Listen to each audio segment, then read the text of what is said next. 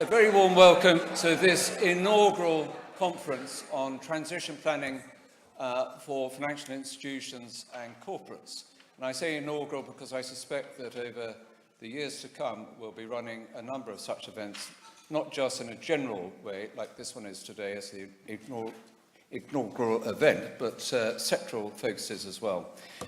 So I'd like to thank our sponsors for their support today. That's Slaughter & May and Linklaters and Oliver Wyman, and all our various partners, marketing partners and so on, and also the Transition Plan Task Force for their help with the programme and their general support. So just a couple of points to make, housekeeping points before we kick off. The fire exits are in that direction only, so there's only one way to go if there is a problem. There's an event app which I hope you have downloaded. It's got lots of useful information on it. And I think if you have any problems with that, the information is displayed on various screens, so certainly you can ask the staff at the registration point. And could you also complete the delegate questionnaire, because constructive feedback is really, really helpful and helps us improve our events in the future. This event's going to be streamed, and it's streamed live and filmed, and there'll be a number of people joining us virtually.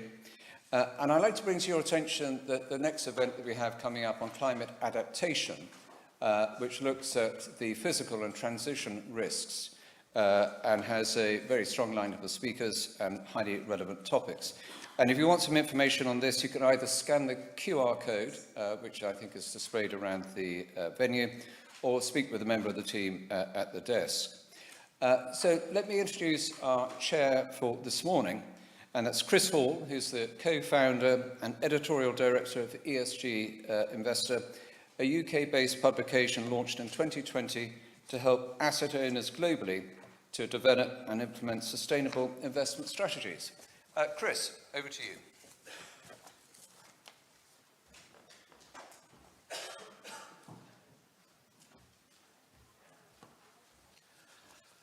Morning, everyone, and thank you to Maurice and thank you to Citian Financial for hosting and arranging this fantastic event. Thank you also in particular to the speakers. It really is a fantastic lineup throughout the whole day of exceptionally kind of well-informed and experienced speakers from really across the kind of spectrum of expertise in kind of climate risk and transition planning. It's my absolute pleasure to declare the event officially open and to welcome you all, and to kind of get things moving for the first half of the day. I've also been asked by the organisers to warn you that there may be journalists in the room, some of them hiding in plain sight. If you see one, be nice to them. They're only trying to do their job, and a job that's similar to that of the transition plans themselves, in terms of looking to hold to account those who are transitioning to net zero. That's certainly one of our focuses at ESG Investor. A word or two on transition planning before we and its role in the kind of broader path towards net zero before we let the proper experts speak. We know full well that transition planning has been rising up the kind of agenda for corporates, for financial institutions over the past 18 months or so, if not longer. It's quite clear that disclosures on climate risks are no longer sufficient on their own, and that climate-aligned business strategies are now essential. They're essential to investors, to regulators, and to the future of the planet. If you want to be part of the future, you need to really be starting your planning to transition right now, if not already. COP27, the event at COP27 underlined this very kind of clearly, with a lot of the kind of developments were very much focused on ensuring that there was greater scrutiny and there was greater implementation of transition plans. In particular, there was the kind of the unveiling of the Net Zero Public Data Utility, and also the recommendations of the high-level expert group on net zero commitments, who came out with their 10 kind of guiding principles for all kind of non-state actors on their transition plans. And today we're going to be looking at transition planning from every conceivable angle, I think you'll find. Very much, obviously, we'll be looking at the work of the Transition Plan Task Force, which is a UK-led organisation, but we will be kind of looking at things from a kind of very global perspective, how the TPT kind of integrates with the kind of global initiatives, but we'll also be taking in perspectives of regulators, lawyers, auditors, preparers, users, investors, when it comes to the kind of information and principles behind transition plans. I would urge, no matter how much you get out of this conference, and you will get a lot out of it, I would still urge people to actually read certainly the shorter version of the disclosure framework. I re-familiarised myself with it over the weekend. As I was commenting to one of the other speakers earlier, it really is a kind of masterpiece of kind of brevity, if not necessarily wit. But it certainly doesn't mince its words, and there really isn't a word wasted. I found it hugely kind of illuminating in terms of what it really takes to fully prepare your business for the net zero transition and to contribute to it equally importantly. So what I will do now, just to mention that to reiterate what Maurice was saying, that this is very much a kind of hybrid event. There are kind of virtual attendees. Welcome to you all. Everyone, of course, will have access to the app and be able to kind of stream and to stream the kind of sessions both today and later on, if you want to kind of catch up and kind of replay any of the panel discussions or presentations, and everyone is free and very welcome to respond to the questionnaire. And one final thing is to say that the co-chair this afternoon will be Ed Baker, who is the head of climate policy at the PRI, and he will be kind of taking you through the second half of the day. So for now, the next thing for me to do is really to kind of welcome Patrick Arbour to the stage. Patrick will be the first kind of presentation of the day. He will be willing to answer questions afterwards. He's going to be providing essentially an update on the kind of work of the kind of Transition Plan Task Force. But do bear in mind that Patrick is a highly experienced climate negotiator. He was part of the UK team at when the kind of Paris Agreement was being negotiated. He's worked extensively at HM Treasury, and he's been part of climate and SDG negotiations, and so is very kind of well placed to kind of understand and to comment on the interplay between policy and public sector and private sector when it comes to the net zero transition. So I think he'll be happy to kind of answer questions on that, on those kind of broader aspects, alongside his core topic of providing an update on the work of the Transition Plan Task Force. So I'll welcome Patrick to the stage.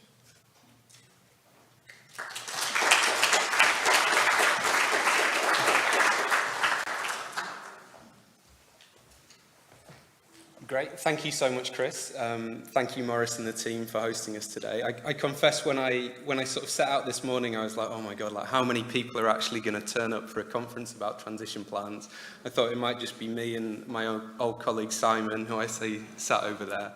But so how brilliant to see so many people are interested in the issue. And I think that's testament to the work of some of the people in this room. So, you're going to be seeing a lot of them later, Mark Manning from the FCA, a lot of the GFANS team at Oliver Wyman, but the concept of transition plans has been knocking around for a couple of years now. I think the work of the Transition Plan Task Force has been fantastic in sort of codifying and bringing together what the concept is. At Aviva, we've tried to be at the forefront of that process, so we both lead the Transition Plan Task Force. My CEO, Amanda Blanc, co-chairs it with the Treasury, And also we co-lead the work in GFANZ with HSBC and Noel Quinn. So we're really trying to bring that international and domestic angle together. If I take you through my presentation. So basically, first of all, I just want to outline a little bit from Aviva's perspective as a sort of individual institution and as a member of these groups. Why do we think transition plans are important? Why do we want to lead that work ourselves? Just a tiny bit on Aviva's own transition plan. So we try to get out ahead of the game and do our own version, before a lot of these structures were created. Partly to show, I think, what you'll hear from Mark and the FCA later, which is, at the moment, transition plans are kind of about having a go, right? So don't wait until there is absolutely perfect guidance available to give it a try. There is a kind of safe haven period, and I think at Aviva, we've always been willing to do that, whether it's on the initial TCFD disclosure back in 2017, when that was just a draft framework, to transition plans now. And I'd say, don't fear having a go. So we'll talk a little bit about Aviva's transition plan and how we put that together. Then about the Transition Plan Task Force. So what is it? Why was it created? Who's on it? How is it working?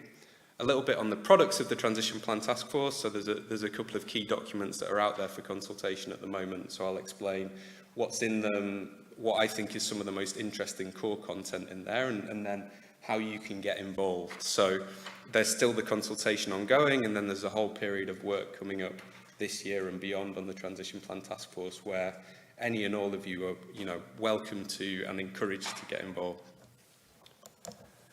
So first of all, why transition plans? I think Chris described it really well. There's a kind of detailed description up there, but I think the accountability element is key. So at Aviva, we were sort of looking at, back in, I guess, the early part of 2021, so ahead of the COP26 in Glasgow, you saw lots and lots of corporates making net zero goals, including Aviva. So you had lots and lots of financial institutions, also some real economy firms, which was fantastic, and the UK government encouraged us all to do that, as did various other governments around the world, and it made a real difference to shifting momentum for that negotiation. But we also felt like it was a period in which it was slightly a Wild West in terms of net zero goals. So seemingly everybody was making net zero goals, but there was very little consistency and comparability in saying how those goals were going to be delivered. And that kind of concerned us both as a first leader who wanted to do things right, and as an investor ourselves, because ultimately the achievement of our goals was contingent upon the companies in which we invested. And even those companies who were making net zero targets weren't really explaining how they planned to meet those targets, how they were going to accelerate the net zero transition in a consistent and comparable way. So we, along with quite a few other organisations, began to sort of say to the UK government as the host of COP and to the regulators, look, we think now that people are making these goals, why not try and bring some consistency, coherence, comparability to that process? And as I'll get to in a second, the UK government listened, and also GFANZ, which I think we should talk about in parallel to this, tried to begin to give a coherent view from the financial services industry. So all of those corporates who had committed to net zero targets from financial services, Mark Carney kind of gathered us all together, and one of the first key pieces of work that he had GFANZ do, and this was the work that HSBC and Aviva led, was beginning to come up with a coherent framework for transition plans at that point on a voluntary basis. So just briefly on Aviva's transition plan. So this was what we put out, I say March 2022, I guess it was March 2022. We sort of made the commitments in 2021, and then we began to put the flesh on the bones in 2022. So essentially, it was our attempt to say, look, we've made this plan for net zero by 2040, so we wanted to beat the UK target by 10 years. We wanted to do that across all of our key activity, not just our own operations, but investments and underwriting, which is quite tricky, sort of, and a little bit less explored. And then we wanted to put some detail underneath it as to how we plan to achieve it. And so for us, putting out this this was kind of quite a big move. It wasn't easy for us to produce, but we wanted to show that it was possible, that we were willing to put some detail around our plans, and it also gave us a platform to then encourage other corporates to do the same thing and to talk to regulators and government about what was possible in terms of consistency. Sort of in parallel to that, the attempt to persuade the government as part of the COP26 process to announce something ambitious on transition plans was full steam ahead. And I mentioned Simon. Simon was spearheading that for Aviva at the time in terms of engaging with government before defecting to PwC. And it was successful. So we managed to persuade Rishi Sunak that in his role as the Chancellor, he wanted to have a few big announcements for COP26. He wanted to show UK financial services leadership. And so he announced at COP26 as part of a wider package that the UK would be the first net zero aligned financial centre, and that the key element, or a key element in achieving that, would be mandatory transition plans for large listed corporates, and that he would set up this transition plan task force to try and achieve that. In parallel, we also made the GFANZ announcement, and we put out some preliminary work excuse me, on transition plans in GFANZ. So essentially, what was the aim of the TPT? We were going to drive the transition. We were going to bring together a kind of a multi-sectoral group to look at that. So we've got financial institutions, we've got real economy corporates, we've got the FCA heavily involved, as you'll hear later, we've got the PRA as observers, and we've got a really talented set of academics and NGO personnel and consultancy service providers who together form a really good secretariat, and you'll meet a lot of them later because I've seen that they're all on different panels. We look at the core group. So this is the steering group, this is the kind of CEO level. I won't dwell on it for too long, but I think one thing that we found really encouraging is that kind of partnership between government, regulators and industry in trying to bring together a framework that makes sense for all of them. So you'll see there the different types of organisations that we've got involved. And Amanda and now Baroness Penn sit together as the co-chairs of the group. And Treasury have always played a strong role, even through the various different iterations of government that we've had over the last couple of years. So now to the kind of the meat. So over the last year or so, we've been preparing a set of draft framework guidance for how corporates can and should begin to be developing transition plans and then disclosing against the transition plans. There is a myriad of information about this, and Chris mentioned the various guidance documents that are out there for consultation.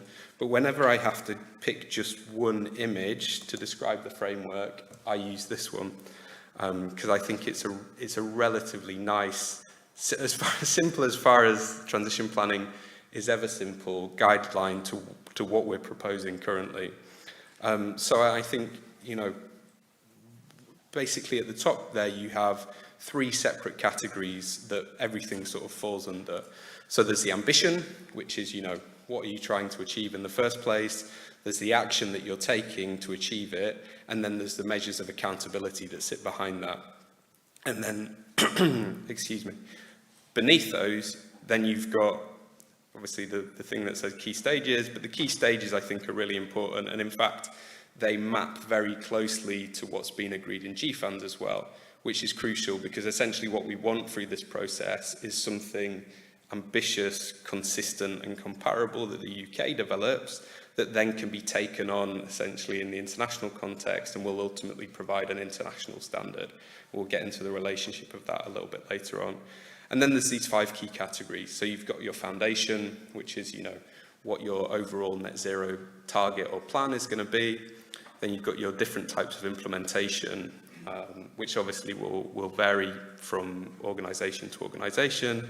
You've got engagement, which I think sometimes gets forgotten about, but is absolutely crucial. And I say this as, someone who spent most of my career in government and now spends most of my current career engaging with government. I think all of us need to accept that we're not going to achieve the net zero any of our net zero plans alone. We need governments and regulators to create the operating environment which will allow us to do that. And so putting this engagement panel in there, and it's not just about engaging with government, it's other corporates as well, but putting this engagement panel in there is us saying, look, we can't do this alone, but there is now an expectation that corporates should be engaging proactively with government to push for net zero policies. There's the metrics and targets that you're using to achieve that, and then there's the governance process, which is kind of how you're going about that internally. And I think you'll notice, hopefully this will not be unfamiliar to all of you. So it quite closely mirrors TCFD.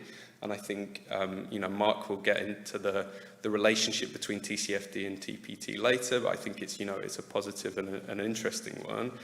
And obviously it mirrors what's going on in GFANZ. We also have a member of the International Sustainability Standards Board who sits in TPT. So again, the idea is that, and this will become clear on this slide, that as the International Sustainability Standards Board develops an international standard for sustainability, the work that's being done in the TPT and in GFANZ will coalesce in an overall international standard. And again, this is another of my favourite diagrams that the team have prepared. It's to show that although it can seem confusing, there is method to the madness of the relationship between the various different organisations that are coming up with international standards on sustainability at the moment. So the TPT takes from GFANZ, it sits embedded within what's happening in TCFD and the work of the IFRS via the International Sustainability Standards Board. So what's out there at the moment? We've basically got a number of different documents out for consultation at the moment. I think the consultation ends at the end of this month. There's a lot of detail in there, but as Chris said, I would encourage people to take a look and to feedback. We're genuinely, open to comments. We want to see what people think of it, how people plan to use it. The process over the next year or so is sort of fast and furious as far as the creation of sustainability standards go, but there is still plenty of time to input before we get to the final guidance, which is going to be published at the end of this year. And then, Mark will talk about this in more detail, but next year is going to be a kind of a year for the regulator to look at how they're going to integrate this into what they're doing on climate disclosure generally, make sure that everything is kind of neatly tied up together. How to feed in. So we've got the consultation ending 28th of February. There's a sandboxing exercise that I imagine Mark will talk about in more detail, but again, a kind of safe haven for people to test out the development and disclosure of their transition plans. And then, there's all the information you can find on the excellent TPT website, LinkedIn and Twitter. And I've put the Secretariat's contacts there. Firstly, I should also say the Secretariat prepared much of this slide deck, which I then liberally stole from. So thank you to Jack and the Secretariat. I hope I've done you proud of it. But do get in touch. They're very responsive. They're very bright. They're sharp. They want to help. They want to engage people on this. So I'll stop there and just invite any comment or questions. Thanks very much, Patrick. There is a microphone available for anyone who wants to ask a question. I've got a couple already, so if people want to kind of gather their thoughts and raise their hands, then a microphone will be available. Patrick, I noticed, you mentioned, don't wait, have a go. But you also kind of mentioned that Aviva's own experience had been bumpy, perhaps. And I do wonder, actually, when it comes to publishing and putting out kind of transition plans, there is always potentially a risk that people might look to kind of trip firms up in terms of critiquing those and criticising those who put their head above the parapet at an early stage with their transition planning and pointing out its shortcomings. I mean, what would you kind of say to people who are kind of concerned about that? I think that's right, but if you're going to try and take a leadership position on something that you've said is important to your firm and a commitment that you've made, I think you have to be open and honest about these things. And, you know, we've said all along that our transition plan is not perfect, that we're sort of building the aeroplane while it's in flight, which is how the CEO describes it.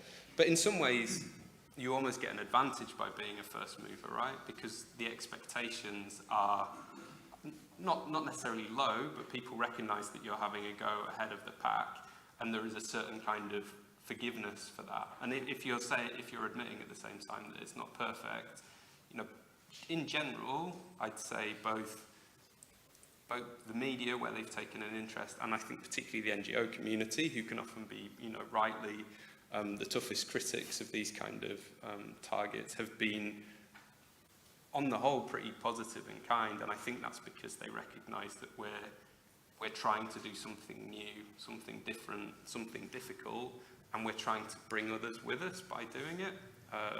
So actually, yeah, I think boldness and braveness in this instance has paid off relatively well. And then the other thing I should say is, you know, whenever you, you know, I feel like I'm speaking for Mark, but whenever you hear Mark or Sasha Sedan, who's the ESG director at the FCA, speak about this as an issue, they're very much saying, look, we're not encouraging people to do this now so the FCA can get in and hammer them. We're saying there is a safe haven at the moment for those firms who would like to try to do this, and we're encouraging them to do this. And I think that's very much the spirit that sort of we embarked on it with as well. Mm-hmm. Okay, great, thank you.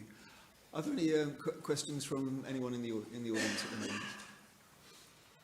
Oh, there's one just down here. My name's Casey Rayner, and I'm from a organization called A Future Worth Living In. I really enjoyed your presentation, and I have perhaps a challenging question, which is, for many financial institutions, the reporting burden is ever increasing, and this is another element of reporting. So I wondered if you could help us understand how Aviva has made this more than just a reporting exercise. How has doing the transition plan helped inform decision-making in the organisation? Yeah, it's a really good question. And, you know, the reporting requirements are relatively high for financial services firms now. I guess I'd say on that point, we have been keen on the transition plan work to sort of begin it with large listed companies and financial services firms that we think are sufficiently big that they should be able to absorb this. But you're right, Casey, it's not simple to find the resource to do that. I'd say from my experience at Aviva, it's been really positive. You know, as Chris said, I was a former climate negotiator, and I've kind of made attempting to play a part in tackling climate my career. And I've genuinely seen in the kind of 6 years that I've been at Aviva a real shift in how sustainability is viewed within the organisation. So when I arrived, it was kind of, you know, you do your sustainability disclosure, there's a bit of an impact on the business, but largely it's quite separate. To now, we had a big strategy session the other day. Sustainability is one of the 4 key priorities for the business, and I see that in practice as well as how it's written down. And I think the key to that has partly been the transition plan, right? Because we've moved away from just looking at how climate risks are impacting our business and taking decisions on that basis, which was really important and crucial, and we continue to do, to now beginning to take that information and say, well, how are we actually going to change how we do business in order to meet our net zero target? That affects the business in different ways. So now you have regular meetings between sustainability, investment, and underwriting to understand how these targets and commitments need to be delivered in different areas of the business. You have, you know, when the FCA or the PRA come to talk to us about prudential regulation or financial regulation, climate change and sustainability is one of the questions that they ask us. So in turn, we need to develop and upskill all of those teams so that they can have sensible conversations about that. So again, I don't want to pretend that we're perfect or that the UK financial system is all rosy and that we're bang on to achieve 1.5 degrees. But I have personally seen within Aviva and within the sector as a whole, a real shift in how sustainability and climate issues are considered in 5 years. Obviously, we don't want to take it another 5 years before we are on track, but it's not bad. But yeah, a really good question, Casey. Oh, there's one more over here.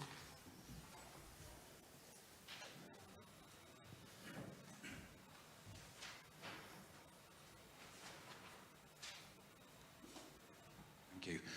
Richard Follen, Carbon Tracker. Hi, Paddy. Thanks very much for that presentation. Very clear, very well structured as well.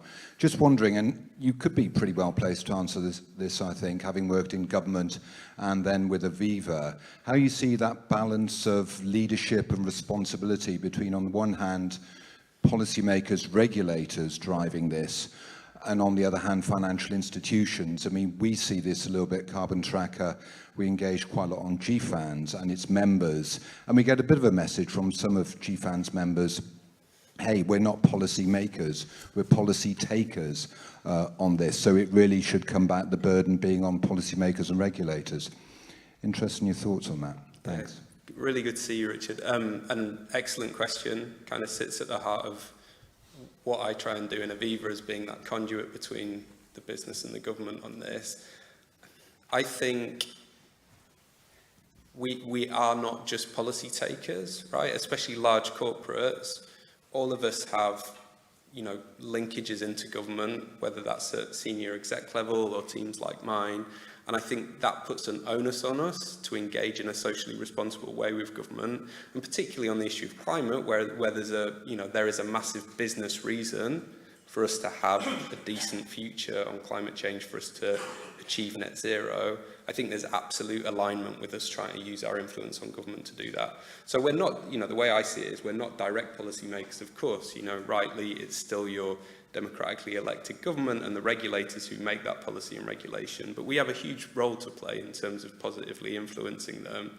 And I think they appreciate that as well, right? Because if you're sitting in the Treasury and as either a minister or as a senior official, and you're thinking of doing something relatively bold, like asking the entire FTSE 100 to develop net zero transition plans, you need to have cover from the industry in order to do that, or it helps if you have some cover from the industry to do that. So if they can point to large companies who are saying, look, we need a level playing field on climate, we need everybody to be consistent and comparable, then that actually helps them to make bolder moves. I also think we've maybe gone through a slight period post-Paris where the regulators might have picked up some of the slack from policymakers in terms of bold climate action. So, we've seen massive changes to the regulatory system on climate, much of which organisations like Aviva have encouraged and championed, but you still need the other set of policy to change, right? You need your carbon budget, if in a UK context, you need your carbon budgets to be met. You need a fiscal framework with tax and spending, which actually supports climate outcomes in the real economy. And so I'm always keen, when we're pushing on things like transition plans, so essentially stuff that sits more within the financial regulation world, that we're absolutely crystal clear that this will only happen if the policy work on the tax and spending side happens as well. So one of the things that we've been pushing over the last year, again with the UK government, but also globally, is saying, why are we only talking about transition plans for corporates?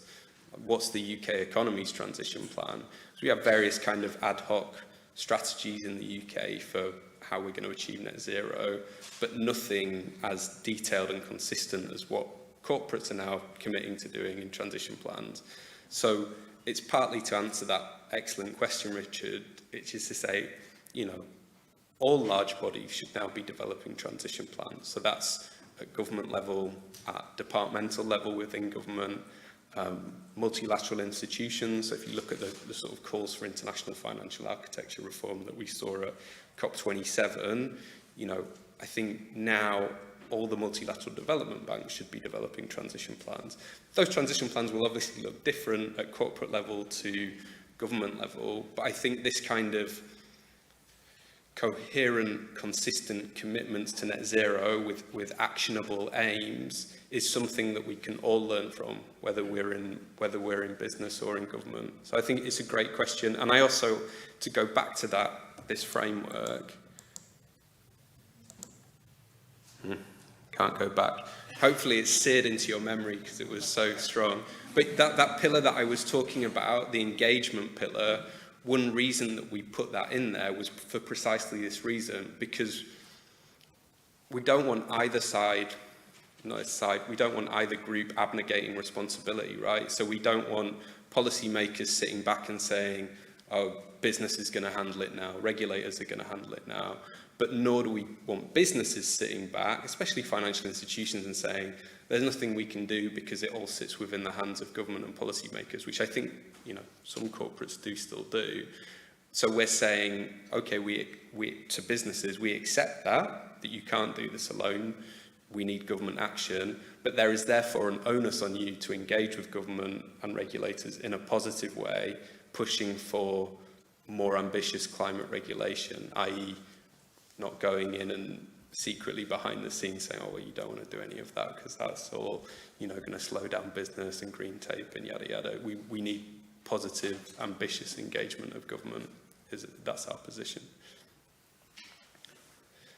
Thanks for that question, and thanks very much for that answer, Patrick. Are there any other questions before we wrap up? Yes, and I think you see one more.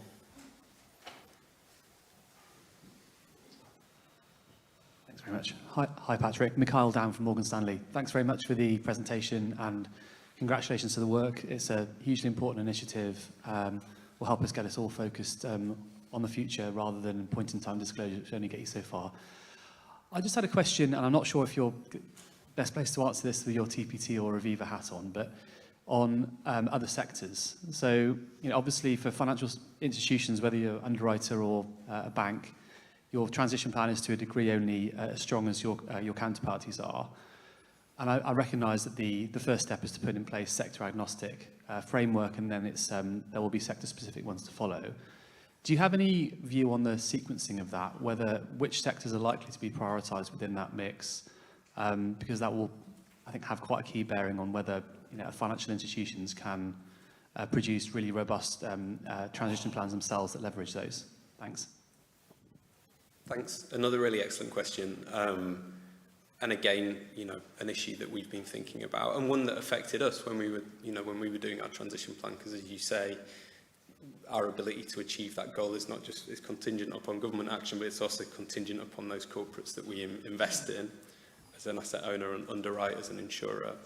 I think, so Jack is going to be on a panel later, and this is an active discussion in the TPT at the moment as to which sectors we're going to provide guidance for first. I don't know off the top of my head whether they've been finalised yet, but it might be one to raise again with Jack, but it's certainly one that we're thinking about, because as you say, without that sectoral guidance, it becomes harder for those real economy corporates who are operating in those sectors to disclose in the sufficient detail, which then will allow financial institutions to aggregate that data and use it for their own plans.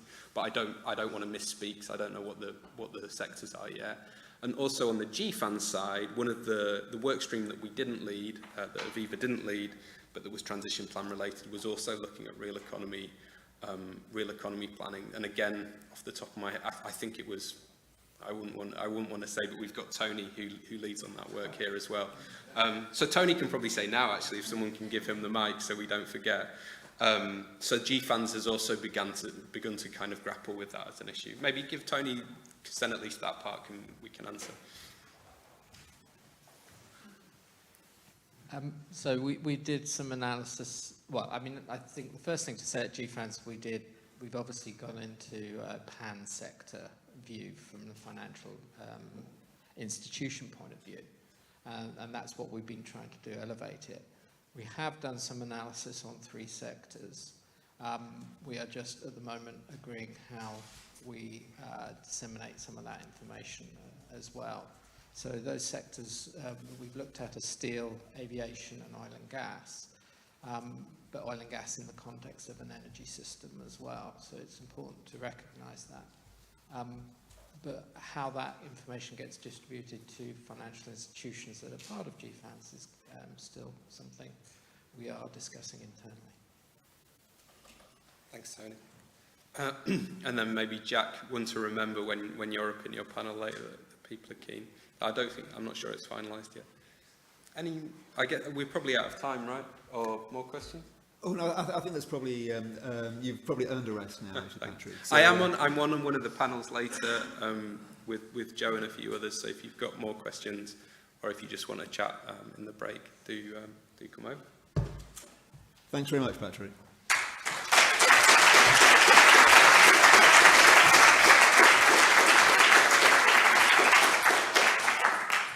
Before our next speaker, I should just comment. I just mentioned that for anyone who's worried that we're already kind of running over time, we are actually going to slightly shorten the panel discussion at the end of this three session series just before the break, as that panel session has unfortunately lost one of its speakers this morning. So we're allowing slightly longer kind of Q&A and discussion to to Patrick, and also to our next speaker, Mark Manning, who's going to be talking about the FCA's expectations about transition plans, and leaning on his kind of role within the FCA as a technical specialist for sustainable finance and stewardship, and his interaction with the kind of global regulators and policymakers, both in his current role but also in his kind of previous roles at the Bank of England and the FCA as a kind of a high experienced expert across financial market infrastructure regulation, and we'll now kind of go through the kind of regulator's perspective on transition planning. Mark, thank you very much.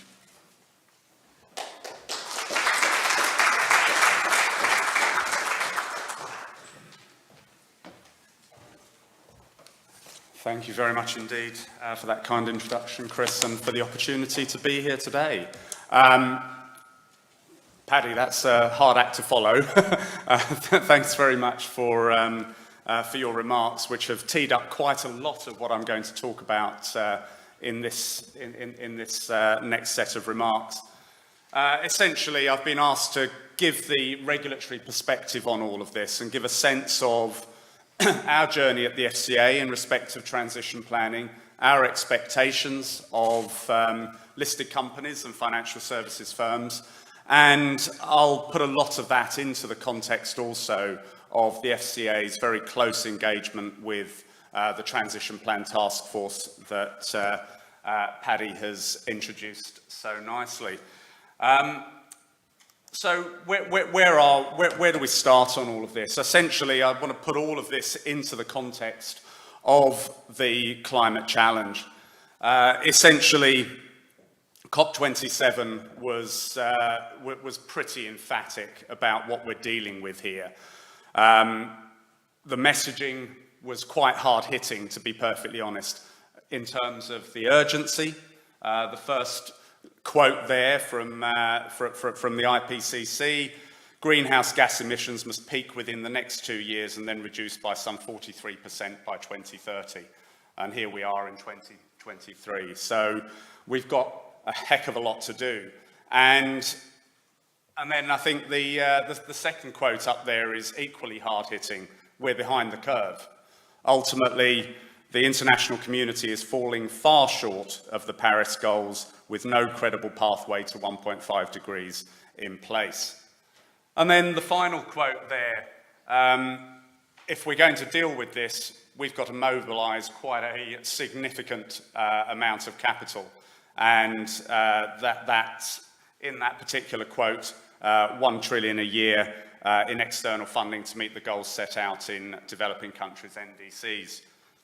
So that's what we're dealing with, and the financial sector has a huge role to play. Paddy already mentioned the high-level expert group report on net zero planning by private sector actors.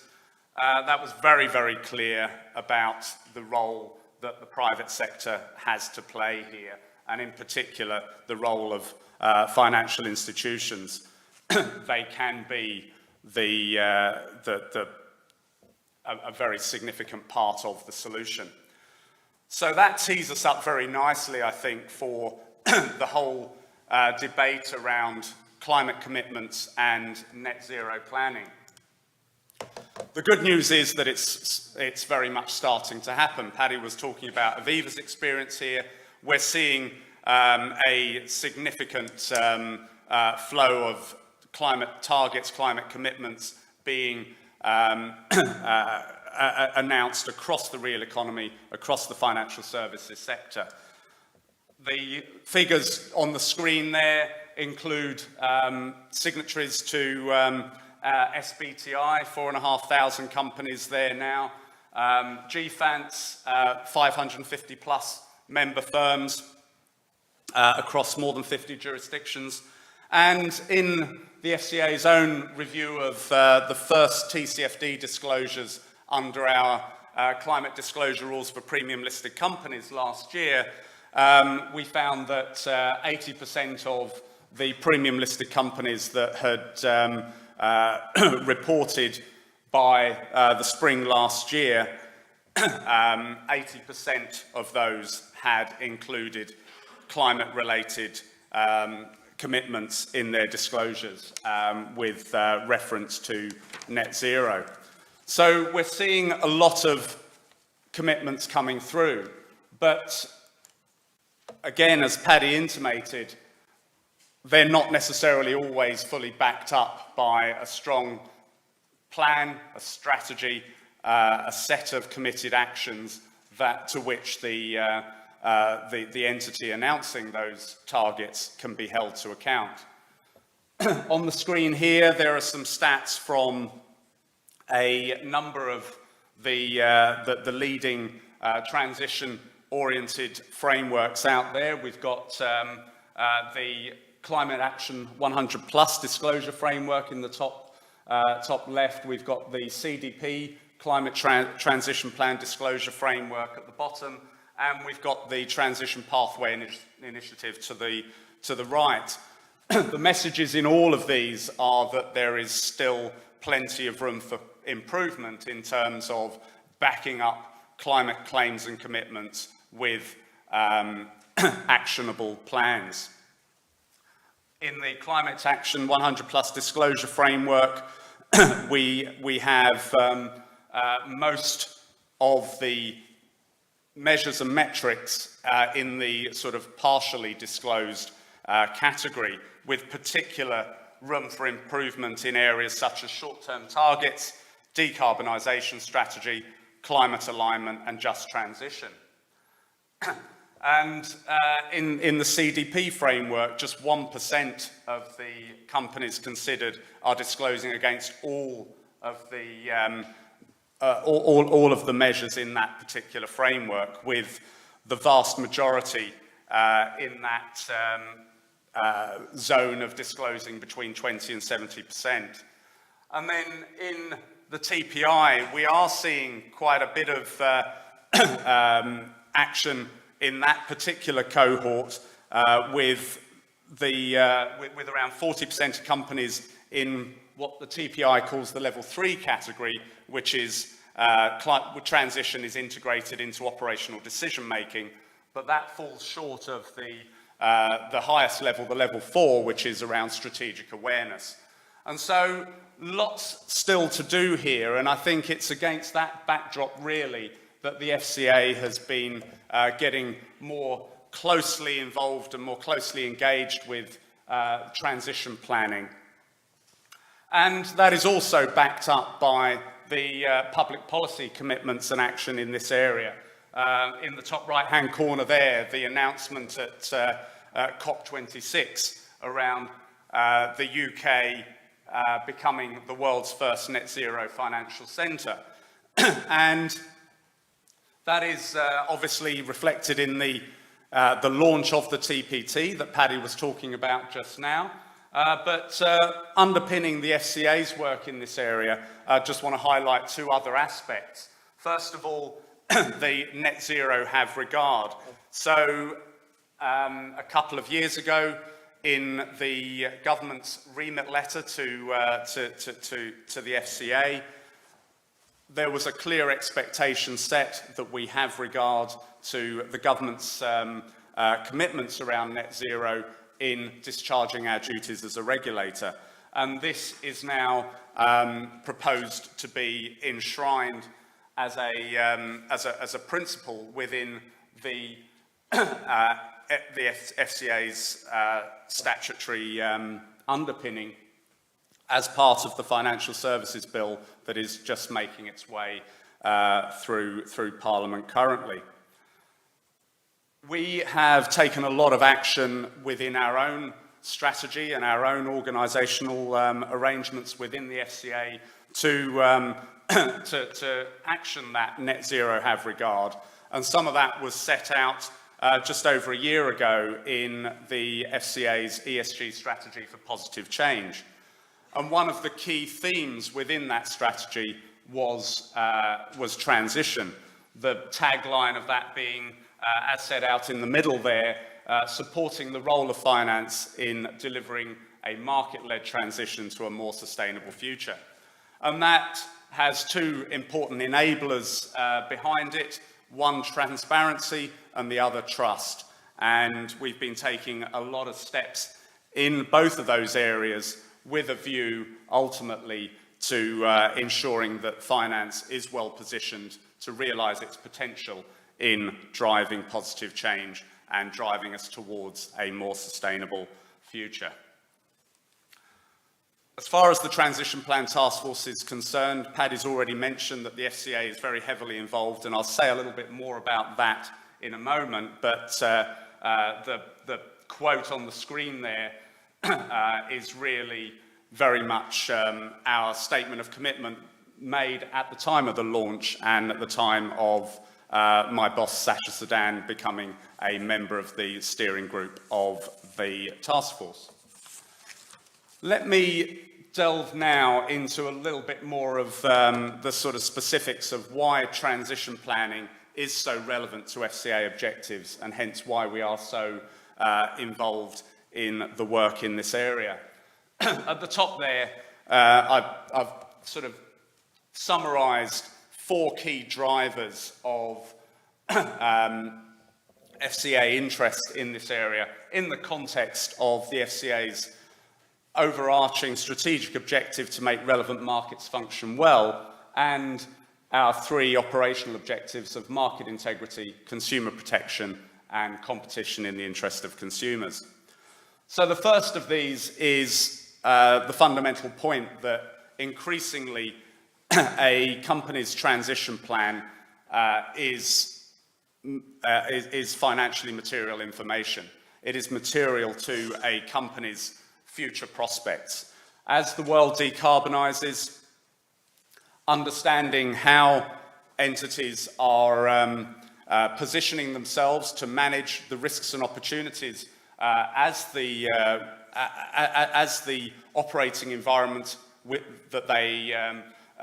the operating environment in which they carry out their activities changes and transforms, it is critical that investors have access to detailed, coherent, high quality, consistent and comparable information around the actions that those companies are taking. And increasingly wanting to understand the contribution that those companies themselves are making to the whole of economy decarbonisation. So this is financial market relevant information that needs to be in the hands of investors and those making financial decisions, making risk decisions, and ultimately, if we can deliver that information in a decision-useful format and in a consistent and comparable way, the market will be better able to absorb it and better able to make those business risk and capital allocation decisions off the back of it. The second item, credibility of instruments and products. We heard on my first slide, I mentioned the massive scale of capital mobilisation that is going to be required in order to give effect to the climate transition, especially on this urgent time frame. We need, therefore, the right financial instruments and the right financial products to help mobilize that capital. But if we're talking about transition-oriented financial instruments, we need to have a sound evidence base for those instruments to come to market and for financial decisions to be made off the back of them. We've seen some concerns around integrity and credibility in markets such as sustainability-linked bonds and loans. We need to ensure that those sorts of instruments can actually key off of a robust and evidence-based set of metrics, and transition plan disclosures are likely to be an integral source of that information going forward. The third element here is the well-known concerns around greenwashing. Ultimately, talk is cheap. If you can make a statement and a commitment without an evidence base beneath it, there is scope to mislead those that are relying on that information. So ultimately, we need to provide a sound basis to back up climate-related claims to ensure that that markets and ultimately consumers are not misled. So this is a very important opportunity for us as a regulator to encourage an evidence base that will allow us to challenge and to hold to account those that are making climate-related claims. And then finally, and I think this speaks a little bit to Casey's question to Paddy earlier, ultimately transition planning creates that discipline and creates that opportunity to make changes within an organisation to ensure that that governance, that competencies, that incentive structures are appropriately aligned with the climate commitments that the organisation has made. And I think given the nature of the climate challenge and the scale of the transformation required, having a structured way to think about how you are organised within an entity is absolutely critical. And we feel that initiatives such as the Transition Plan Task Force are really providing that structured framework and that, and that opportunity to think differently as you approach the climate transition. So, what have we already done within the FCA regulatory framework against this backdrop? A little more than a year ago now, we finalised some changes to our disclosure requirements for listed companies, asset managers and asset owners that made direct reference to the TCFD's guidance on transition planning. So these form part of our TCFD-aligned disclosure rules for listed companies, asset managers and asset owners. And with the TCFD introducing new guidance materials in October 2021, we took the opportunity in December 21 to make direct reference to those as a key reference for the TCFD-aligned disclosures that those organisations were to make under our rules framework. We then followed that up in April 2022 as the TPT was launched, becoming a member of the steering group, as Paddy mentioned, and also the delivery group and a lead of one of the work streams. So we've been very, very closely involved with the TPT Secretariat and all of the fantastic group that's been brought together to drive this initiative forward. And that is with an eye, ultimately, to making, drawing on the TPT's outputs to strengthen our disclosure requirements in this area, building from the base that we've introduced with our reference to the TCFD guidance on transition planning. In December last year, in a primary market bulletin article that covered a number of matters related to climate disclosure, we explicitly made reference to the TPT's draft outputs, encouraging listed companies in that particular document to engage early with the TPT's proposed disclosure framework and implementation guidance as they set about making their transition plan disclosures in the upcoming reporting period. And I think this speaks a little bit to the point Paddy made around encouraging companies to get on the journey. Ultimately, we can't wait for perfection here. We need listed companies and regulated firms to be starting to engage with this effort. And we feel that the draft materials that the TPT has prepared are an excellent foundation to really start to familiarise for companies to start familiarising themselves with the approach with the actions that they're going to need to take as they develop their transition plans.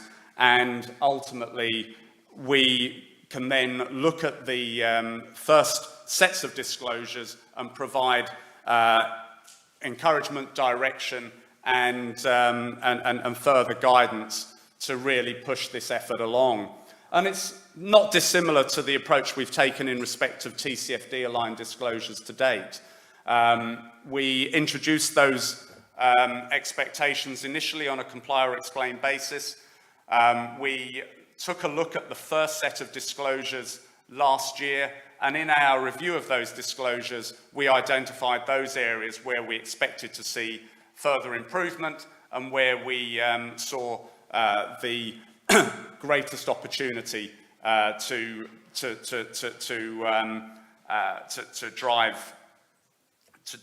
drive change forward. So this is a really strong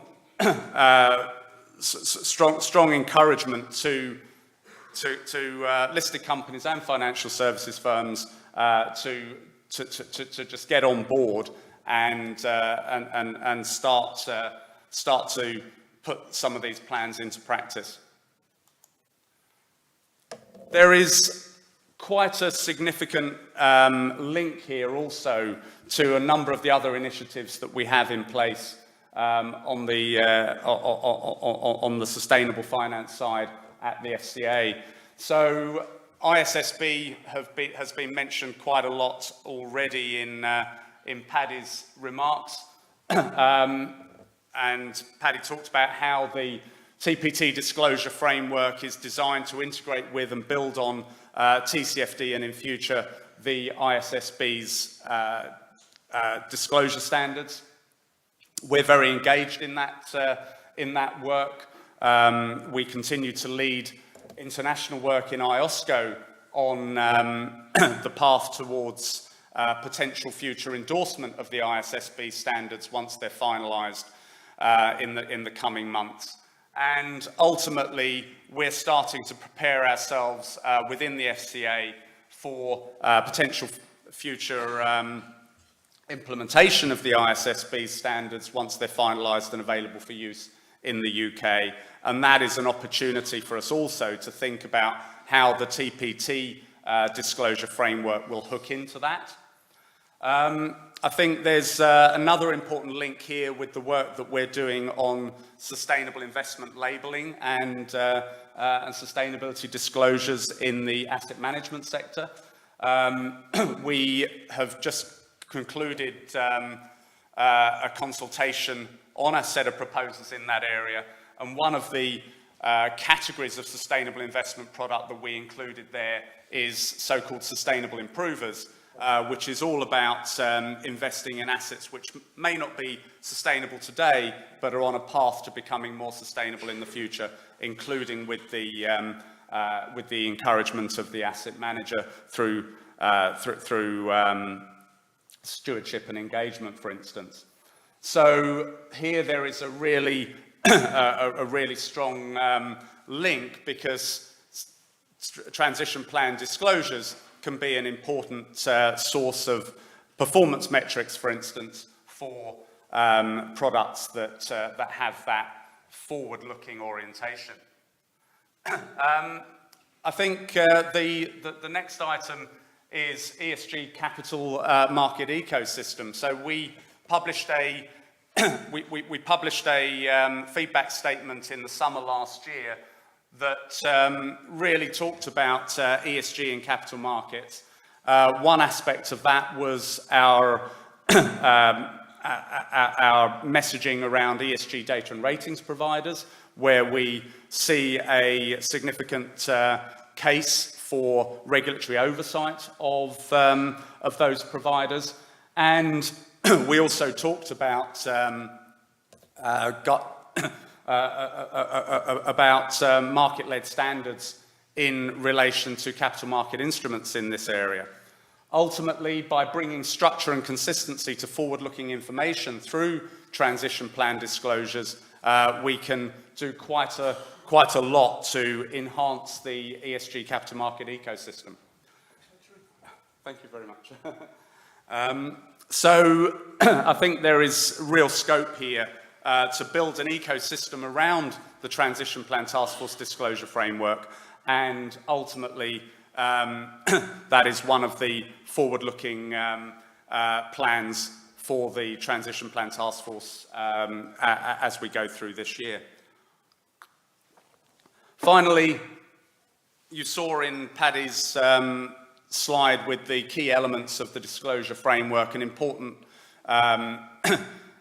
reference to engagement strategy.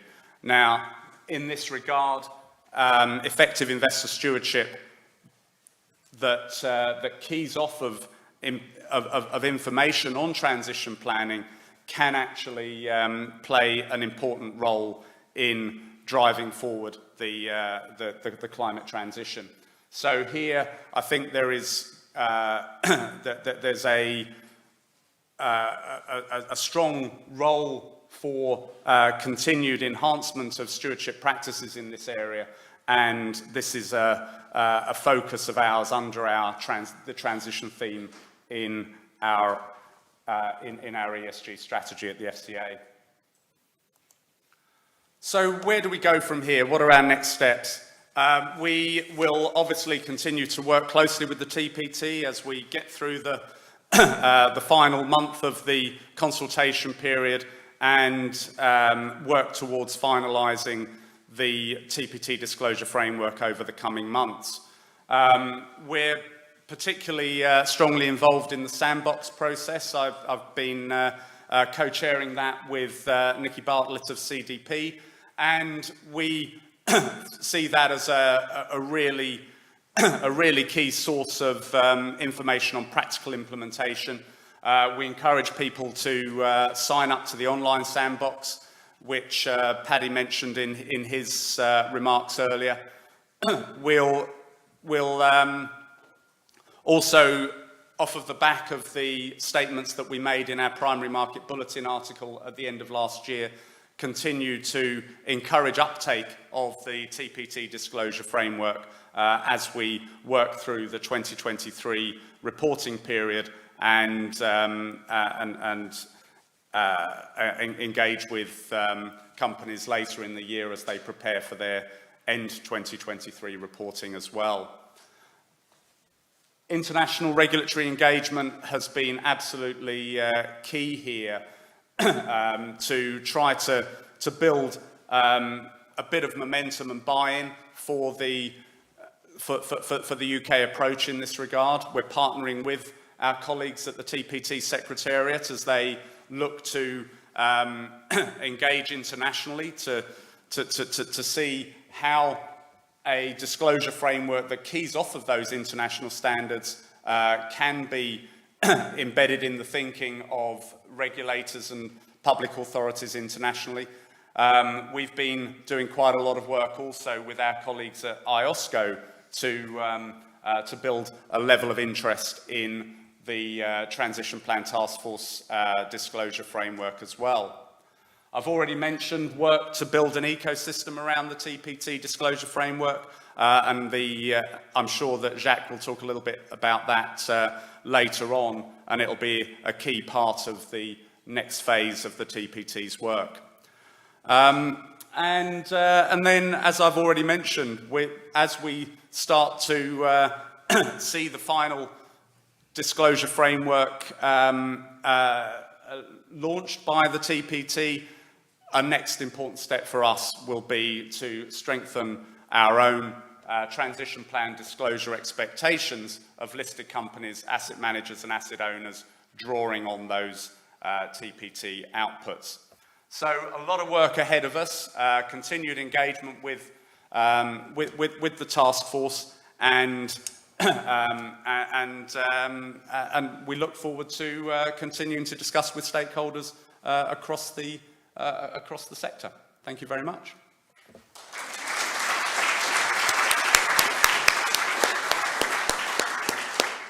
Thanks very much, Mark. Notwithstanding your sore throat, does anyone have any kind of questions? I can see there's one or two down here.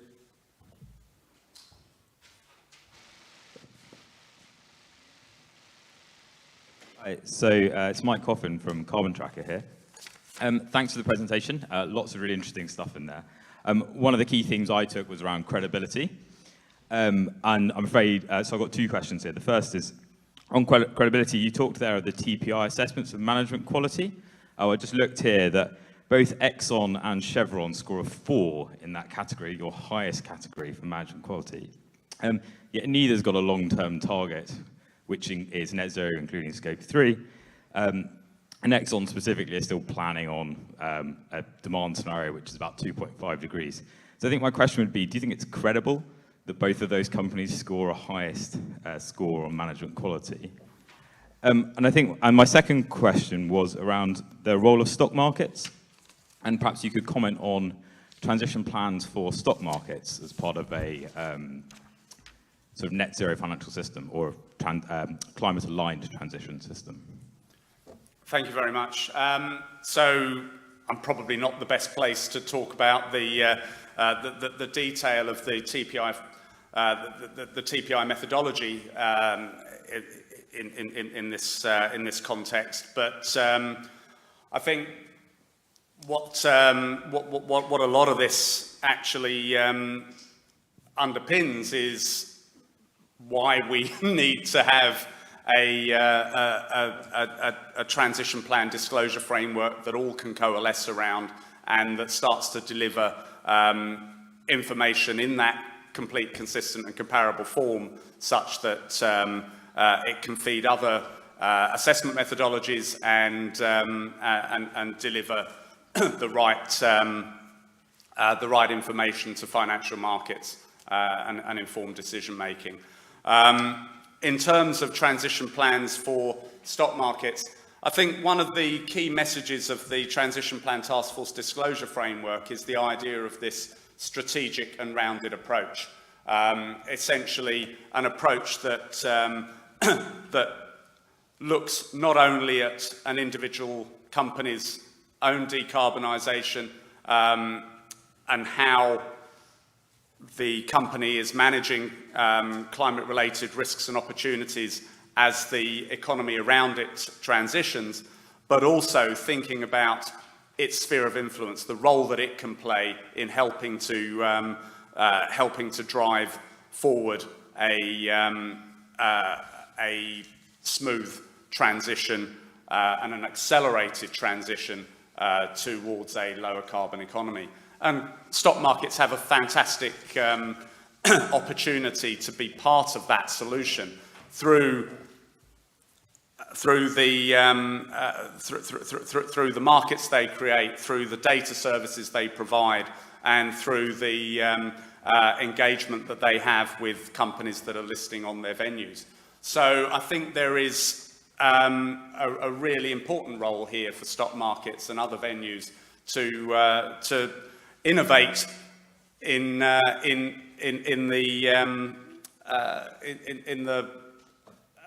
delivery of venues for securities that can help to drive the transition.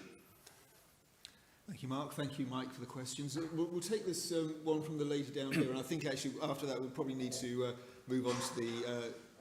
no, I'm sorry, the lady down here had a hand up earlier. But I think we'll move on to the next panel discussion after this one, but I think Mark will be around in the break to answer any further questions. Hello, can you hear me? Yes. Thank you very much for your presentation, Mark. We were part of the Digital Sandbox, and I have to say that it's been an incredible journey. So we were using, this is Maria de Farago from Telespazio UK, using satellite images to monitor changes in land and so on that could be associated with disclosures and things. My question is maybe a little bit difficult, if I may say. So if we are to decarbonize, and that includes my company and everybody representing the different companies and institutions in this room, we have to do it quickly. So as regulator, apart from the fantastic work is being done with the Digital Sandbox and many other initiatives like TPT and so on, do you have a way, or is your institution already thinking about how to measure decarbonization? And I'm going to put a very simple example. As we are in an emergency situation, if we look at, for example, the situation of the water companies where Ofwat is requesting to reduce 15%, water leakages, otherwise they will get penalized. Is there a way to maybe do that for the disclosures of corporations and the financial institutions in order to speed up the transition? I don't want to be kind of the bad person in the room, but yeah, I don't know. I see that the transitions are happening a little bit slowly, and maybe we need to speed up. Thank you very much. So, I'm not sure I completely understood the question there, but I understood that it was around the measurement of decarbonisation performance. Yes. Ultimately, I think from the FCA perspective, we're probably not the best placed to actually prescribe particular measurement methodologies, but by bringing lots of smart minds from different stakeholder groups together through initiatives such as the TPT, there is an opportunity to make progress in some of these methodological areas. And I think the reference I made, well, it's actually on the screen here still, building an ecosystem around the TPT disclosure framework. One of the opportunities here is for that ecosystem building to include further work to improve on measurement methodologies that can support companies in their disclosures against the TPT disclosure framework.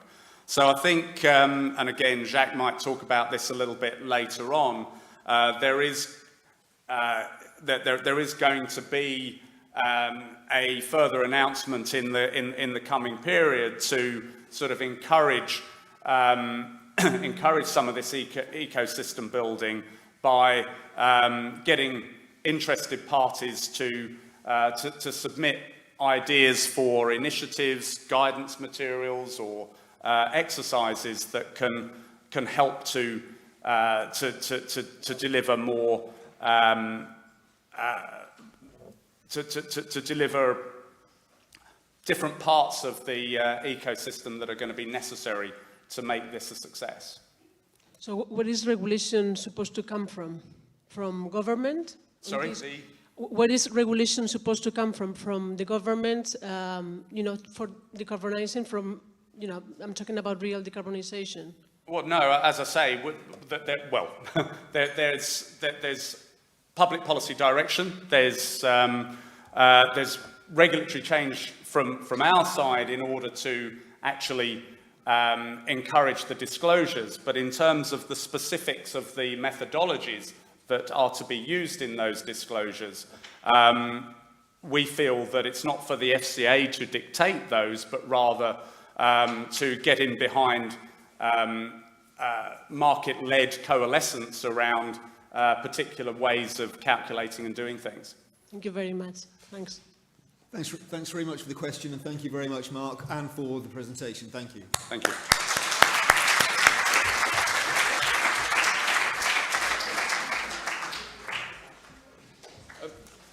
As mentioned, for the final session of this first three of our conference on transition planning will be slightly shorter than advertised, due to it having two panelists rather than the three we originally scheduled.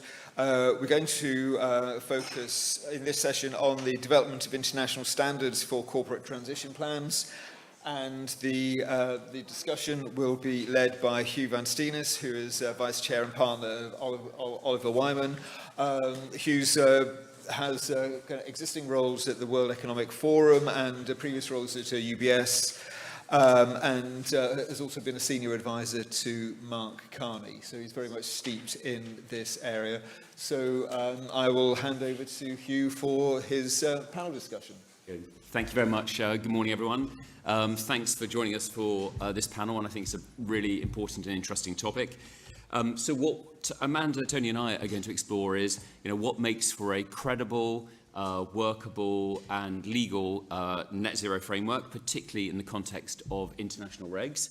There are many different aspects that we can unpick, and please, I will open up to the floor, so please do think of any questions. So Amanda, to my right, is member of the UN Secretary General's High-Level Expert Group on Net Zero and Programme Director at the Sunrise Project.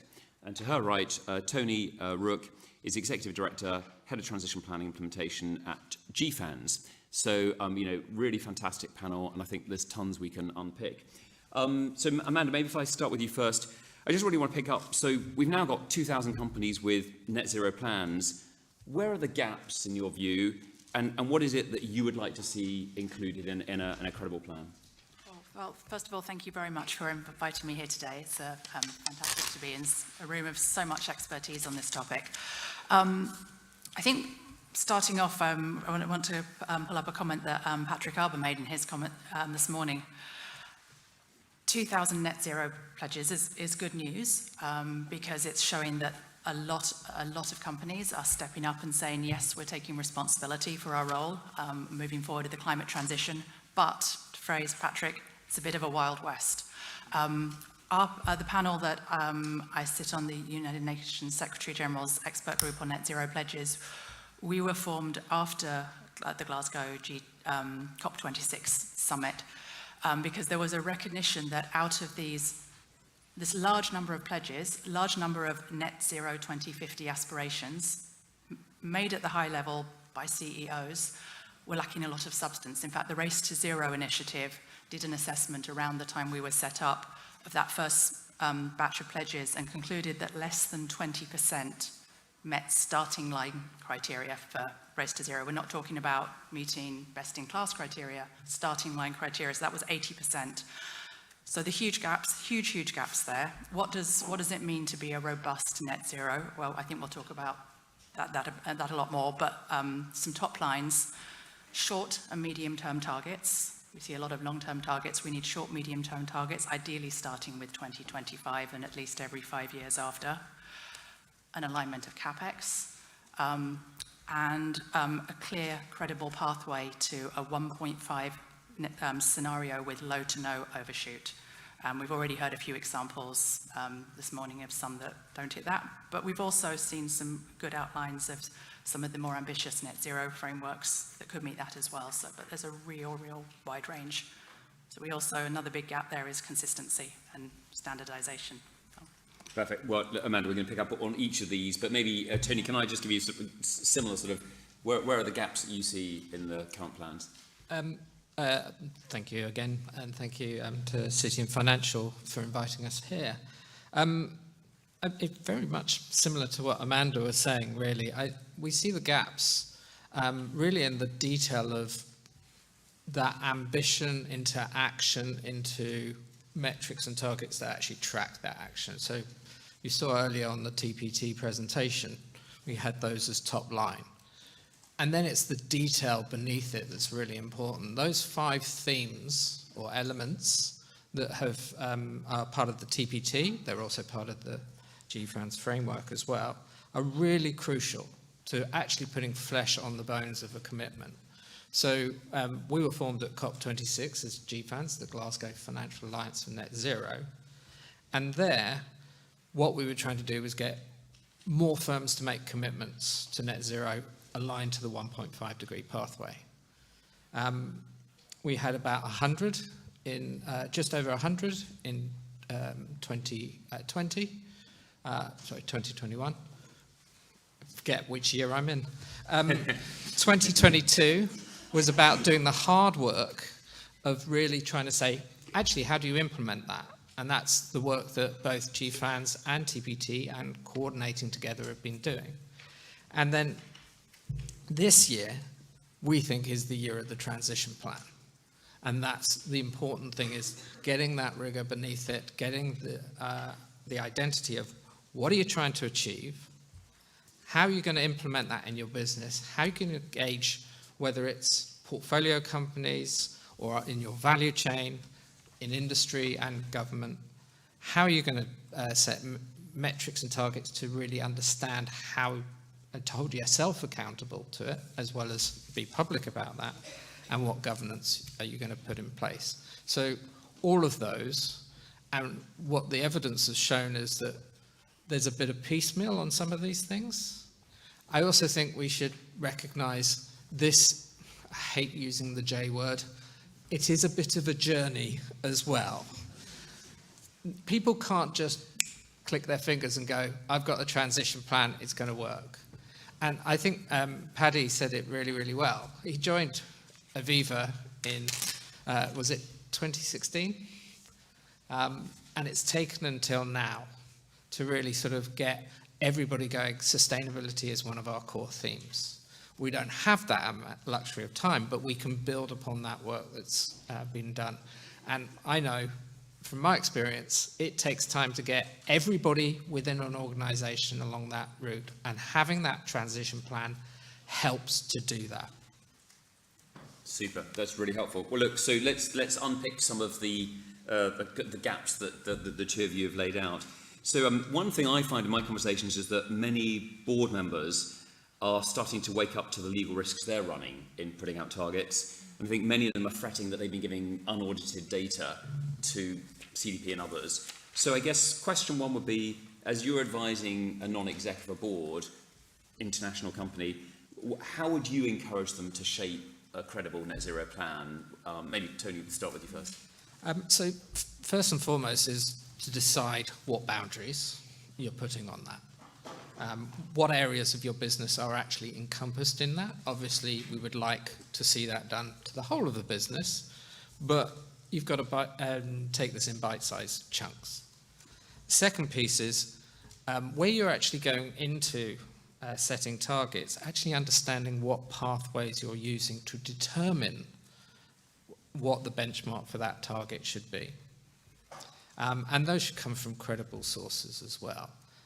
Typically, we see the International Energy Agency, NGFS, sorry, it's an acronym soup in this world if you're not already aware of that. So the Network for Greening Financial Systems, we've seen from Mission Possible Partnership and others as well that create credible pathways. I think the final thing is, and it probably comes to something we'll discuss later as well, is you should also be able to do a sensitivity analysis.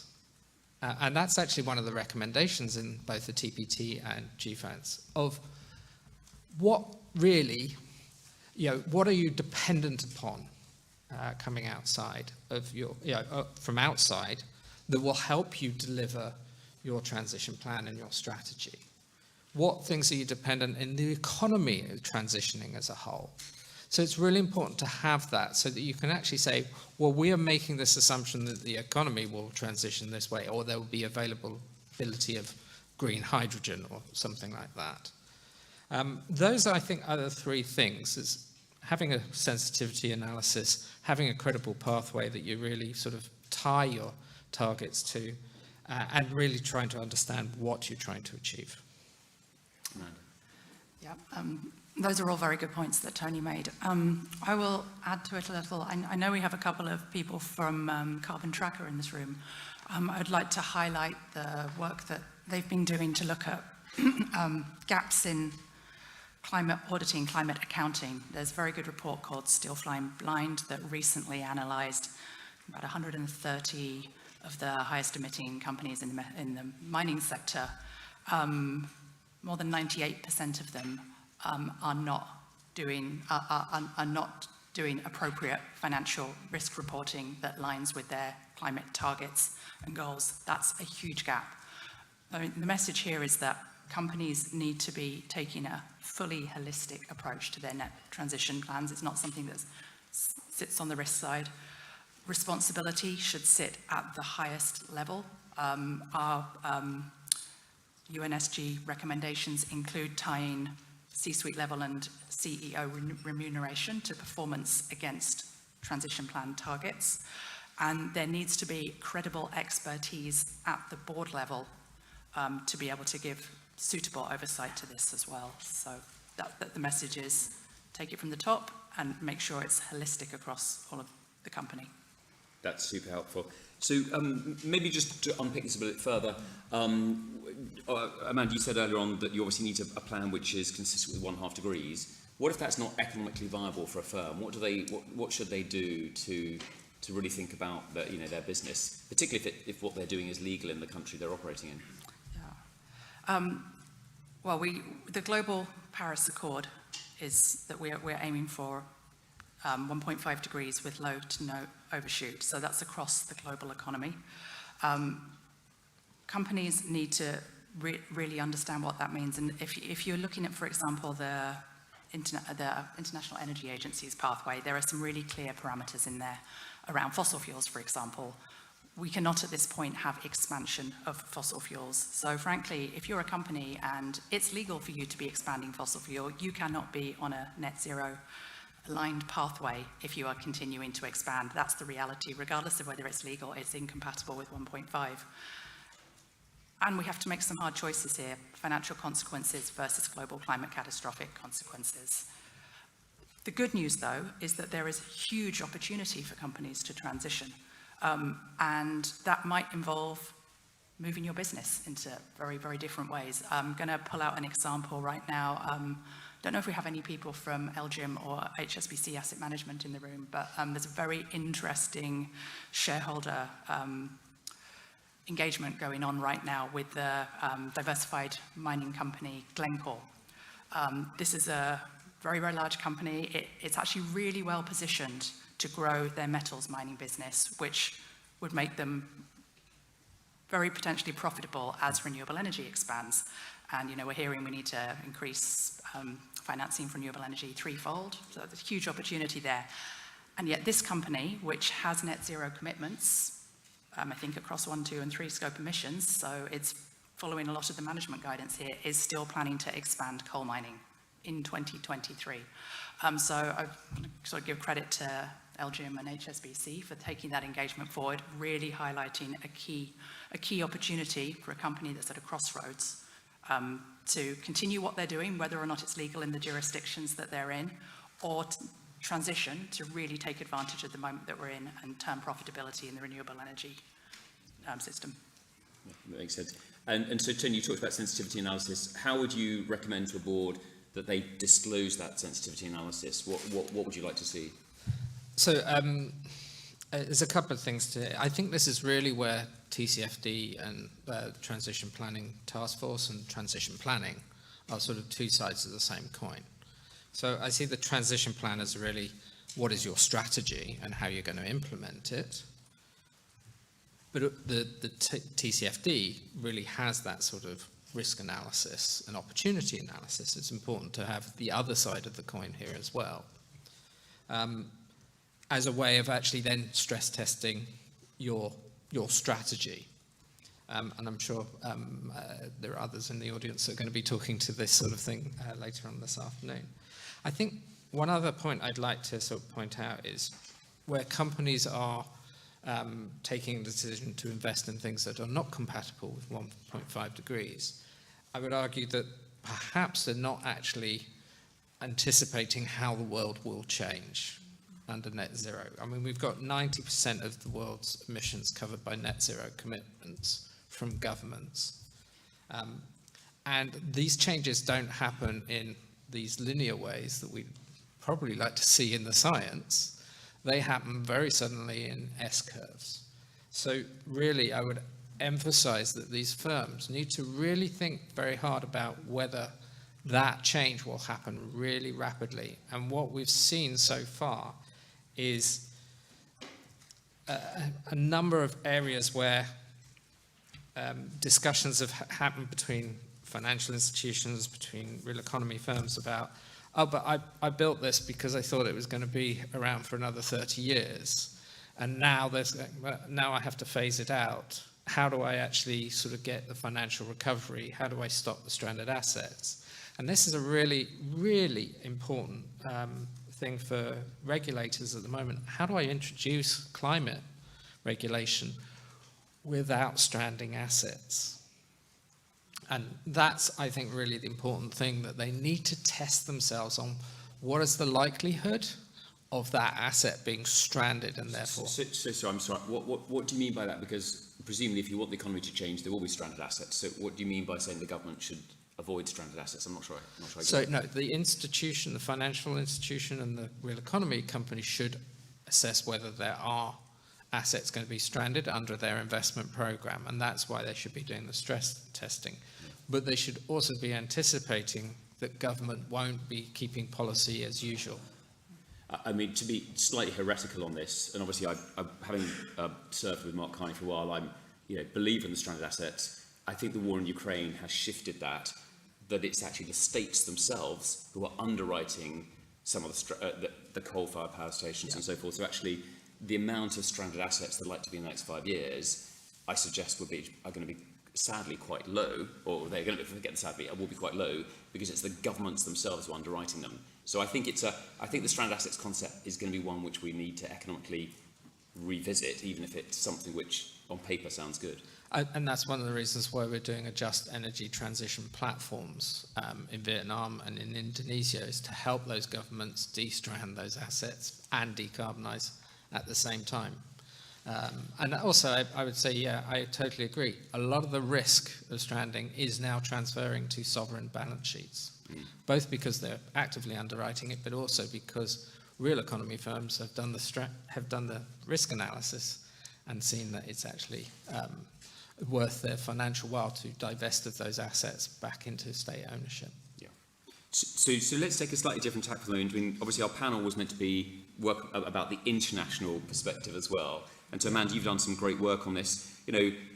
Simply put, how can an investor or an NGO make sense of the array of diverse plans across the world? Do we even need consistency, because we just have to accept laws and rules and conventions are different from market to market? Yeah, this is a huge challenge right now. There are so many different benchmarks, assessments, initiatives. That's one of the things that we're trying to cut through. Integrity Matters is the name of the UN Secretary General report that we brought out at COP27 in Sharm el-Sheikh.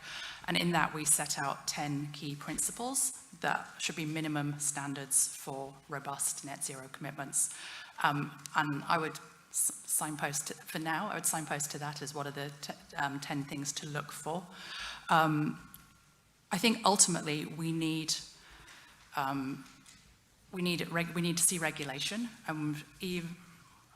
it's one thing to say regulation and on international standard. There are so many different regulatory jurisdictions that could also be a bit of a minefield as well. But what we need to see is consistently applied principles across a regulatory framework. And that's going to be one of the next steps of the UN Secretary General's work on net zero, is establishing a regulatory task force this year, which will, I understand, tie in closely with the G20 as well, to establish what are some of the key elements that regulators need to be doing, that regulators need to be putting in place also. Yeah, I think another signpost that I would point towards, if you're an investor that's trying to look at climate transition plans of heavy emitting companies, I actually think that the Climate Action 100 plus benchmarks is quite a good marker to be judging a company's performance against. And as for companies, making your data available and putting it in the public domain is absolutely the best thing that you can be doing to help people assess transition, your plan as well. And that lack of transparency is slowing us down. So having key, transparent, publicly available records is really important. And you know, the groundwork's been done by TCFD, but we've got a lot further to go. Fantastic. Tony, internet, so the range of different reports out there. Yeah, this is why we have done this work, to try and standardize what a transition action plan should be for a financial institution, but also to draw upon the available disclosure frameworks and initiatives and assessment methodologies for companies as well. So we put out two pieces last year as GFANS, one on financial institution action plans, ably supported by Oliver Wyman, and also on the real economy.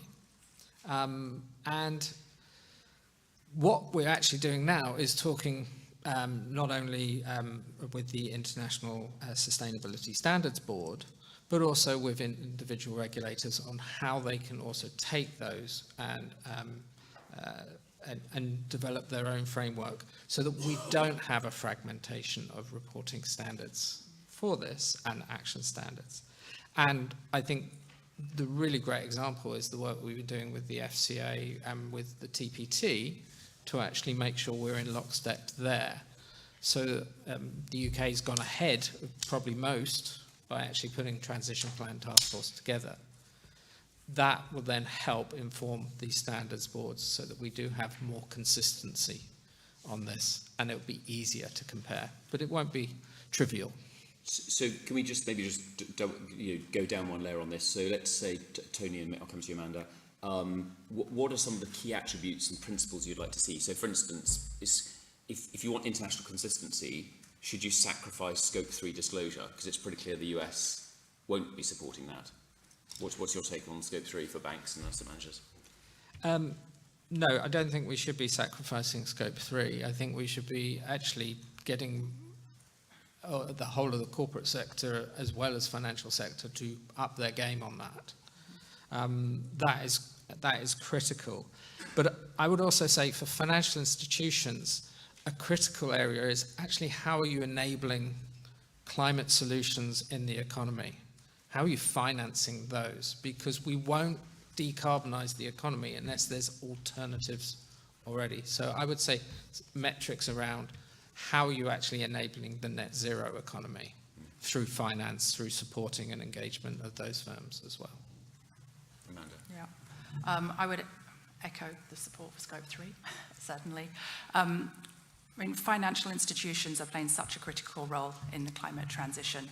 It's financial institutions that are basically going to make the decision over whether fossil fuel infrastructure continues to be built and invested in. They will make they will be key players in informing the decisions about the rate of retirement of existing infrastructure, and it's financial institutions whose capital is going to either or not scale up renewable energy threefold, which is the rate that IEA, IPCC are saying is necessary. And that's why it's critical to understand Scope 3 emissions. I think the other thing that financial institutions need to be really cognizant of is their political influence as well. Whether that's direct policy work or through membership of trade associations that could inadvertently or even intentionally be working to block key climate legislation and climate initiatives as well. Yeah, I think this is a really tricky one. I continue to be focused on, if I was a non-executive of a bank, what would I do? And I think there are some jurisdictions, say Brazil and the US, where you can go to jail for misrepresenting your accounts. At this stage, Scope 3 is not yet fit for purpose to be a hard enough concept to pass those rules. So I have to say, if I was on a US board, I would not issue Scope 3. And therefore, I think it's highly unlikely to be global. But again, I think this is one of these challenges that, between the campaigning side and what's legally doable. But I'd rather not go to jail for a fuzzy concept at this stage. But no, maybe you would. I never expected that question. I mean, I was like, Morris asked me to spice it up a bit this morning. I'm not going to comment on whether I want to go to jail or not, other than I don't. What I would say is, this is why I think really we need to sort of have a nuanced conversation about, it's not just about Scope 1, 2 and 3, it's about what are you enabling. And I really go back to the sort of this, it's almost the 1-2 punch of a ratio of how much are you helping to scale the clean tech, the clean energy, both in energy and in industry, so that we can decarbonize them, and so that then the investment in fossil fuels and high emission, unabated fossil fuels comes down. That's really the important, because what we're trying to do here is change and accelerate the direction of travel, so that we actually reduce emissions in this decade by 45%, roughly speaking. That's the critical thing. We need more of the clean stuff so that we can retire the dirty stuff. And that's where I would really get financial institutions to really focus their efforts on how do they scale up that investment and support of the clean so that we can retire the dirty stuff. Yeah, I would be surprised if we see bankers going to jail for their role in the climate crisis because of disclosing Scope 3 emissions. That's not the scenario that I've really thought through. I think that sort of additional to the really good remarks Tony made about scaling up the renewables, I think one of the areas that we're seeing some of the strongest leadership coming from European financial institutions is passing clear, robust policies to phase out fossil fuels. I think there are 9 major European banks now that have robust policies that specifically address financing of coal. The next step in this would logically be to be addressing gas and oil production. We're not quite there yet, but I think that's what we're going to see over the next couple of years, and a very important place to be focusing efforts as well. Can I just please. add to that? I agree, but I think, again, I almost have a motto of the world is complicated, not simple. And sometimes we oversimplify some of these policies. So in the case of coal, I absolutely support we shouldn't be building any new coal. And we should be trying to abate or retire what's there. But actually having some of these policies be almost too simple prevents finance from leaning in to actually retire those things early, where there is finance needed. Yeah, that's a really good point. And we need to be thinking about not what is the emissions impact for your portfolio, but what are the real world emissions reductions we're seeking, because otherwise we're simply playing a game of sort of pass the buck, and everything's going to end up in the hands of private equity or sovereign wealth funds, while banks and insurance companies are saying, great, we've got it off our books, and that's not going to solve the climate crisis. So that's a very good point. So on that, so I can see a question in the audience. Do you, I think we may need a mic, because I'm assuming it's being recorded. So just to the lady over here, please. Yeah, go for it, please do. Do you want to pass the mic? The lady with the white jumper. Yeah, sure, please. No, and please do. I was literally about to say we invite questions, so I'm going to come around the room as well. Hi, my name's Elise. I'm from the British Business Bank. I just wanted to ask, how long do you think it is before private equity is sort of caught up to these rules and we're asking them to do the same thing? Do you want me to go first? Do you want to go first? How long? It's already starting. There are already discussions behind the scene. When we've had discussions with some of the major private equity houses in the world, they're already talking to some of their investee companies to say, we need you to have a transition plan because this is coming at you. So I would say it's already happening. The standards are probably not quite there for how private equity interact with that and then report it themselves. But yeah, it's watch this space because that is something that's happening already. Yeah, I agree with that. So through with Sunrise Project, we're a sort of global network of change makers. We build a lot of networks and partnerships across private sector, civil society, analysts, academics, many more. And there have been sort of networks focused on the banking sector for a couple of decades, the insurance sector for about the last 5 or more years. We're starting in the last year or so to see much more scrutiny on private equity sector. In particular, Brookfield and KKR have come under a lot of scrutiny over the last year. I think there's going to be more of that. There are groups like Private Equity Stakeholder Project in the United States. We're seeing more attention going in that direction. So I think it's behind the other sectors, but it's certainly coming. The lady at the back. Thank you. My name is Barbara Davidson. I do work at Carbon Tracker as well. And Amanda, thank you. I actually wrote that Still Flying Blind report. So thank you. I did not pay Amanda. This is not organized. But thank you for, I can go home now. I don't have to talk on my panel. But thank you. I have a lot of comments, as people who know me would not be surprised to hear. But I think the one thing I'd like to focus on is a question for Tony with respect to GFANZ and this conversation about transitioning funds, which I fully support, but at the same time, I understand a significant amount of funds are already, of the GFANZ trillions, are already invested in, obviously, extractive industries, carbon-intensive companies, et cetera, as we know. And it is managed phase-out is quite important, and working with those companies is quite important to decarbonizing. We can't ignore the fact that that money is already invested, that these companies have a significant amount of money at stake, as do investors. So my question is, what is GFANZ doing to work to encourage those activities, working with the existing investments, transitioning the existing investments and companies, and on their transition plans, what are they doing to put pressure on management to move now? That was the other thing I wanted to ask about. So I have 2 questions, I guess. The second part is I'm really struggling with this conversation about it's a journey, we need time, we're at the beginning. TCFD recommendations came out in 2017. We knew it was going to be required here. We know investors need this information.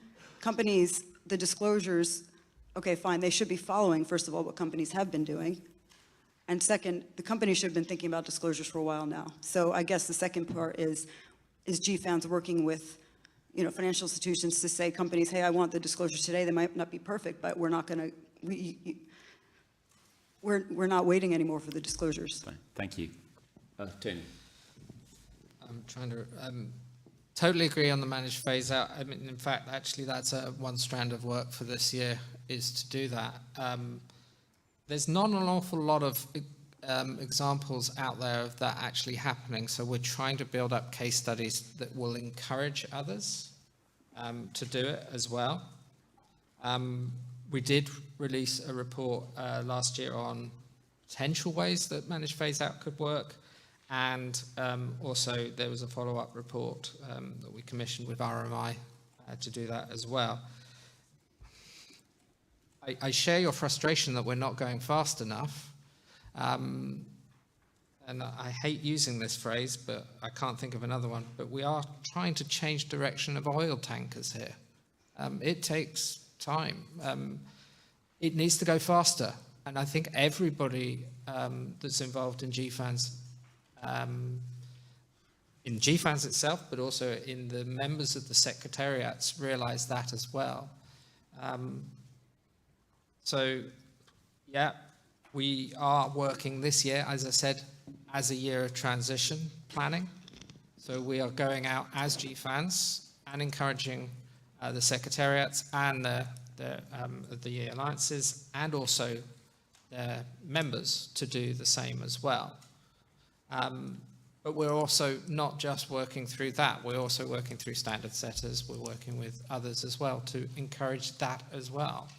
So, yes, I wish we could, again, flick the switch and get all that disclosure out. The final thing is we're also creating, I say we, but there is going to be a net zero data public utility as well, which will create some of the base load data for this.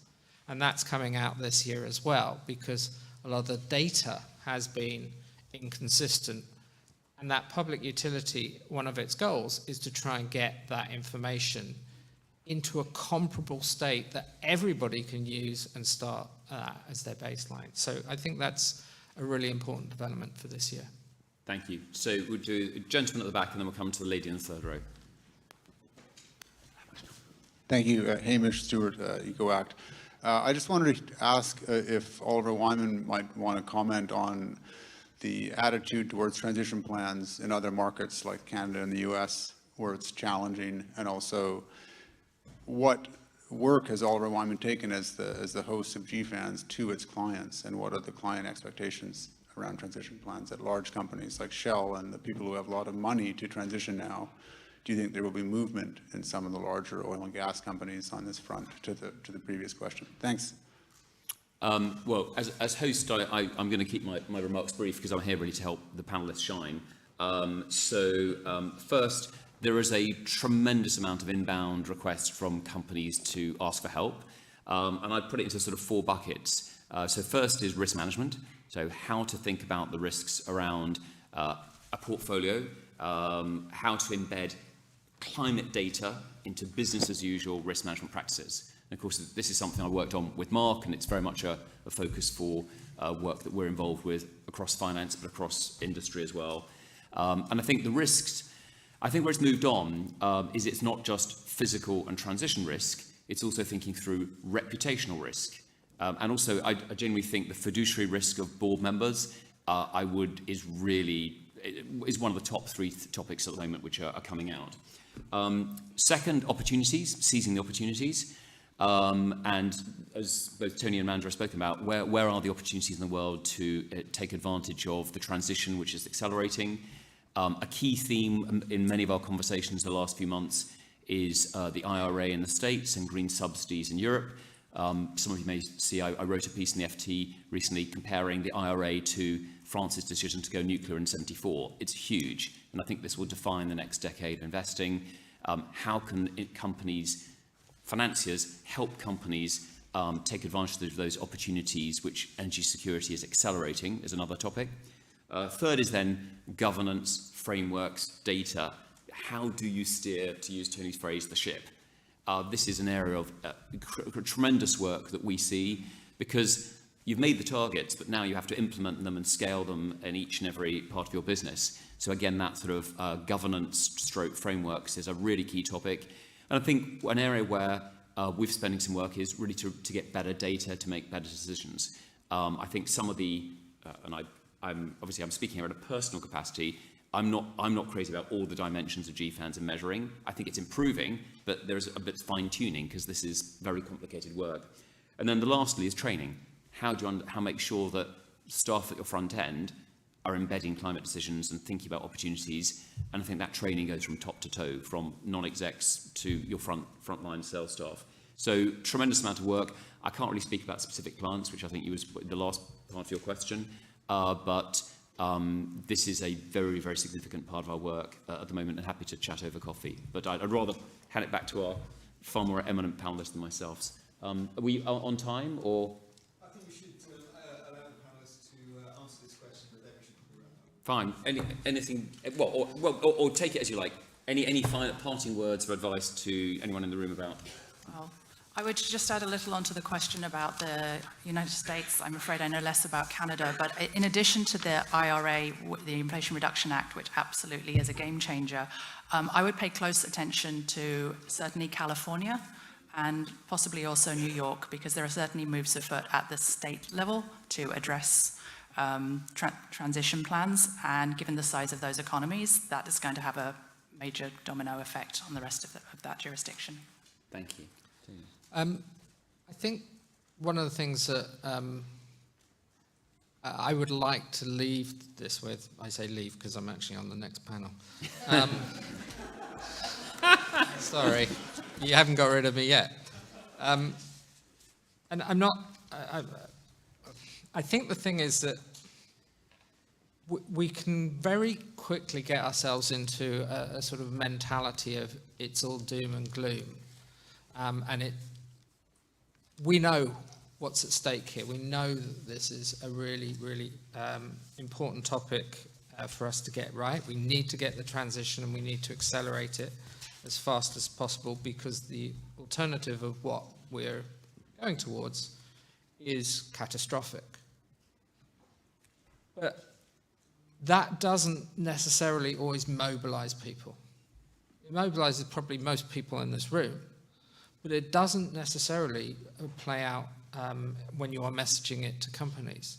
And I think we should do a better job of actually saying what the opportunities of this are, to echo Hugh's point on that. That it really is about the greatest economic opportunity of our age to create an economy that is low carbon, serving our citizens, and avoids the worst of the catastrophes ahead of us. Brilliant. Okay. Well, with that happy note, I'd say thank you very. Please join me in thanking Tony and Amanda for a terrific session before coffee. Thank you.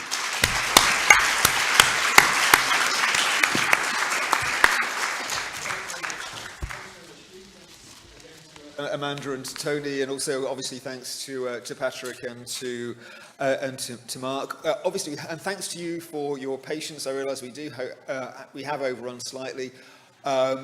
You still do have another 15-20 minutes of break, so do enjoy that and return at around 11:35, 11:40 for Tony and other speakers. Thanks very much.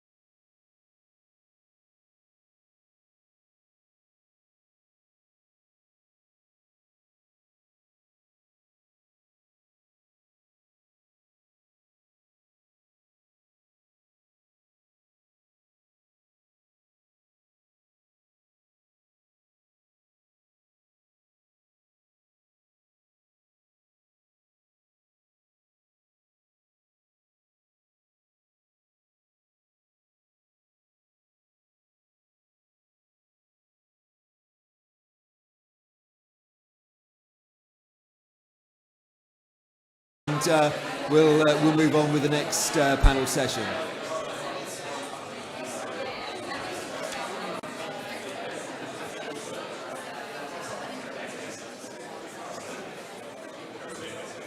Okay, well, thank you. Thanks, everyone. We are returning for two panel discussions before lunch, and we're starting 10 minutes late. So hopefully we'll get on fairly kind of swiftly, so that we allow plenty of discussion in the second panel discussion that will follow us, and still have time for lunch. Welcome back. This session is called Design Requirements for Compliant Transition Plans.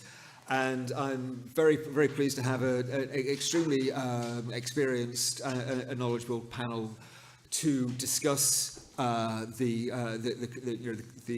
issues beneath that title.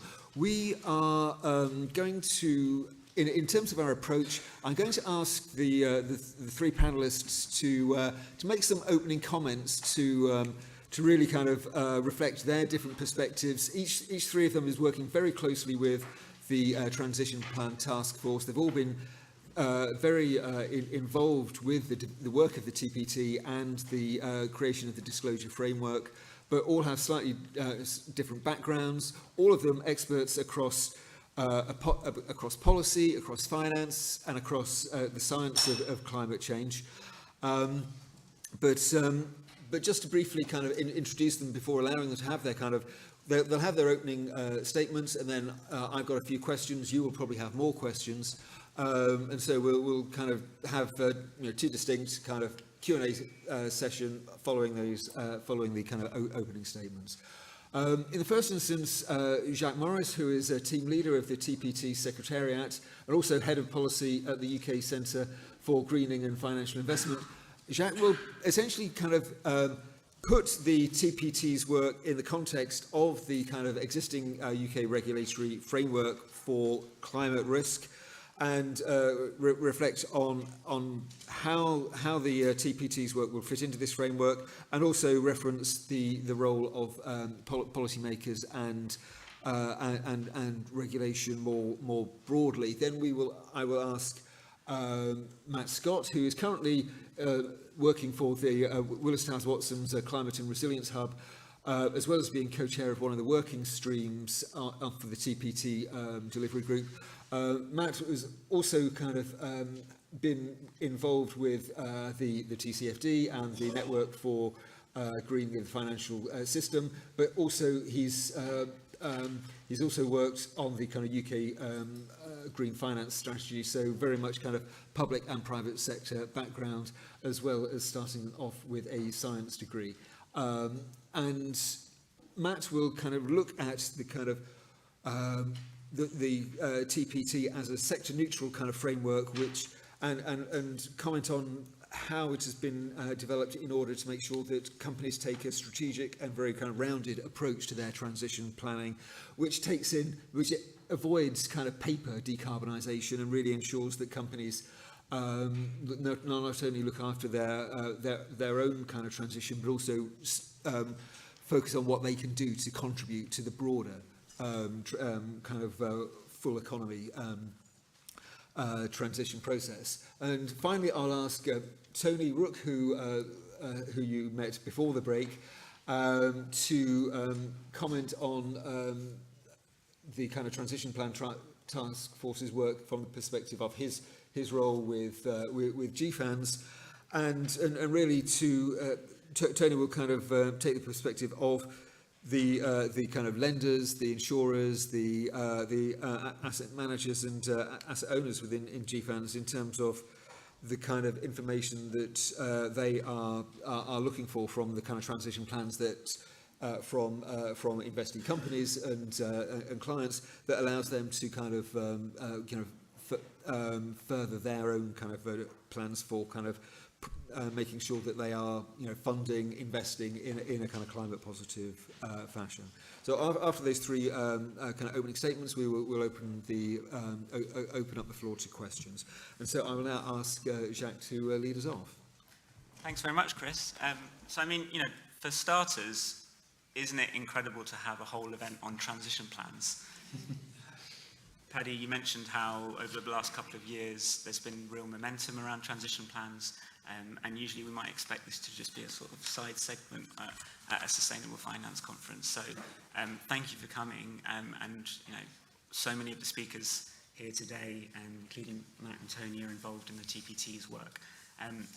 I think this really speaks to a lot of momentum, not just in the UK, but globally around transition plans. We heard a lot about the UN's recommendations, and in the UK there's obviously lots happening that we're talking about today. I really think it's important to note that last year was quite difficult for climate action across the board. We had polycrisis context and war in Ukraine and the cost of living.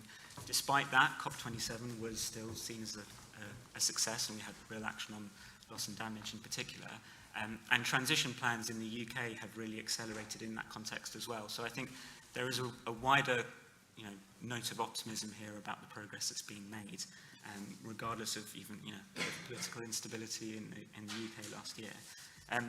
So I think that speaks to a lot of demand as well for high quality transition plans that are coming from across the market, from investors, real economy companies in terms of evaluating transition plans in their value chains, from civil society and regulators and policymakers. So really the environment and the demand for high quality plans is there, and it's within this context that the TPT has started to bring out some of the the framework and the guidance and the concepts that we're talking about today. Also just reiterating the policy context in the UK so that the Treasury is really on board with the TPT. This is really a core part of the green finance agenda. The recent Chris Skidmore review was really strong on transition plans, and reiterated a lot of the government's commitments. And I think we should see some good language in the forthcoming green finance strategy.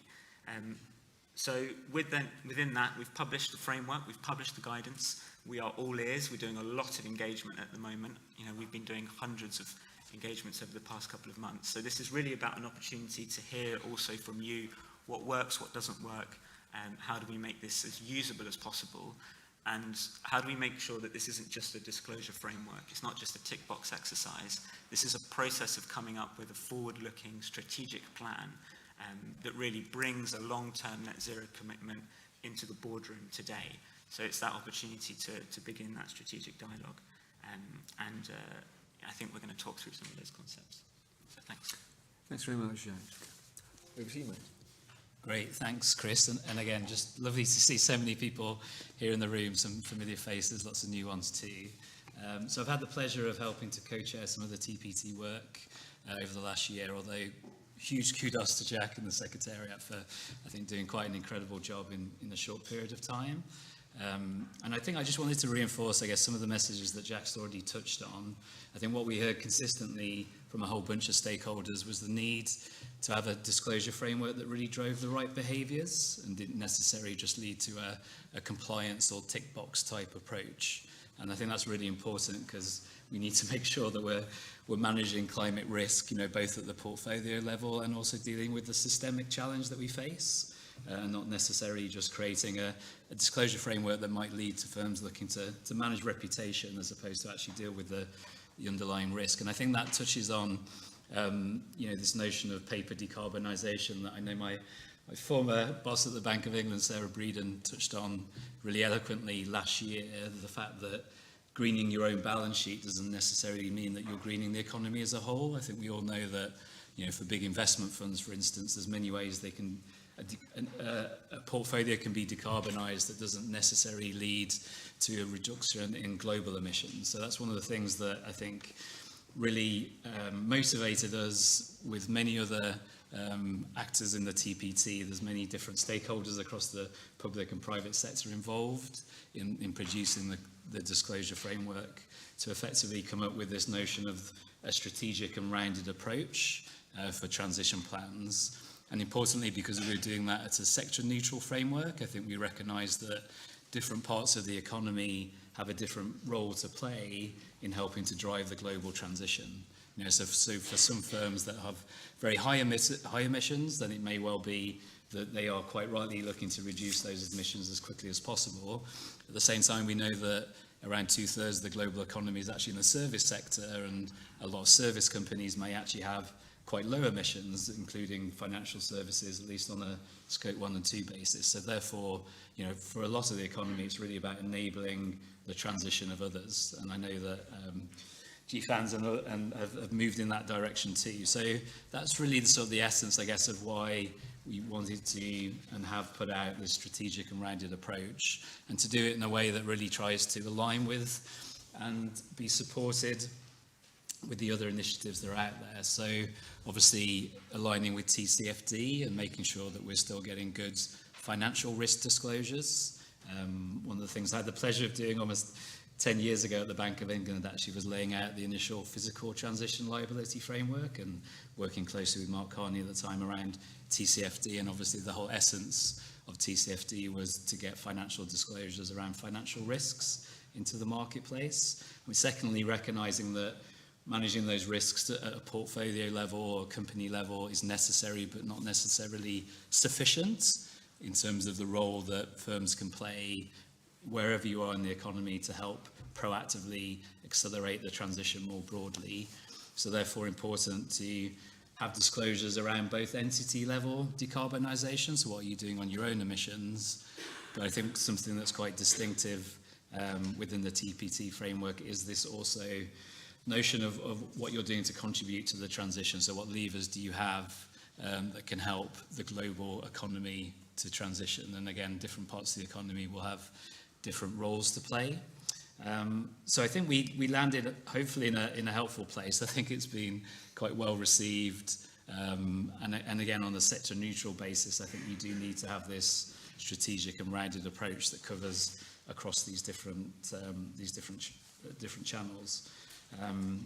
So I mean, let me stop there, but I know we've been also working really closely with you, Tony, and lovely to be on the panel again with you after your earlier session. But yeah, we've been working really closely with GFANZ too, and I think we both TPT and GFANZ have moved in this direction of needing to steward the economy as a whole to net zero. Thanks, Matt. So perhaps, Tony, in your opening comments, you can comment on why it's been so important for GFANZ to work so closely with TPT. Yeah, I mean, for many of the reasons that you just said, for me, the key thing is TPT has been setting itself up, or was asked to be set it up to provide a gold standard for other regulators to adopt. GFANZ simultaneously was also trying to work out how do we help financial institutions make a transition plan themselves, an action plan. It's not necessarily a disclosure framework. And we needed to make sure that we didn't go off in one direction, TPT go in another, and everybody get confused. Not least of which, when we're trying to actually persuade other regulators to actually put transition plans so we can have consistent information that financial users, but also others can use. To prevent fragmentation. One of my colleagues says it's about defragmentation, but that sounds like something you do to a hard drive. So for me, firstly, it's about making sure we don't have fragmentation. The second thing is, I totally agree. It's about getting information that is not a tick box exercise. And I'm just going to reiterate, this is about not only managing risk to your portfolio, whether you're a real company, as if they're fake companies. Only the fake companies owning 55,000 properties in the UK. What I mean is companies that actually produce products and services in the economy. But there's also the opportunity side of it as well. And really, for finance to lean in on the transition, they need to know, what are you doing that we can help invest in?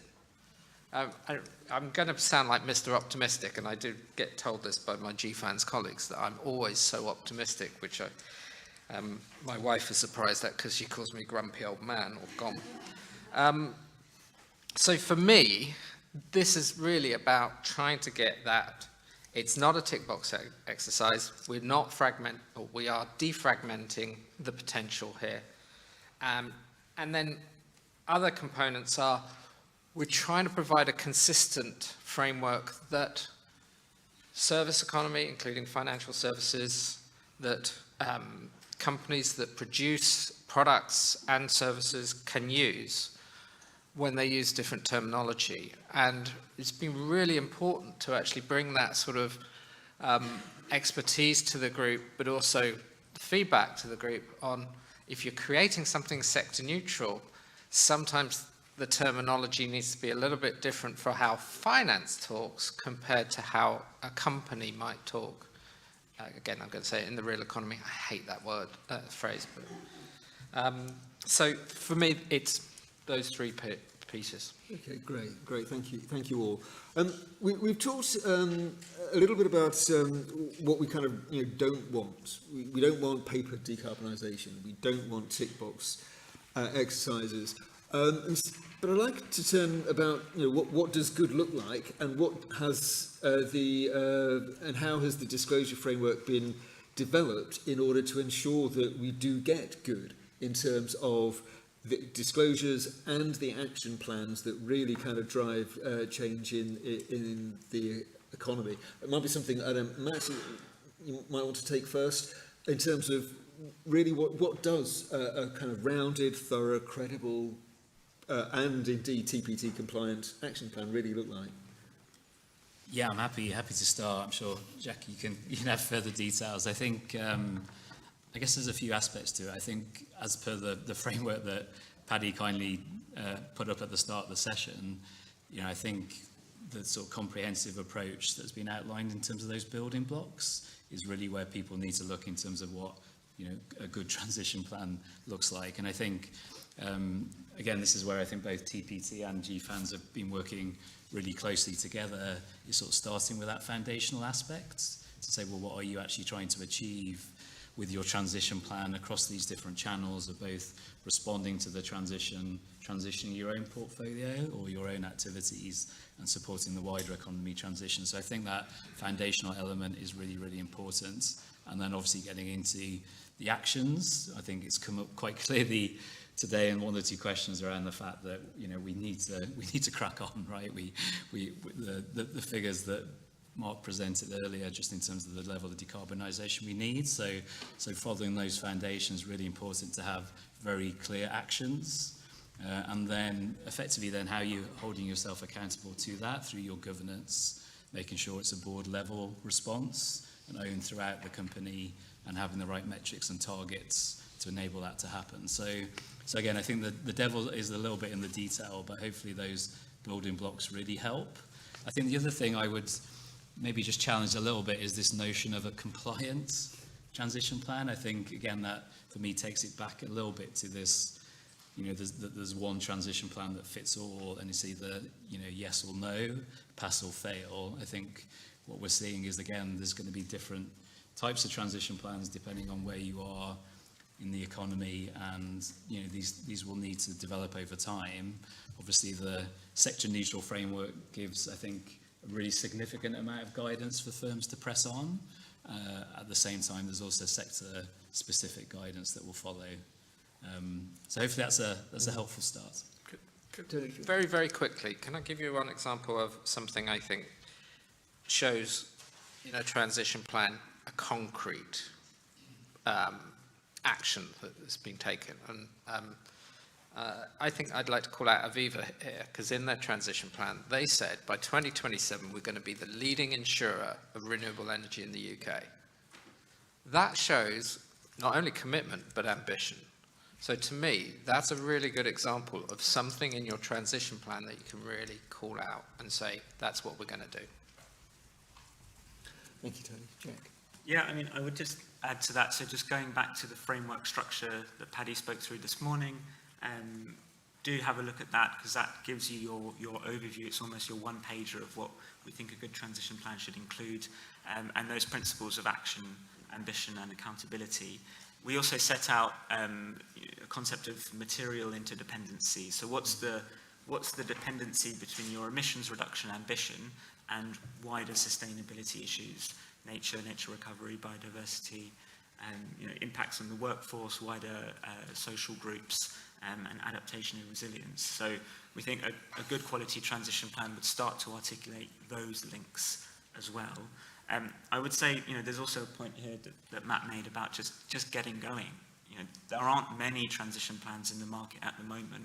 We need to see a significant uptick in that so that there is actually a proliferation of data and usable information, and then we can start to make judgments on what is most useful.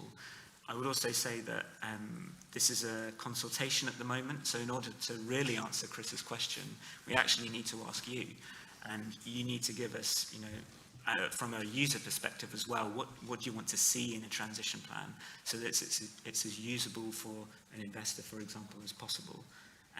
And then a couple more points on, I think good examples that we've seen so far are also where an entity is really setting out the wider dependencies on, for example, policy and regulatory change. And then not just sort of putting that in a transition plan and then publishing it in next year or something, but starting to act on that immediately. The transition plan should be a process whereby across a company you're pulling together all of the different parts of the system that need to respond to the ambition, escalating the key points to the board and starting to act on them even as the plan is being written and deliberated within the organisation. This is a process to develop a forward-looking strategy and act on it. It's not just a piece of paper that goes out as part of the reporting suite. Thank you, Jacques. Can I ask, you mentioned that there's been a huge amount of kind of engagement activity, and obviously the consultation responses have been coming in and are obviously ahead of the end of February deadline. So for those that haven't responded yet, there's still time. But there's been engagement, there's been kind of responses. You also, I know that you already have plans in order to use, to develop a kind of sandbox to kind of facility to help people get towards those kind of rounded kind of transition plans. But so it'd be useful to get a sense of how that, how people might, how you envisage people to use the sandbox, but also what the kind of engagement and possibly the feedback that you've had so far in the consultation period is kind of telling you about how people are thinking about their transition plans. Yeah, sure. So we announced the sandbox as a means of testing the framework. And the sandbox always sort of conjures different images in people's minds as to what is that process really. But if you think of it as a sort of, an area, a safe space where we're talking to a number of companies to really test the framework in detail and get their feedback, we're going to be expanding that slightly to create a bit of more of an innovation space as well. So we've started to hear about some of the data sets or metrics, methodologies, tools that particularly preparers of transition plans might need. So are there gaps in the market, and how can the TPT support the development of capabilities for a really strong transition plan ecosystem? So we're going to start looking at that. And on the user side as well, one thing that's really come out is how do we actually aggregate the data that comes out of transition plans so that they can be properly analysed and compared by a number of different users. So I think there's a real gap here around digital tagging of transition plan information, and how can that easily be downloaded, compared, aggregated. And there are a number of people within the system who are already doing this sort of thing, but the quality of the information and the comparability of the information isn't there yet. So those are some really strong things that we've started to hear. And I think what I would say is, when you're thinking about transition plan disclosures, are you aware of specific capabilities in the system that need to be enhanced? Are there people that the TPT should be talking to so that the UK can really be a leader in terms of here is a transition plan ecosystem that encourages the development of high quality plans and the easy use of those plans by a wide variety of people. Okay, thank you. In the disclosure framework as it stands, there's a very clear kind of message about ensuring that you're preparing for the kind of whole economy net zero transition, but also contributing to it and using your influence with your kind of ecosystem, your employees, your communities, your customers. Now, when we're writing about this kind of thing for ESG Investor, our core readers are asset owners, so we think about them using their influence with their investee companies, and through engagement, possibly through voting at AGMs, that kind of thing. But for other kind of companies, Matt, I'd be interested in your perspective in terms of that question about using influence and contributing kind of positively to the kind of whole economy transition. For those firms outside, possibly within the service sector still, but outside the finance sector, what does that kind of activity look like? I think it's quite a relatively new area, isn't it, in terms of thinking through these sorts of levers of influence. I think a lot of it is around engagement, and I think that's one of the reasons why we have that sort of engagement part of the disclosure framework. Again, GFANZ, I think, have gone through a similar journey on that too. So I think that level of engagement can happen, across the economy as a whole. So it could be a financial services company. Obviously, asset owners have a certain way of engaging with their portfolio companies. At the same time, if you're a broader service company, you probably have a role to also support your clients in the transition. So I think this is one of the things that hopefully will start coming out the sandboxing work as people identify the sorts of things that they can do, again, consistent with their directors' duties and other aspects to help the economy as a whole to transition. Okay. Just to add to that, I mean, for companies and corporates, many of them already engage up and down their value chain, particularly into their suppliers. And that can actually have positive economic consequences or financial consequences to them as well, in terms of resiliency, but also in cost and price. For financial institutions, it really depends on what your relationship is there, because the most influence you obviously have is either with your portfolio companies and engaging there. One thing I would say is that we often talk about sort of divesting from them. And I'm not saying that we should never use that as a tool, but at the end, we can't, as an economy, we can't divest our way to transition.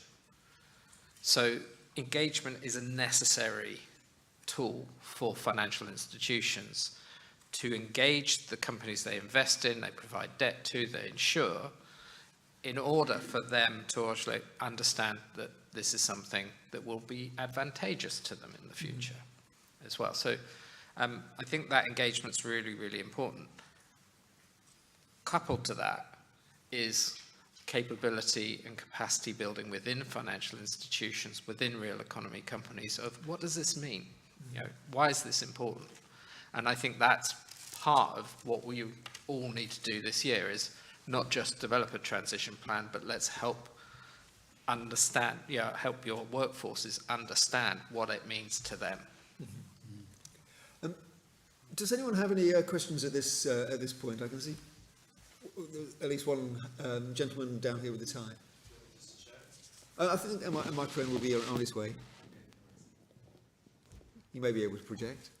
Feel free. Hi there, Tom Patience from Handelsbanken. Quite a simple question. Should all transition plans be science-based? And if not, why not? Okay, I'll start.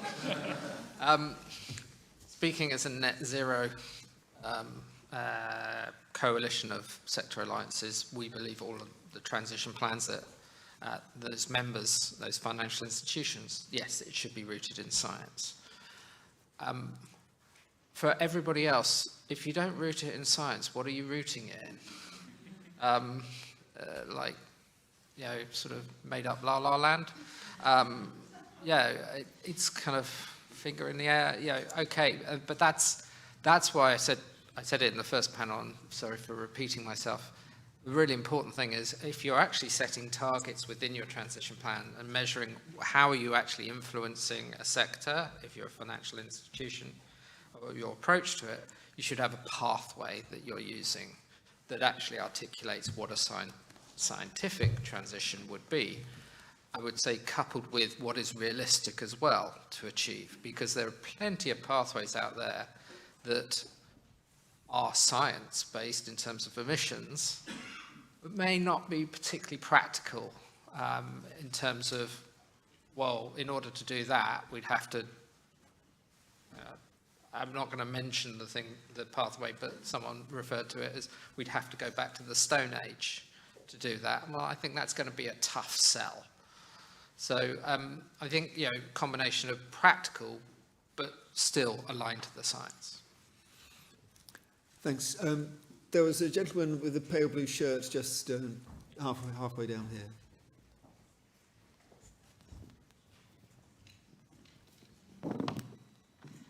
Daminda Kainth from EDEC. So my question was just following up on that. Given that there's a certain amount of uncertainty in the science, do you have a view in terms of, and there's obviously a sort of probabilistic outcome. We can't be certain, and I'm not. When I say I'm being uncertain in the science, I don't mean that there's uncertainty in whether or not climate change happens. But even if you look at climate change models, the amount of impact of carbon emissions on temperature, et cetera, there's still a certain amount of uncertainty, a range of these numbers. You can see that in the CMIP6 models, for instance. Do you have a view in terms of a prudence, an element of where companies should be aiming for?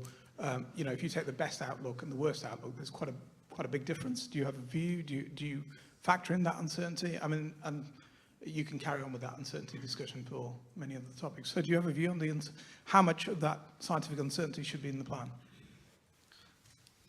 I'm happy to take a sort of stab on that. I think most of the uncertainty is more in the how disastrous and how quickly will it get, not in the sort of will it get disastrous. Yeah, I'm just saying there's a certain amount of uncertainty in how bad will it be. Well, one of the things that we did last year was we produced a sort of guidance on how to choose pathways.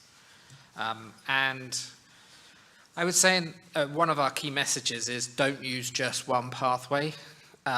They are models, they are not predictions of the future, and you shouldn't do that. You should also use that to sense check, well, what are they saying in common? Pick a few pathways and go, are they all consistent in what they say to actually transition, and where do they diverge? So I think you pick those. I would also say, we have to be guided by the best science that we have right now. It is our best tool to understand the world. It may be imperfect, but it is better than consulting a horoscope. So I would say, sorry if I sound a bit flippant, the best thing to do is check whether they actually conform to carbon budgets, whether they've actually been demonstrated that. And also, the other thing is, when you're choosing these, be cognizant of the fundamental assumptions behind those pathways, because that can also really shape how you do approach them and how much you trust those models to guide you. Because some of them for example, make the assumption absolutely no nuclear energy by 2050. Is that something that you agree with? There are technological outcomes that they agree with as well.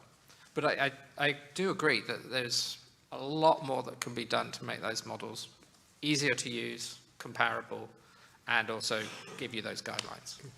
Matt, did you want to comment further? Just quickly, I think the uncertainty in some ways just makes it an even bigger risk that we need to manage, doesn't it? And I think probably bridges to some of the work that happens around scenario analysis that I think will be picked up in future sessions. So I make that point. I think the other point I would make in terms of science-based, we obviously need to use the science and work from the science. At the same time, I think we should not confuse a sort of a 7% rate of portfolio decarbonisation as necessarily leading to a 7% reduction in global emissions. So I think we've got to really be careful as we're using the science. The science that matters is the atmospheric concentration of carbon in the atmosphere, not necessarily just in a single portfolio.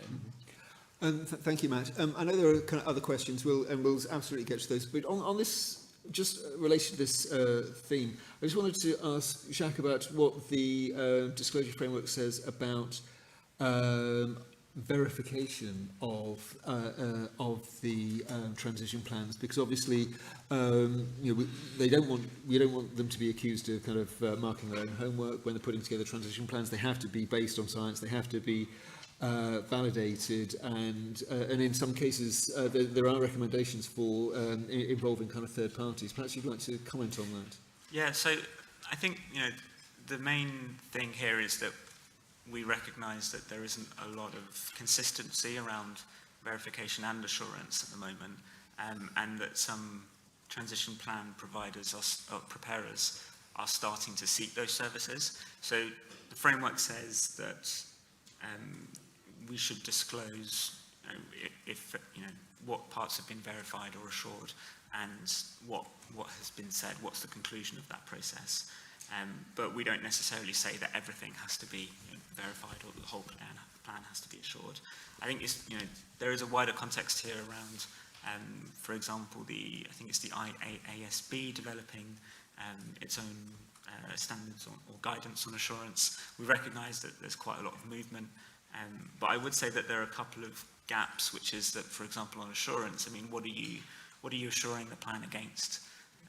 And what are you really assessing? You can assess whether this is a good representation of what the company is doing, what it said it's going to do, or are you assessing the quality of the information or the quality of the ambition? So I think there's still quite a bit of work to be done there around both assurance and verification, and we recognise that gap at the moment. Okay. For more on that subject, there is a dedicated session, third-party verification and assurance issues at 4 o'clock this afternoon. There's a number of people with hands up, but there was a gentleman right at the back in the dark suit on this side. I think he had his hand up first. Thank you, Hamish Stewart, EcoAct. I had a question about the level of complexity. So we know there's complexity in climate scenario modeling, and there's complexity in emissions accounting that can be kind of toyed with. But how much stress is placed on the energy system transformation, like energy generation and the power grid, and getting that to clean energy? Do you focus on that? Because that's kind of harder to game than selecting a climate scenario or selecting an emissions accounting protocol in terms of your expectations for transition plans. How much should they focus on the real economy decarbonization and actually shifting to clean energy generation and transmission, in G7, which are the major capital markets? Thanks. So can I just clarify the question? So in the transition plan, you're asking how much is placed on credible energy transition? Yeah, because the question earlier, of course there's complexity in weather system and climate system modeling, and you can pick your model. Similarly with the way you account for emissions, there's a lot of latitude and you can have a more stringent or more open approach. But for example, why don't you tell people that they have to follow one of the IEA energy system models? Like that is harder to, introduce wiggle room into your transition plan than with an emissions target, for example.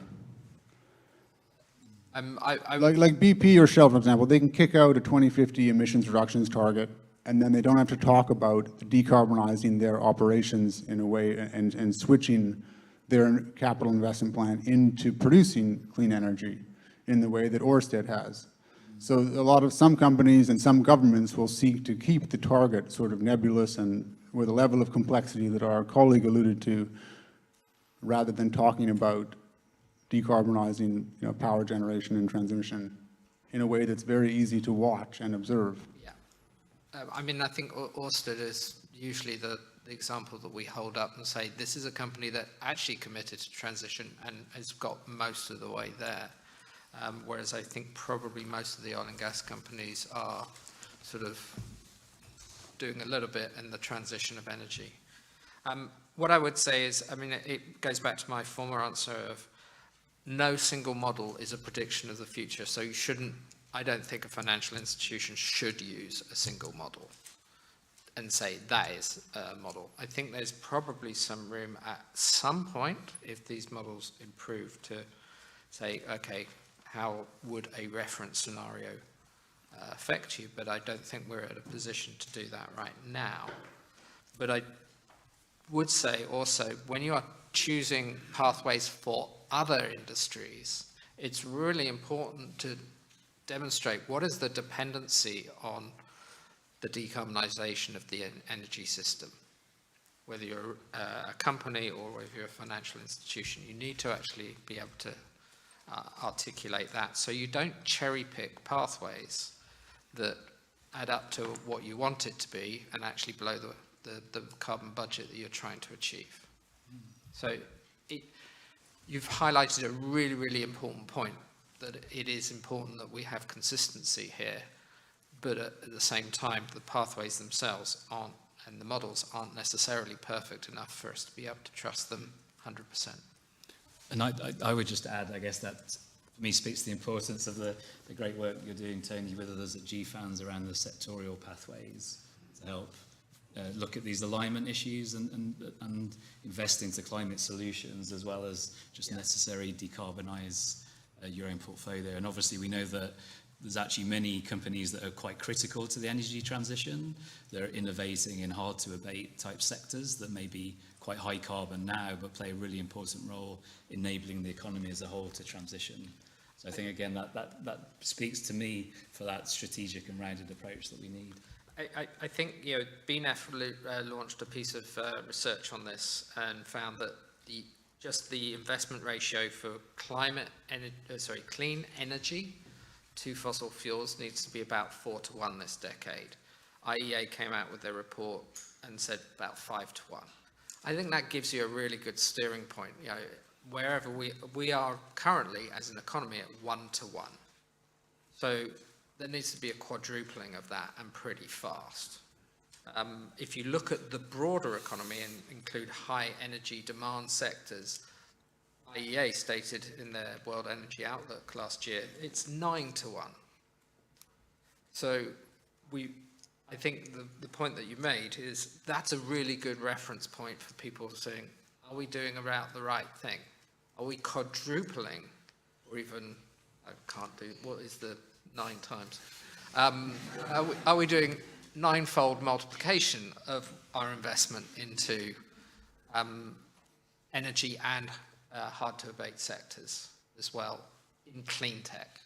And that's going to be the challenge of our decade. How do we get to those levels so that we can then rely on other things? And Ørsted did a brilliant thing in the H2 Green Steel. They not only agreed to provide the power for this new green steel plant that's being built in Sweden, or I should say near zero emissions steel, they're also saying we'll take some of your output as well and build new wind turbines with that. So they're actually doing a double whammy. We'll provide you the energy so you give us some money, but then we'll actually give you that money back so that we can actually have green steel, low emission steel in our wind turbines. And I think that's a really powerful model that a lot more companies should adopt, being part of these hubs to build out those solutions. Thank you, Tony. There was a lady at the back there with the kind of purple top on. Hello, Julia Giannini from Bupa. The reality of transitioning any business is going to be non-linear. Businesses are going to have to test new business models, new innovations, to be able to understand how far they go and what else needs to be unlocked to take you to the full end point of your transition. How can you reflect that non-linear reality when building out your transition plan?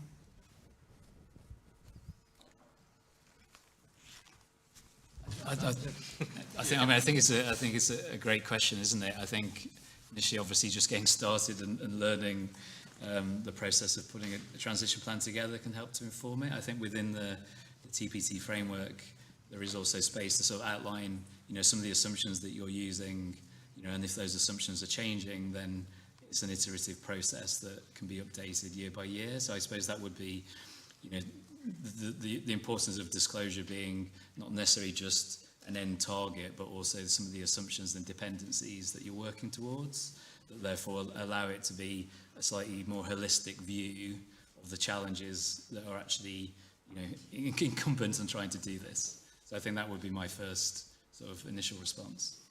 Yeah, I would add that the framework should give you that flexibility. And we're keen that your first transition plan or early transition plans shouldn't be seen as, as a sort of final version of what the company is going to do. And you should be able to articulate the assumptions, the dependencies, the possible changes in market conditions that will affect the delivery of the plan. Very quickly, I would also say that you need to articulate what you're decarbonising yourself in your operations, what are the opportunities and risks that you're actually trying to address through that transition plan, and then what is your role in making the economy itself decarbonise.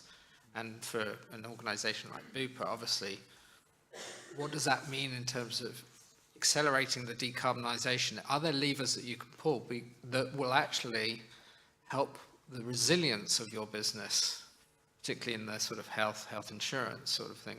Long term, if we plus 2.6, there is massive consequence of whether you can actually even have a business. And so therefore you're sort of making the business case almost of we need to be a part of the whole economy transition and pull those levers. Thanks very much, Tony. We're now pretty much out of time for our dive into the design requirements for a transition plan. So I'll ask everyone for their kind of final kind of thoughts and comments, but perhaps slightly informed by the kind of questions around what we need to ensure to make sure that the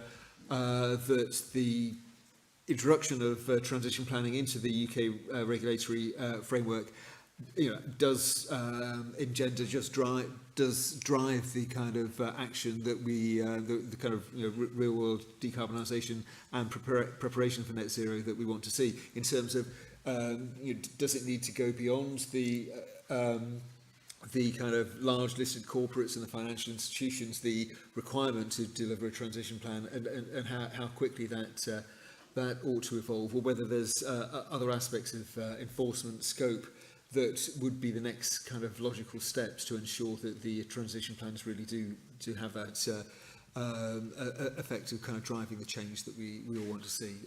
Maybe Jack, you could start. Thanks. So I'm going to cheat a bit on your question and actually just maybe give you a bit of an insight as to what's coming up over the next year for the TPT. So there was a question on sector-specific guidance earlier. So we will be setting out some sectors that we're working on to develop guidance. But I think this speaks to a more important point, really, which is about the framework should help at the start. It should give you what you need to get going. We will be publishing the final framework later this year, sort of late summer, early autumn time. But that is really the first level, and it's designed to be sector neutral. Any sector-specific guidance that the TPT develops on top of that is supplemental. So, it will give additional guidance, but the framework that we've published so far will always be the sort of starting point. So please don't wait for further guidance from the TPT. The key point is get going on preparing transition plans as soon as possible, have that strategic dialogue at the board level. And then in terms of wider work as well, so we know that there's more demand for guidance on areas like nature, just transition, adaptation. TPT will be considering those this year. I think it's important to see the TPT is sitting within the overall SDR context that the government set out at COP26, developing sustainability disclosure requirements. I think the TPT has a role to play in that roadmap towards more integrating sustainability reporting. So we'll be considering those issues too. And then there's also a really big international part here, as if the UK wasn't enough. As Tony set out earlier, trying to support the coherence of transition plan definitions and use cases. And we have a good dialogue with the ISSB, and we'll be informing the final standard when it's published by the ISSB this year, and then building on that, so the TPT is like a building block for the ISSB's global baseline. But my overall point, I think, is take inspiration from today, we hope, and just get going on a transition plan, and hopefully the TPT can help you with that. Thank you, Matt. I don't really have much to add, really, on that specific question. Maybe just, again, ending on the note of inspiration and optimism sitting next to Tony that obviously we're all working at this together. And I think, again, for me, the framework that we've tried to put forward is one that helps everybody in the economy to play their role to help the whole economy's emissions to be reduced. So it's that sort of broader system-wide approach where we can all play our role to steward the net zero transition more broadly and obviously as quickly as we can, because we know that we need to crack on. So brilliant for all those people out there that are working on it, and great to have you all here today. Tony. Two points. I think a lot of regulators are focused on greenwashing now, and they're trying to sort of work out how they can prevent greenwashing by financial institutions, by corporates, but also transparency on assessments of transition plans as well. So I think that's one area. SEC is one I can think of. The UK government have also said that, but EU has said that, and I know it was hot on the topic of Australian regulators now that they've come out with their consultation on climate disclosures. That's answering specifically your question. And on the positive side, I think, yeah, if I can finally leave you with one thing, whatever you're doing on climate solutions, try and make the green stuff happen, quadruple it.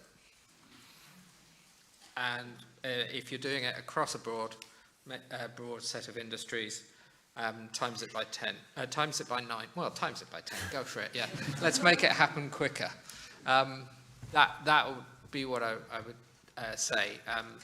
Someone asked me earlier sort of a question about this, and I said, one of the issues that we've got at the moment is that we don't work together enough as initiatives, and I think we've proved we can. Partly because everybody wants to be the shining knight riding to the rescue, and forgive me for quoting Lord of the Rings here and Return of the King. If the cavalry that turned up at the end of the film to support the city under siege by all those orcs, if they turned up one by one, they would have got slaughtered.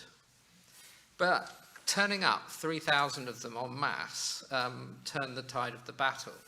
And that's sort of, I think, that's why I say, whatever you're doing, let's all do quadruple it, tenfold it on climate solutions, because that is actually providing the marketplace that will actually be able to displace the dirty stuff. Thank you. Go large, go fast, show some ambition, seems to be the message from the panel here. So thank you very much to all three of them.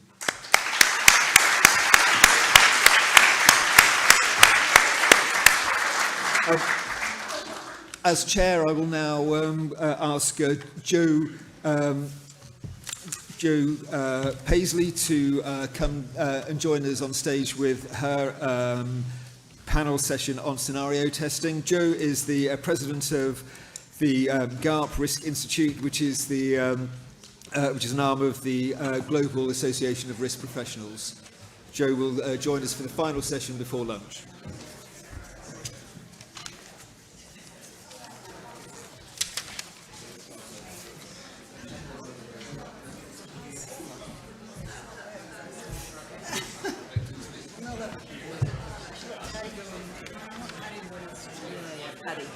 Paddy, you need to be in.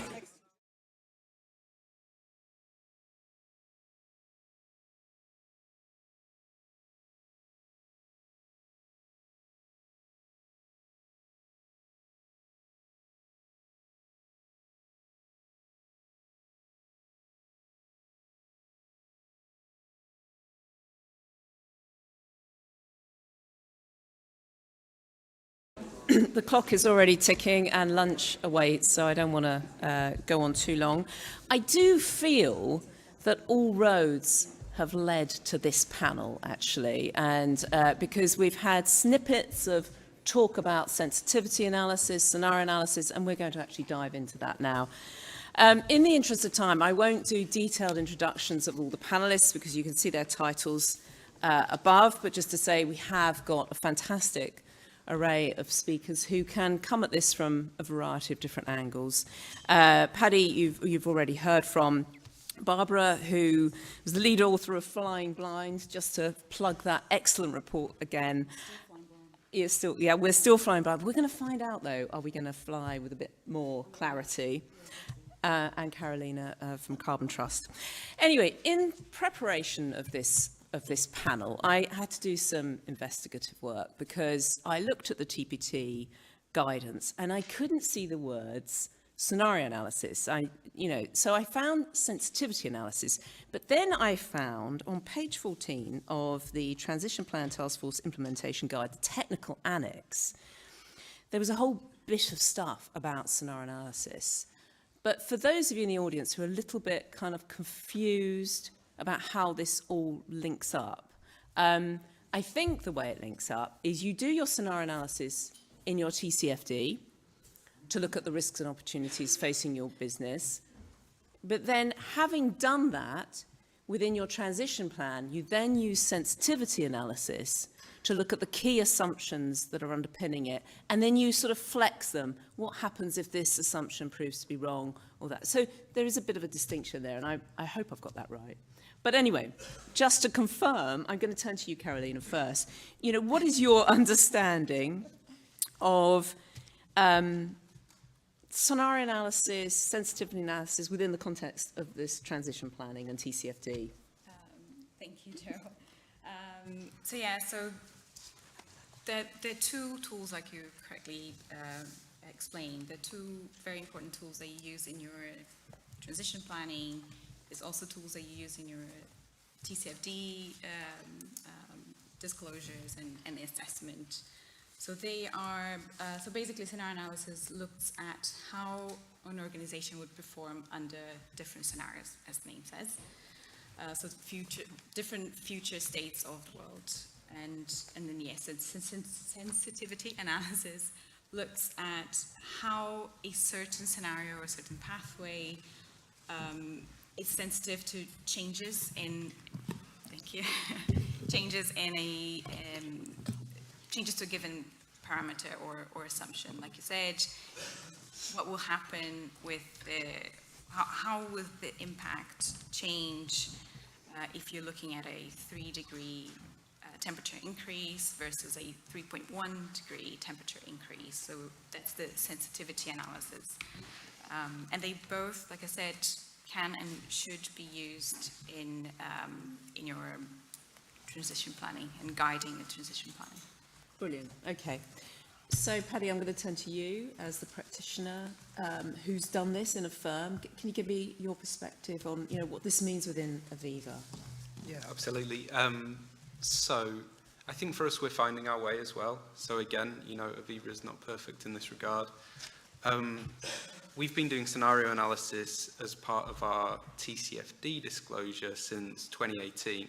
So that works very much as Carolina has described. So we take 4 different scenarios, which are sort of temperature-based scenarios, drawing on as Tony was saying earlier, the best information that we have out there on the climate scenarios. So we had a 1.5 degree scenario, a 2 degree scenario, a 3 degree scenario, and a 4 degree scenario. And then we try and look from the sort of bottom up on what the impact on our portfolio and our future business will be under each of those scenarios. We have a kind of internal expert panel of lots of different bits of Aviva coming together, using their relevant expertise. So that could be from risk management, from public affairs, from the investment desks. And then we stress those scenario assumptions with the help of some external advisors. So over the past few years, we've used different advisors, but typically we work with the Grantham Institute at London School of Economics. And then all of that gets kind of distilled into metrics and reporting, which both, and this is crucial, I'll unpack this in a second, both goes for use internally in terms of decision making, but also goes into our TCFD disclosure. And so that's all perfectly as set out in TCFD itself, both the kind of the original guidance and in the way that it's been adapted for use in UK regulation. I think where the interest now lies, and the context today is important, is how are you using that scenario analysis in informing your transition plan?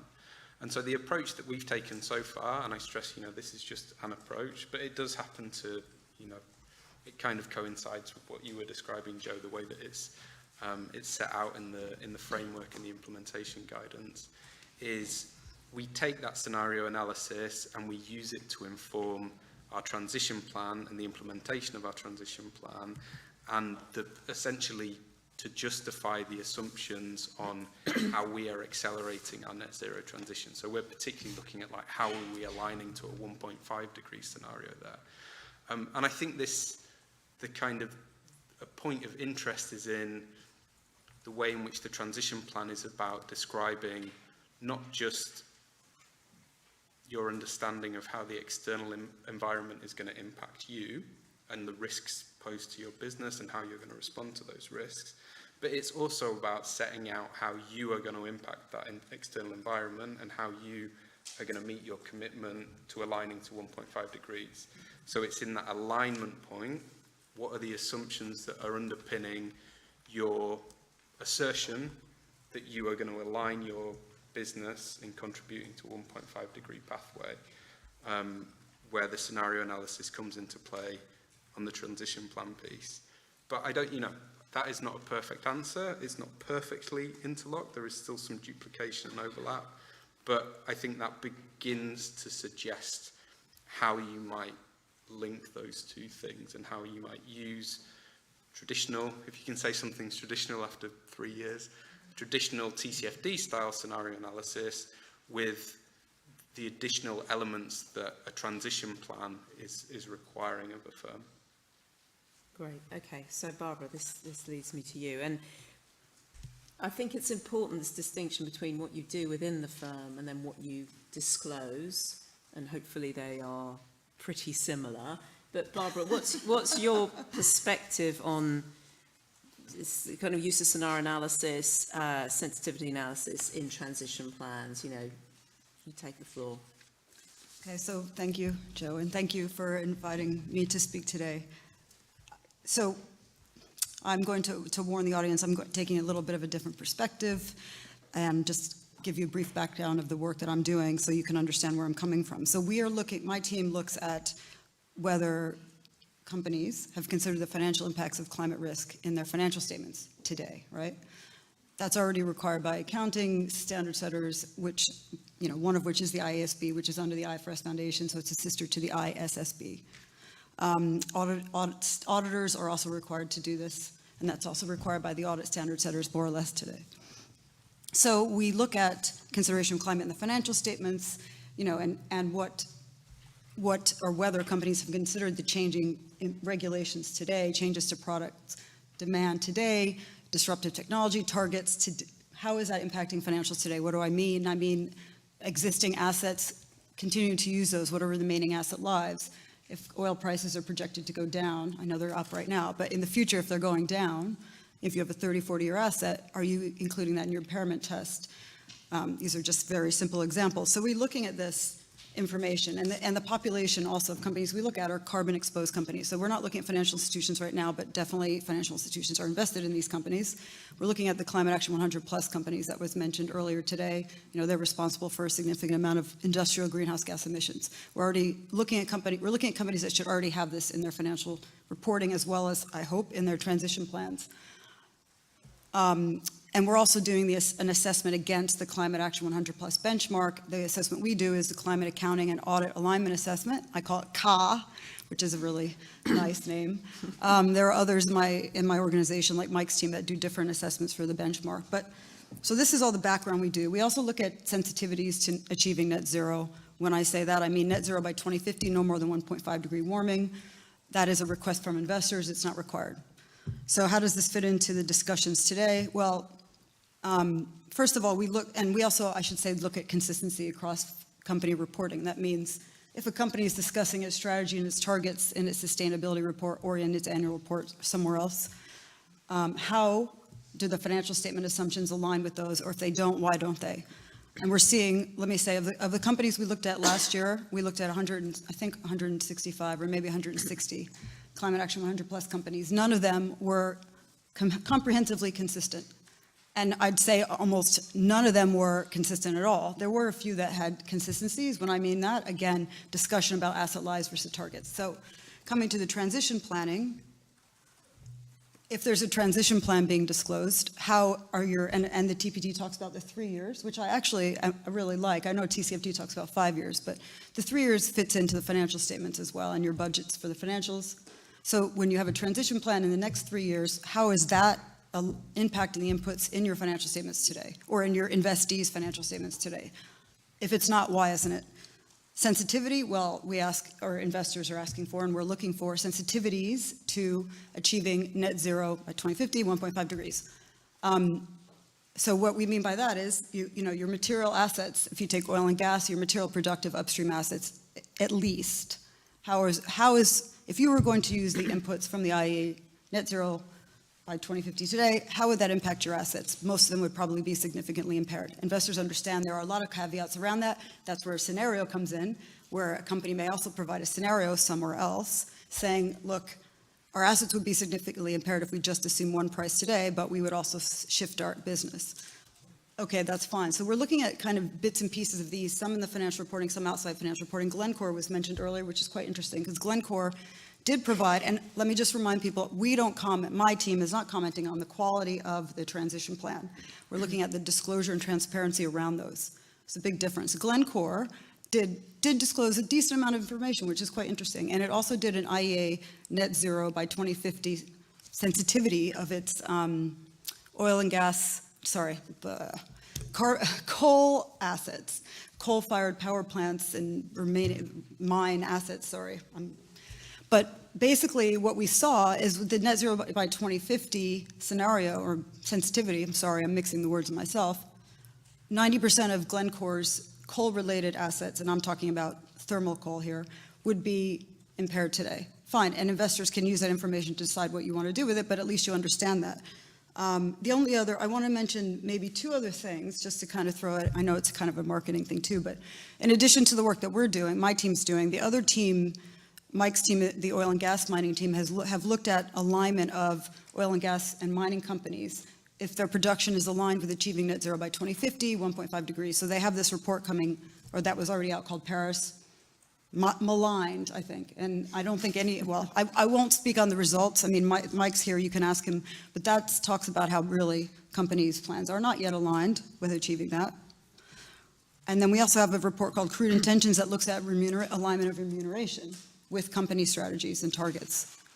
And, you know, there are a lot of different moving parts. I get it. It's complicated. And, you know, we have the simple message and the complicated devil in the detail discussion. But we are seeing a lot of inconsistency. And I think it's really, the question is, what does that mean? Is it poor governance? Is it greenwashing? If the transition plans aren't there yet, okay, fine. But, you know, how are they going to be considered in the financials? Or what's the sensitivity of your significant carbon assets to those plans? Okay, so it's a bit kind of Wild West in a way at the moment, but then TCFD isn't mandatory, whereas these plans are mandatory, and there's a bit more interest maybe from the regulator, so it starts off on good footing.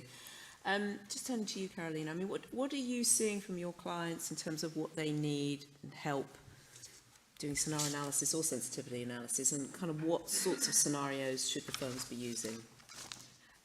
That's an interesting question. I think at the Carbon Trust, we work with companies in the real economy and in, so let's say non-financial companies. No, I think real economy is fine. Sorry to use that term. In the real economy and also financial institutions. And companies are in different stages of their climate risk assessment. So you have some that are more advanced, and then you have better TCFD disclosures, and those that are, although TCFD has been around for many years, 6 years, since 2017, the reality is, because it wasn't mandatory until recently, companies didn't do anything about it. because of a number of different reasons. Might be they're not interested at the moment, or they don't have the resources. A lot of the time that's the problem. They might even have a sustainability team, but they don't have the time because there has been a number of different new regulations coming up that they are stretched. So we support companies in all the different stages of their climate risk assessment. In terms of how to select the best scenario, it's an interesting question because I don't think there's one best scenario to look at. So scenario analysis is an what-if analysis that considers, or actually that evaluates a range of hypothetical futures, hypothetical outcomes, and considers also a number of different assumptions and constraints. So there are hundreds or thousands of different scenarios available, and they represent infinite possible combinations of future worlds. We have to select scenarios that provide you with the most value, that can help you identify what are the tipping points, what are the weaknesses of your business model, of your investment strategy. But we also need to be pragmatic because it's a huge world out there. There's a lot of data available. So we need to be pragmatic. At the Carbon Trust, we generally look at 2 scenarios, sometimes 3 scenarios. I know Aviva look at more scenarios. But the first scenario we definitely look at is a current policies scenario. So based on the existing policies today, the existing legislation and regulation, what would be the outcome for your, the risks and opportunities for your business? So in a current policy scenario, that ultimately means a lack of climate action, which will lead to a significant increase in temperature. So that's when you look at a 3-degree or 4-degree scenario. The other scenario you look at is, the stress scenario, where that is aligned to net zero, where policies and regulations have changed to align to net zero economy. And in that scenario of net zero alignment, what you will see is more transition risks. And that's normally shorter term. So 2030, which is only 7 years away, 2040. So you look at, focus on transition risks. And in a current policy scenario, because of the lack of climate action, and then the resulting substantial temperature increase, you focus more on the physical risks. And that's longer term that you normally look at, 2050 and beyond. Because, and that's an issue, because if you don't see the physical risks manifesting today or in the next 2, 3, 5 years, it's easy to see the lack of action to mitigate those risks. So ultimately, there isn't one right scenario. Like Tony said in a previous panel, the purpose of the scenario analysis is not to predict the future. It's not a forecasting exercise. What we want to find is a scenario that will bring out the value of the analysis, so that helps us identify the bottlenecks, the tipping points, and the weaknesses within your business, within your value chain, and your investment strategy. The best scenario is one that is plausible, that is possible to happen, but also that can uncover the weaknesses, so that you can then, from identifying what the weaknesses are in your business model, you can build a plan, a transition plan. Right. Okay, so that is in a way the starting point. But the transition plan is almost by definition is the 1.5 degree scenario, right? Because that's the whole point. We're not transitioning to 3 degrees, we're transitioning to hopefully 1.5. So back to you, Paddy. I mean, in terms of that link between the scenario analysis, the transition plan, how do you then decide which aspects of that transition plan do you need to do the sensitivity analysis on, or is that kind of... No, I think it's a very fair question. It was really interesting to listen to Carolina go through, scenario selection there. One thing that I'm really concerned with, or that I think is really important, is that we don't use, as a sector, either for financial services or for corporate disclosures as a whole, scenario selection as a vehicle of obfuscation. And that's not what you were doing, but as you were describing all of those different reasons that you might choose from billions of different multiverses of scenarios for good reason, and we do this too, it was also occurring to me that if you were a corporate who basically wanted to comply with the requirements, but also sort of wanted to obfuscate what was really going on, it would be very convenient to say, oh, well, I've selected this scenario over here that you've not heard of, but actually it's the right one for my business. And I think what the concept of the transition plan is trying to do is to sort of sweep away some of those prevarications and say, okay, there are lots of legitimate business reasons for scenario selection when you're looking at climate risk analysis, but for the purposes of a transition plan, you have committed to accelerate the transition to net zero, which, as you say, Joe, by definition, is a 1.5 degree aligned pathway. And you are having to say what pathway you have chosen to align to and how you are aligning to it. And so I'm probably blurring the definitions myself a little bit here between scenario selection and pathway selection, but I think it's crucial. So if you select a pathway, you need to justify why you've chosen that pathway, what that pathway is, and and how you are aligning yourself and your business operations to it. And so I think that's why increasingly, to come to your direct question, Joe, when firms who try to be leaders in this place, like Aviva, are selecting pathways for transition plans, we're trying to do that as part of net zero alliances, which is not to say we're all hiding behind each other, but it's more to say if we each select lots and lots of different pathways and say we're aligning to those pathways for our transition plans, that creates scope, whatever industry you're in, for people to try and game the system and obfuscate. Whereas if, as we're trying to do in the Net Zero Asset Owners Alliance, in the Net Zero Insurance Alliance, we're trying to select a single pathway for alignment purposes, justify and explain how that aligns with the science, to Tony's point, and then hold ourselves, in the absence of anyone else holding us to account for the moment, hold ourselves to account over that, including in the, the court of public opinion. That at least gives us the best chance of being more accountable, testing the assumptions that underlie that, and having some confidence that we're going to be held to account in a consistent and comparable manner.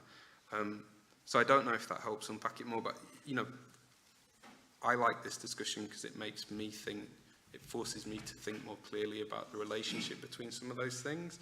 And I think it's the movement from scenario selection for the purpose of risk analysis and management, sort of traditional TCFD, towards pathway selection and alignment, which is what the Transition Plan Task Force and the work in GFANZ is really trying to achieve. That is sort of where the two elements of scenario analysis meet and then sort of distinguish themselves a little bit. And for me, it's all with the intent of trying to tighten the noose on obfuscation, prevarication, using some of this process to obscure what a corporate's activity is, including, financial services. We need to hold ourselves up to the light here too. And so that's where I hope the Transition Plan Task Force and similar initiatives around the world that are popping up can begin to have some positive effect. Okay, so by pathway, you mean an emissions pathway or a temperature pathway, which is essentially a scenario? So the way that we tend to use it in something like the Asset Owners Alliance, and we've got Ed is going to join us this afternoon. He leads a lot of the Asset Owner Alliance's policy work. Is it's essentially an emissions scenario that aligns to a particular temperature, so 1.5 degree compliant or consistent pathway, and therefore if you as a corporate are making the claim that you are aligning yourself to net zero and therefore to 1.5 degrees, you need to be able to say what the emissions pathway is that you're aligning to, what the assumptions are that underpin that pathway, and then how what you're choosing to do, whatever you do, whether you're selling insurance or making investments or doing something in the real economy, for those who don't represent fake companies like myself. No, but manufacturing steel or providing energy, that's supposed to be your lodestar, your guiding pathway, so that you can justify your claims, and then to go to the point around avoiding greenwashing and so forth. So I think it's a distinct bit of work compared to a traditional scenario analysis for TCFD, but the two do relate and hopefully inform one another. Okay, so you pick a particular 1.5 degree pathway or whatever, and that becomes, in a sense, your strategic plan. That's where you're trying to get to. But we've heard about, we want to talk about the real economy. Oh God, I love that expression actually, sorry. But the whole economy decarbonising, not just Aviva. And so you're going to have to look, as you go along this pathway, you're going to have to make decisions, aren't you? Sometimes you will think, right, this company is not making progress fast enough. I've engaged with them, numerous occasions, whatever, but they're not making that. So then you have to divest, presumably. Now, how do you think about that balance between divestment and engagement within Aviva? Is there a sort of escalation mechanism, and you get to the point where you go, no, the 1.5 pathway now for us is at risk if we continue to engage or to hold this company? Yeah, so we do have what we call our engagement with teeth program, where we highlight the biggest emitters. We engage with them as strongly as we possibly can, both bilaterally and in the usual group of alliances. And then if that engagement is not yielding results, we essentially assess them for divestment. But I would say, to go to Matt's point and others, we don't see that divestment as a success. We see it as a failure, because ultimately someone else just buys that company and they continue in their practices.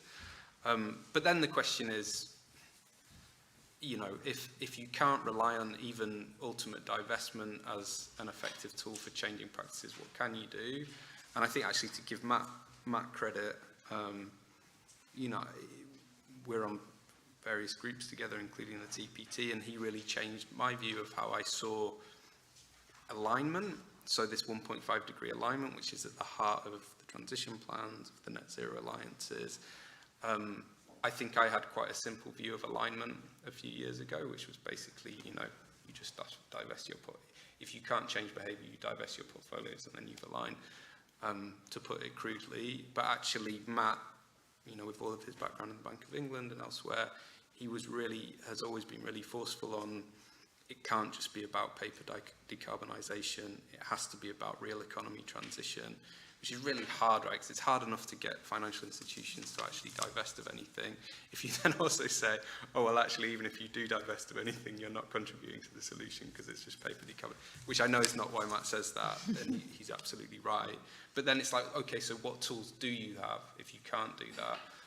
And that's why we've tried to bring in such a strong element of other types of engagement. So engagement with the regulators, engagement with governments, engagement with the real economy, and also why we at Aviva have tried to extend the concept of transition plans, that it can't be enough just to talk to corporates about their transition plans and standardise them and force them to do it, important as that is, and much as we've provided the leadership there, because in the absence of wider transition planning in the economy, in the domestic and global economy as a whole, that could just result in paper decarbonisation and a bunch of well-meaning corporates aligning themselves to 1.5 degree pathways whilst the world goes to hell outside them. And so that increasingly is our message to government, that they need to be playing their part here too. And I think that's not to say none of this work is important, it's vital, but it's as vital for what the corporates are saying to government, because suddenly we're on the line for all these commitments, as it is for how we achieve those commitments in terms of our own portfolio as well. Of course, I would say this because then it means there's lots of lovely government engagement jobs on sustainability for experts such as myself to take. But I do think it's true as well. And I think it's only through that kind of partnership's the wrong word, but like escalation between the sectors, pushing for ambition, forcing each other along, that we're gonna get even close to what needs to be done in order to achieve net zero or even get close to net zero. I forgot what your original question was. I hope I answered at least some of it. I've forgotten too, it doesn't matter. It was all very interesting. We will come to questions in a minute, but Barbara, I want to ask you, I mean, you have seen kind of the financial accounts being over here and TCFD being here and them not kind of, talking to each other. And honestly, quite a lot of greenwash out there. I mean, are you hopeful that these plans being mandatory will actually be genuine, or are we creating yet another cottage industry where, frankly, emissions continue to rise, and yeah, we're heading, in completely the wrong direction? That wasn't a planned question. No, I didn't tell you I was going to do that one. But. I mean, I'd like to be optimistic, as was discussed. I think Tony had mentioned that before. Let me just say, first of all, that the energy we see the energy transition is happening, right? Whether or not you want to think about climate, we're changing, the infrastructure's changing, renewables are at price parity. Well, there's a lot of, the costs have gone down of renewable energy. We are seeing other issues, obviously, political issues. Security issues. So the energy transition is happening. So my view is that companies either get on board or they will lose their investors' money. Okay, the question is when. There was a discussion about stranded assets earlier today, and assets will be stranded. We're waiting. I mean, stranded depends on how you define stranded, but will investors get the return on a lot of these assets? Maybe not, depending on how much longer these companies are planning on using them. Of course, there still needs to be some short-term investments to kind of still, if you will, transition us, but longer term, we're moving towards a different infrastructure. It's a huge change, though. So if I would flip it around, the system's changing. The question is, how are the markets going to respond, and what's the time? Will there be enough time for markets to respond?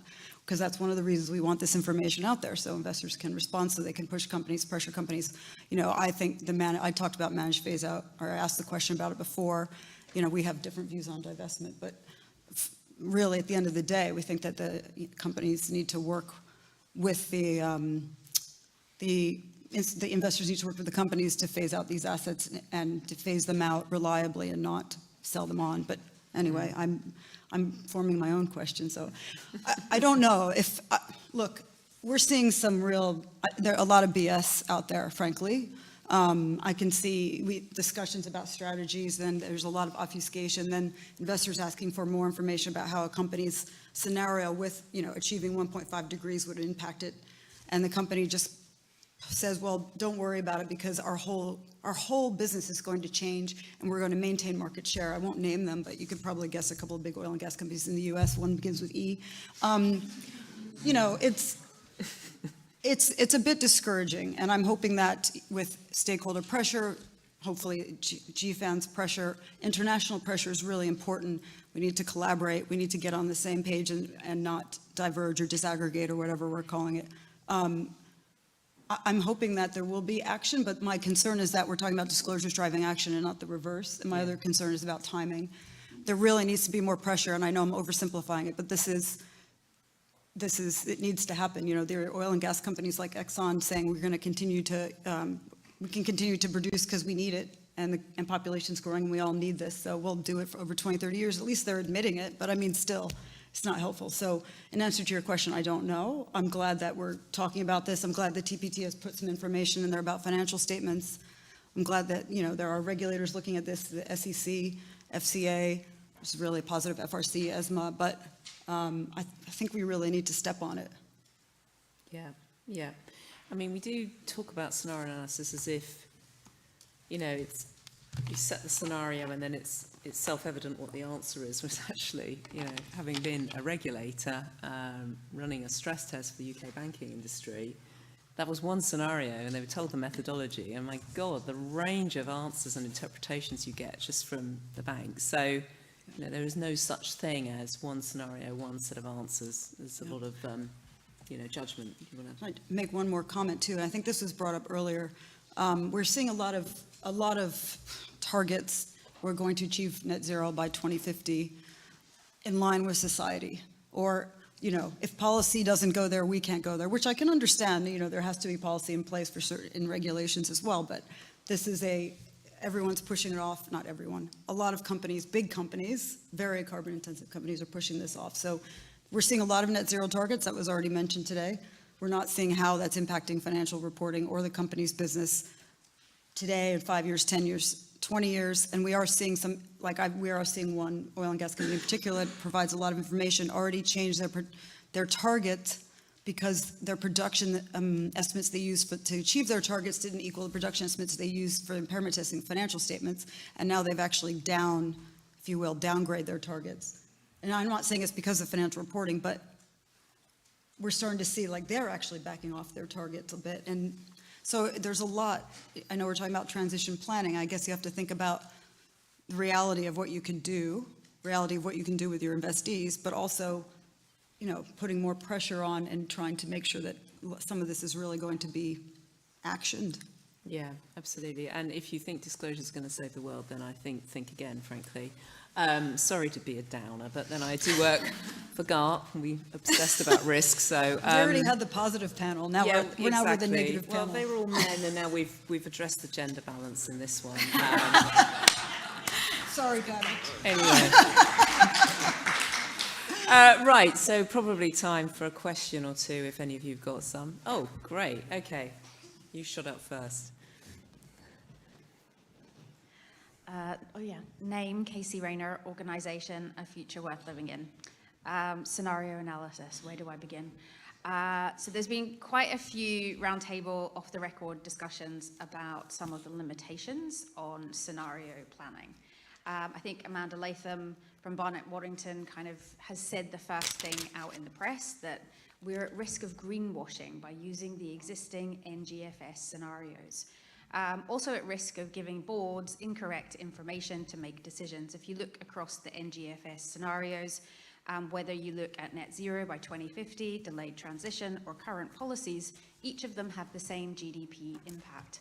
And they're referenced against an imaginary world where there are no climate change impacts at all. So there are some existing severe limitations around the current scenario analysis. And I just wondered whether any of the panel members had considered this and what their views might be. I think the other question, which I don't think we have an answer to as an industry yet, is how can we do better? And I wanted to pick up on Paddy's comment, which he kind of said but didn't say really forcefully. Irrespective of all the analysis that we do and all of the disclosures that we do, fundamentally financial institutions don't control the emissions. The companies we invest in do. And those companies, irrespective of how much we talk to them, engage with them, and ask them to decarbonize, invest in the world as it is today, as opposed to the world we would like it to be. So I think that comment around the role of governments is absolutely essential. And the comment from the earlier panels around seeing transition plans from governments to support the NDCs is one large missing piece of the puzzle. So comments and questions in that. Yeah, no, excellent, thank you. Yeah, no, there's quite a lot of discomfort about the NGFS scenarios, and I've heard many people say, for example, they're just not severe enough or they're not realistic. I don't know if any panelists want to comment about that, because NGFS scenarios are becoming the main scenarios which the financial firms are using, certainly. Yeah, I can sure. Just briefly comment on that. I think you're right, some scenario analysis, some scenarios are very, very sensitive to to any input that you put at the beginning of the scenario analysis. So NGFS is one of them. So I think a big criticism is that it's not well equipped to deal with extreme risks of catastrophic events, and therefore there's a risk of undermining or underestimating the outcomes for companies, for financial institutions. Having said that, there isn't yet a perfect scenario for us to base our information on. Is what is the best we have available at the moment. So we try to make the best out of it, but bearing in mind those limitations of scenario analysis. And as I said, and it was said before, the purpose of scenario analysis is not to predict what's going to happen, but it's to give you, it's a tool to help you, is it with disclosures, yes, but also to help thinking about your business plan and changes that you need to make to your business plan to adapt for a net zero aligned future. Okay, any follow-up on either of those points? I'm not an expert in the NGFS scenario, but I do interact with the NGFS and in general find them to be pretty positive and trying to do the right thing, whatever the right thing means in this scenario. So I'm interested in that. I'd like to talk to you about it because I suspect the intent won't have been to greenwash on their part, but if that's a potential outcome, I think it's something that, those of us in the industry who rely upon the NGFS's work should engage with them on. So, I'd like to talk to them about it. No? I'm not commenting on the NGF scenario either, but I wanted to just make a couple of comments on some things you touched on. Would be with respect to governance and at the board, addressing this at the board level. And even if, like Caroline said, the scenario is helping the board understand, right, if we're going in this direction, well, what are the risks of business? What are the opportunities? How do we need to shift the business? And I think there needs to be an open discussion. I don't know how open the discussions are at the board level on this, but from looking at financial statements and then the strategies that are in another document hidden away, 15 clicks in, and that was published 6 months after the financials, I don't think there's a lot of discussion, at a high level across companies we look at. So there needs to be open discussions at the board. This is the real impact on the business. This is what the scenario is telling us.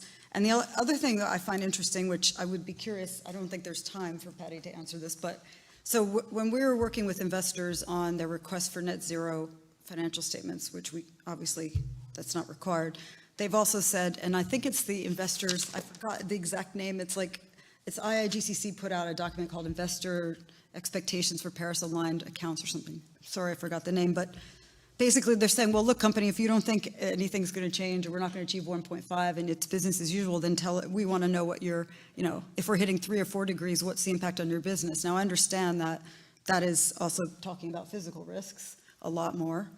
And I think that's actually a really good scenario to put out there. But I'm curious as to how one comes up with the underlying data for that, which you said you do that. So you're asking me as a discloser and preparer, not as the investor who's asking for that? No, we kind of do both. As a preparer. How do we prepare 3 and 4 degree Yes, scenarios? what underlying data do you come up with? Because wouldn't you have to look at the physical risks to your assets? Yeah, we do. Again, I'm saying it's not perfect. But so Joe knows the person who does actually do all the work on this in Aviva, who's not me, who's our modelling director called Ben Carr, who's a sort of legend in this field, one of the nicest people you'll meet. So as I understand it from Ben, the underlying scenario data comes from the Potsdam Institute on Climate Change. So they basically take different IPCC emission scenarios or temperature scenarios, look at what the consequences are for the emissions and try and translate that into financial metrics. We take that data and then run it through our own modelling in terms of what the impact is on different elements of our business under those scenarios. And then we subject that to the kind of stress testing. Sorry. You're buzzing. I'm buzzing. I'm buzzing with enthusiasm. And then they subject that to a kind of the internal process and the external sort of testing process with the academics that I described, all of which gives us something, right? It gives us a relatively well-informed information that then we can disclose to our regulators and to our own investors.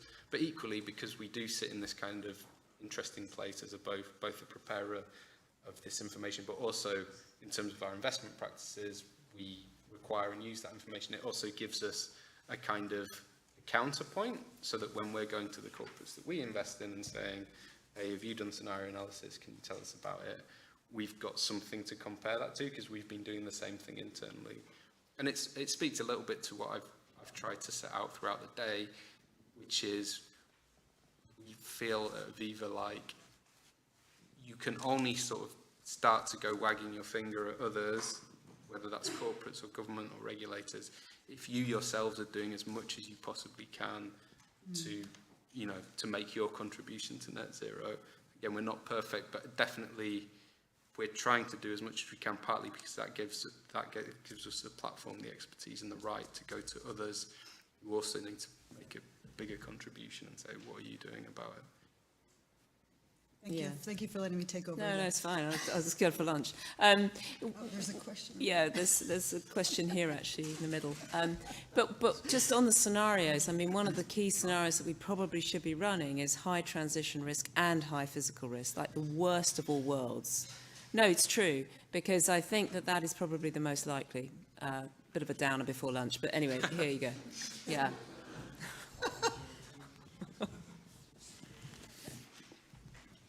Thank you. Just a very quick question. Tom Patience from Handelsbanken. Quite liked some of the remarks from Barbara on possible impairments. Do you think it should be mandatory to include possible impairments against each respective scenario within transition plans?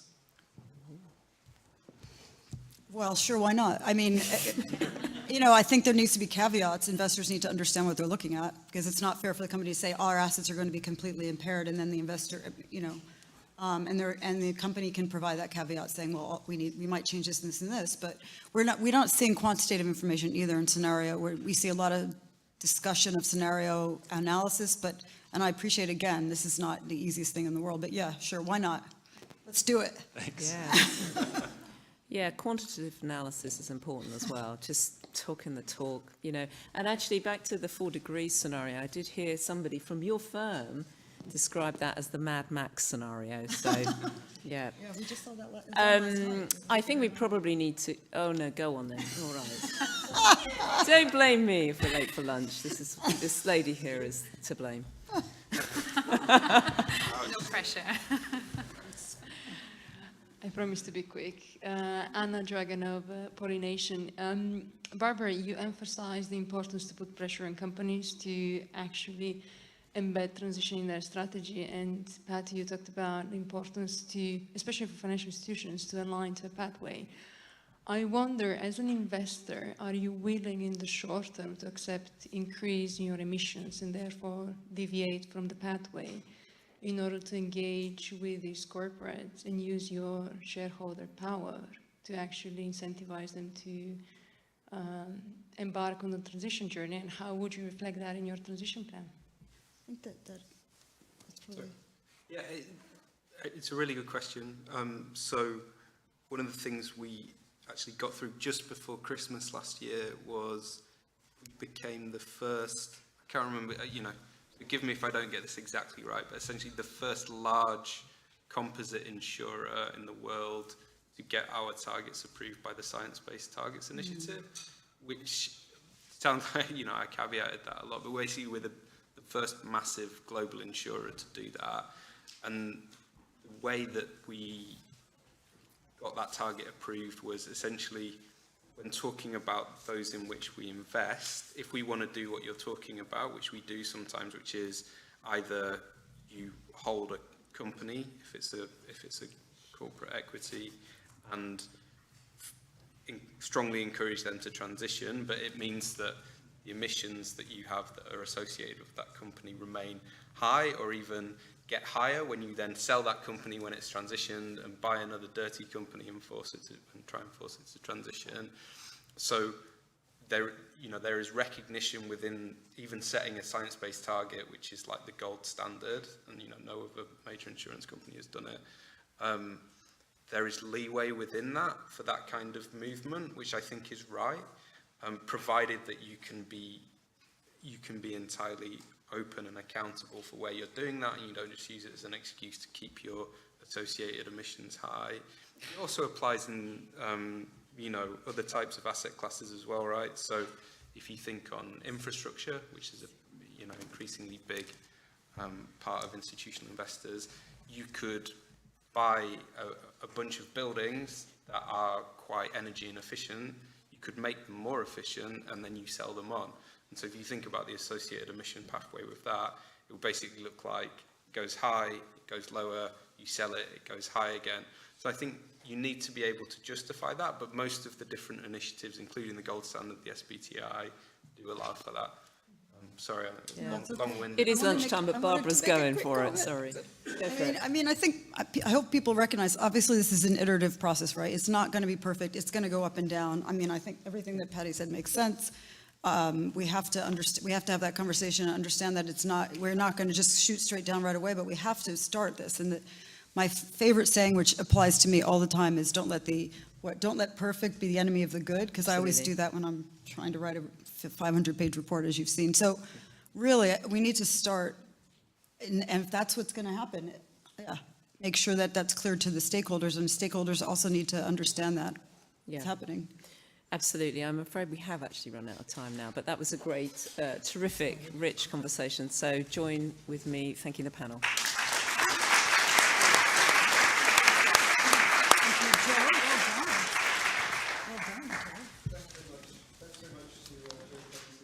Panelists for a really excellent debate just before lunch. We are due to return at 2:15. We may start a little bit later, but you will be chaired by Ed Baker, who's Head of Climate Policy at the PRI for the afternoon session, which will be as informative and entertaining, I'm sure, as this afternoon, as this morning's sessions, and it does include case studies and presentations and panels across a range of relevant topics and themes related to transition planning. Thanks very much to Jo and her panel. Thanks very much to everyone who's spoken this morning. Also to everyone here for their attention and their questions, and also thanks also to the virtual audience who've been watching from around the world. Also, finally, thank you to the sponsors, Linklaters, Oliver Wyman and Slaughter and May. Please do join us in roughly 3/4 of an hour. Please also do use the app, use the networking facilities, and also fill in the questionnaire that Citi and Financial have produced for you. And I very much hope you enjoy your lunch. Thanks very much.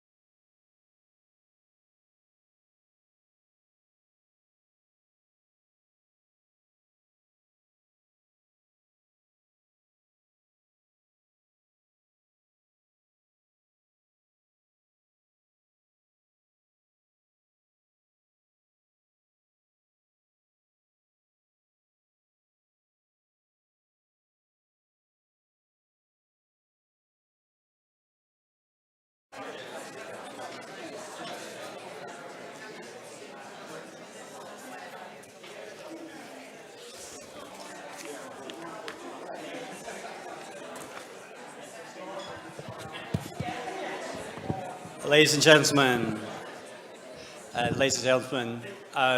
welcome back, and thank you and well done for those of you who have come back. It's not easy, I realize, after lunch, and it was a very good lunch.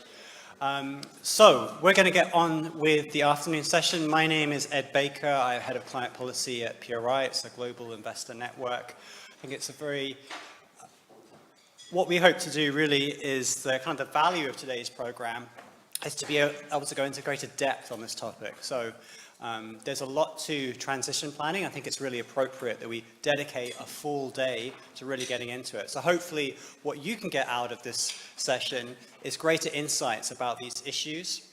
You can be better informed, better networked to help get your own organizations ahead and start preparing for these requirements that are coming down the pipe. So that's our aim, and we welcome feedback on whether we achieve that or not. So there is a questionnaire on the table, so please do fill that out. But without further ado, we're going to get straight underway, and I'm delighted to introduce our first speaker, Vanessa Harvard-Williams, who is a partner and global head of the Environment and Climate Change at Linklaters, to provide some perspective from a legal angle on what are the governance and legal issues with revising on transition plans. So, Vanessa, over to you. Thank you very much. Right, let's see if I can make the kit work. So I thought we'd do legal issues first and then governance issues, because the legal issues in part get solved by the governance issues. And feel free to ask questions as we go along, because I'll try and keep it going, because you'll be in your post-lunch happy place. So yeah, first of all, start a little bit about transition plan framework structure. Then we'll talk about the risk areas. And then go on to how governance can help. And I really do think governance can help. So I'm assuming that you are familiar with this slide. It's one of the TPT's favourite ones. So I'm assuming you will see it about 3 or 4 times today. And the bit we're looking at is number 5, governance. But really, governance provides the umbrella in relation to all kinds of environmental and social impact and risk management, because it provides the scrutiny and the oversight to make sure that things that corporates say that they're doing are getting done. So it's very important. And if we look, this is a busy slide, but these are the kind of issues that we are grappling with already. And although some people have said transition plans ratchet up the risk, I'm not entirely sure that that is true. I think they are responsive to a pre-existing issue in relation to which financial institutions and corporates are engaging, and it is the issue that creates some of the risk and the existing expectation in relation to strategic ambition or commitments or targets, whatever you call it, and then delivery against those, and also the disclosure requirements that have already come into being. So there is risk attached to what companies say in relation to their forward-looking expectations. And I think there is particular risk in relation to an area which has not previously been necessarily core to delivery and formulation of strategy for corporates and institutions, because these issues have been externalities in the whole way in which society has approached them. So really all actors. And now we're having to reintegrate them, and that creates issues. So some of the issues that I've identified: lack of balance, so the extent to which there is ambition that is greater than your realistic capability to deliver or your actual delivery. Over-focus on short-term, and indeed how you balance short against long-term expectations and aspirations. Misalignment within the business as to the importance of these issues. So one of the challenges that we find in my own business, in my own sector, and also with all the clients that we engage with, there is a big change management process that's happening. And so where you have a disconnect between the strategic ambition and the people in management, particularly middle management, who have to deliver that, you get real areas of risk. So areas of misalignment are very significant. And that flows into failure to integrate into main strategy and financial planning. This is an issue that's coming up through TCFD. It's still an area where people are finding themselves somewhat challenged as to how to articulate how their climate strategy fits into their planning, their capital allocation, their broader strategy. And then we have delivery risk, the whole question of how you manage the imperfection of data. And I think management of imperfection generally is an area that people are going to have to work on. The TPT provides for disclosure on that, with all the expectation of disclosure on dependencies. And then keeping all your stakeholders together. So where is your approach in terms of that of your assurance providers? You need to have a sense of alignment. You're needing to navigate different regulatory regimes. We have the Transition Plan Task Force in the UK. The EU is cooking up its own special transition plans as well. We will certainly have transition requirements, not necessarily structurally through the SEC disclosure, but I think you will find disclosure requirements that latch on to transition sitting within the SEC disclosure expectations.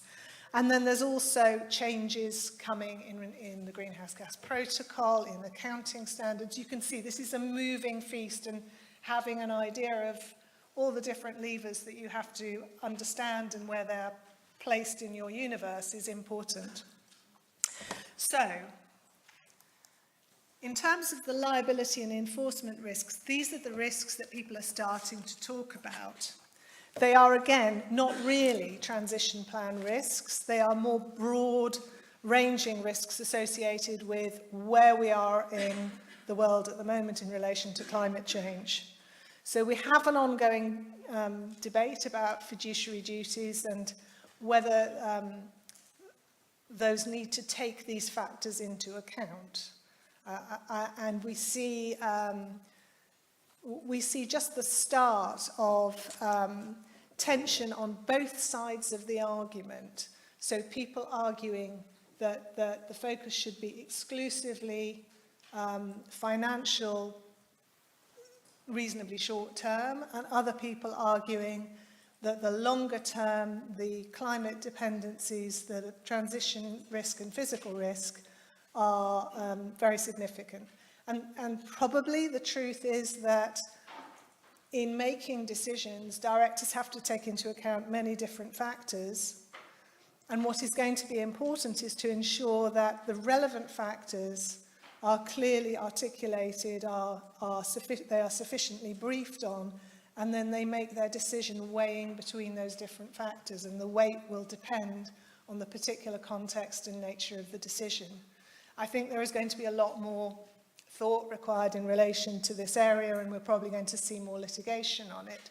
But it seems to me that actually the risk of a court going behind a director's decision-making where they are clearly focusing on appropriate factors and that is evidenced is more challenging, certainly in this jurisdiction. I think that's it's less likely that a court will wish to go behind a board's decision if it's clear that they're thinking about relevant factors. There's also regulatory liability in terms of disclosure, potential civil liability for disclosure in terms of misrep. So again, important to manage that through responding to the regulatory expectations, making effective disclosure that acknowledges the limitations and the constraints that the reporter is under. That also responds to forward-looking statement risk. So there are ways of managing forward-looking statement risk, but it is undoubtedly a risk. And then we're also seeing issues around human rights-based challenges. So that is the "Are you doing enough?" Which we saw in the Hague case against Shell. There may be issues with conflicting regulatory regimes and also knock-on effects. So if you make disclosure under TCFD, how does that sit with what the prudential expectations are of you, and maybe what the communications have been on the prudential position? And then we're also seeing anti-ESG and the use of antitrust as a challenge in relation to ESG collaborations. And finally, the other area to think about, this is not just about litigation risk, it's also about non-judicial remedies. And the important thing to think about in response to all of these areas of risk is that the push for a lot of the litigation or the non-judicial complaint mechanisms is to generate behaviour change. So it cannot be addressed in the way that normal litigation is addressed. It's not about pounds, shillings and pence. It's about pushing for a different approach. So how can governance help? Well, for a start, governance creates the structure to ensure that there is appropriate review of any transition planning or other climate or ESG strategy that the institution or the corporate is putting in place. And it also enables those issues, done properly, those issues should cascade across the systems and procedures and framework, bone structure of the organisation. So it should be integrated into the normal business as usual structures, decision-making processes. It's important that the board demonstrates evidence that it has considered issues properly. Sometimes we see in disclosure that boards get informed about lots of things, but we need boards to be actors in this, so they need to be taking decisions or approving strategies, not just being sent information. It's useful to benchmark, so to seek constantly, to monitor closely where the corporate is sitting relative to its peer group in the sector. That helps defensively and offensively in terms of shaping strategy. That needs to be done regularly just because things are changing so much at the moment.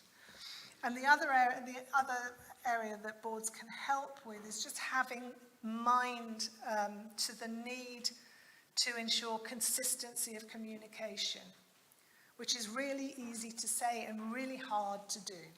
So particularly in financial institutions, which are very complex organisations, the nature of the communication, whether it's public disclosure, it's external advocacy, it's engagement through trade associations, it's internal discussion, these all should be joined with a golden thread.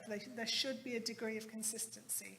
And people are looking, and activists are focused on this area. So if you don't do this, you significantly increase your level of exposure to challenge.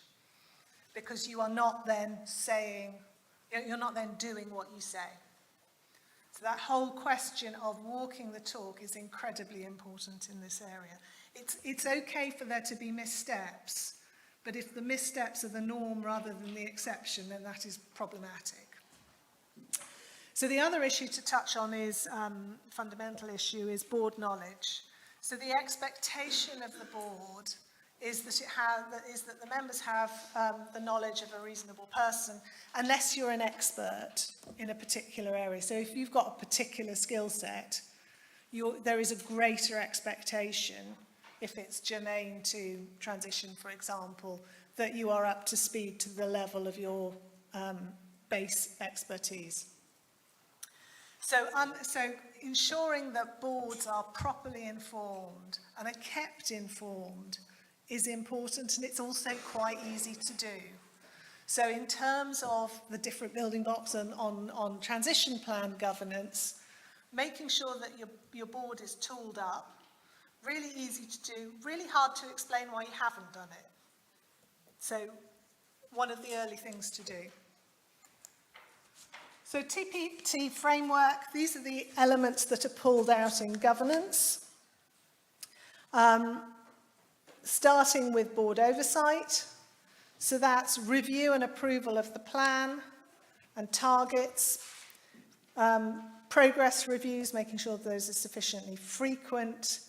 Consideration of how your transition plan links into other core decisions of the board, so approval of strategy, capital allocation, that kind of thing. And I think also within that, the level of information that goes up to the board is also quite important. Important for boards, important for ExCos, that they get good quality management information, dashboards, indicators of progression or failure to progress on a regular basis. Roles and responsibilities. Every time that we go in and we do a big compliance reset for a client where there's been a problem, roles and responsibilities and remuneration incentivization comes up. So the question is, do you have the right competencies? Are roles and responsibilities and job descriptions changed to incorporate these kind of issues, which is not an insignificant task? What are your escalation and internal controls like? So thinking thematically through in a logical way and then integrating your transition plan delivery through the existing structures of the business. Policies and programs is, to promote organisational adoption, that's the same thing really, incorporating into normal business as usual existing structures. Always better to use existing structures that people are familiar with rather than creating a separate special set of processes if you don't have to. And also identification of enabling behaviours, enabling individuals. You may also want to create mechanisms, to create clusters so that people can share best practice, can talk about problems, can nut issues out. Executive remuneration is going to be an area on which there will be an evolving progression. At the moment, the mechanisms are reasonably blunt. I think that will change and become more sophisticated, but it's certainly important. But also looking more broadly at incentivization and whether that fits in terms of delivering transition plan objectives, or whether what's happening is perverse incentives are created. And that's relevant to reporting lines as well. And on that, the ability to escalate concerns is something that institutions and corporates are really bad at using. If you can pull out areas of doubt or concern early so that you don't end up with formal or external whistleblowing, you can identify and address issues that you may not be aware of at a senior level. Mechanisms to support that are really helpful, whether they're formal or informal, and that goes to culture.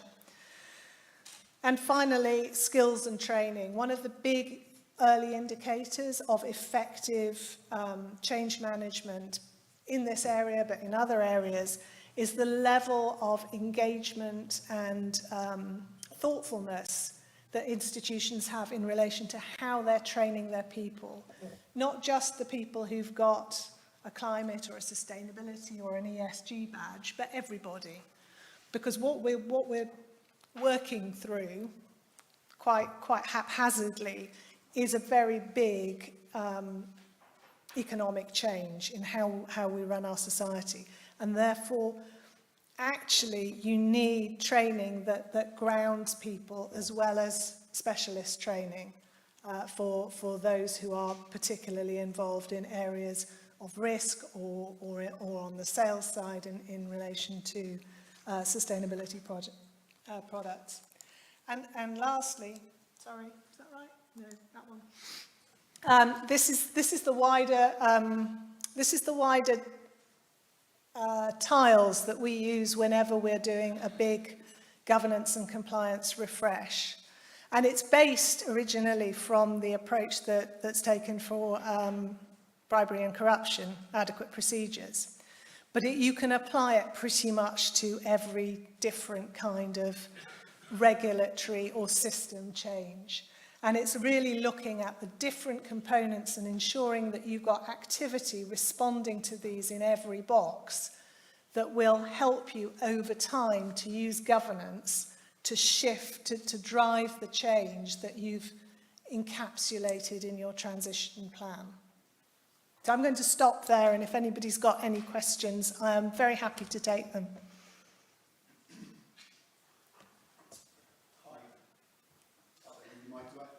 So Tobias Parker from Anthesis. I was interested, just looking through this really useful, really helpful presentation, thank you.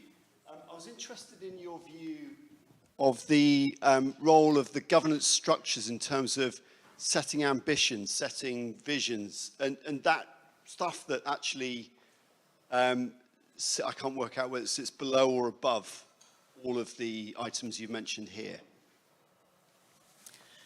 So I would expect the ambition setting probably to be determined, to be presented, to be developed and presented at executive level, and then to be presented to the board, and it should be subject to board scrutiny and board approval.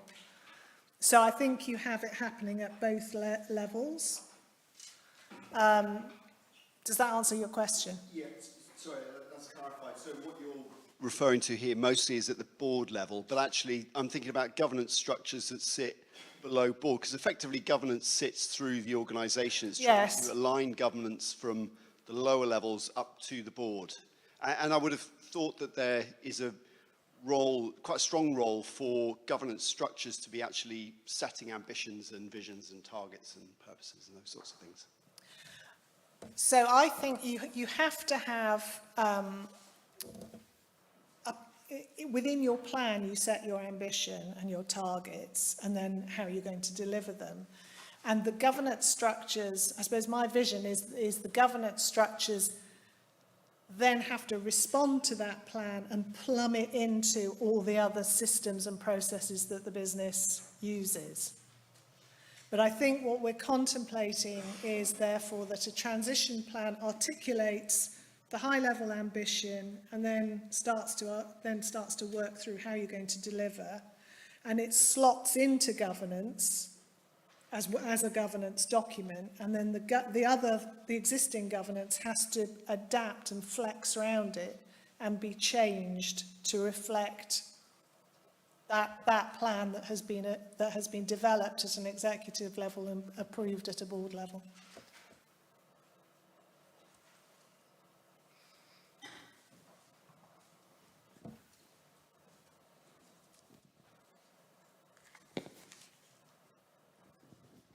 Oh, and one more, and then we've got to stop, haven't we? Because Ed's looking fierce.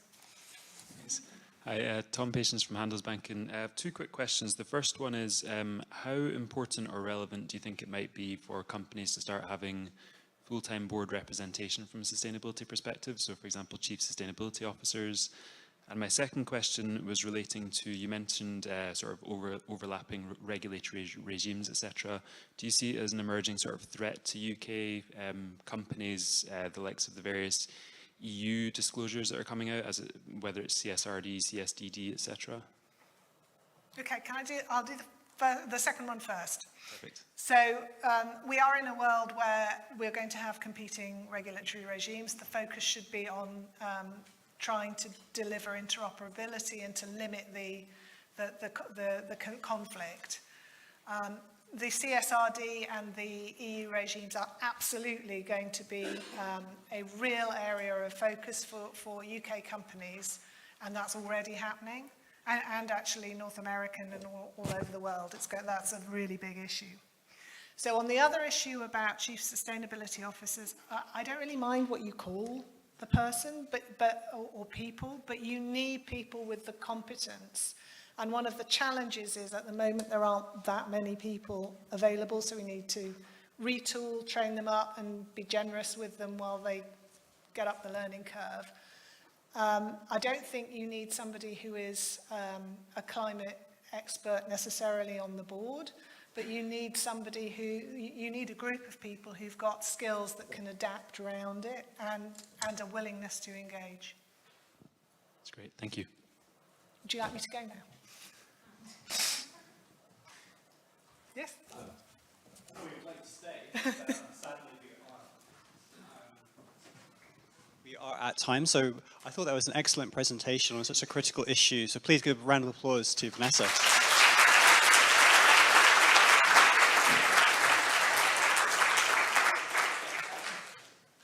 And picking up then on one of the points that Vanessa made about things that could get linked to transition plans, we're going to start talking about nature. And so I'd like to invite the panelists for our opening session to come to the front of the stage, please.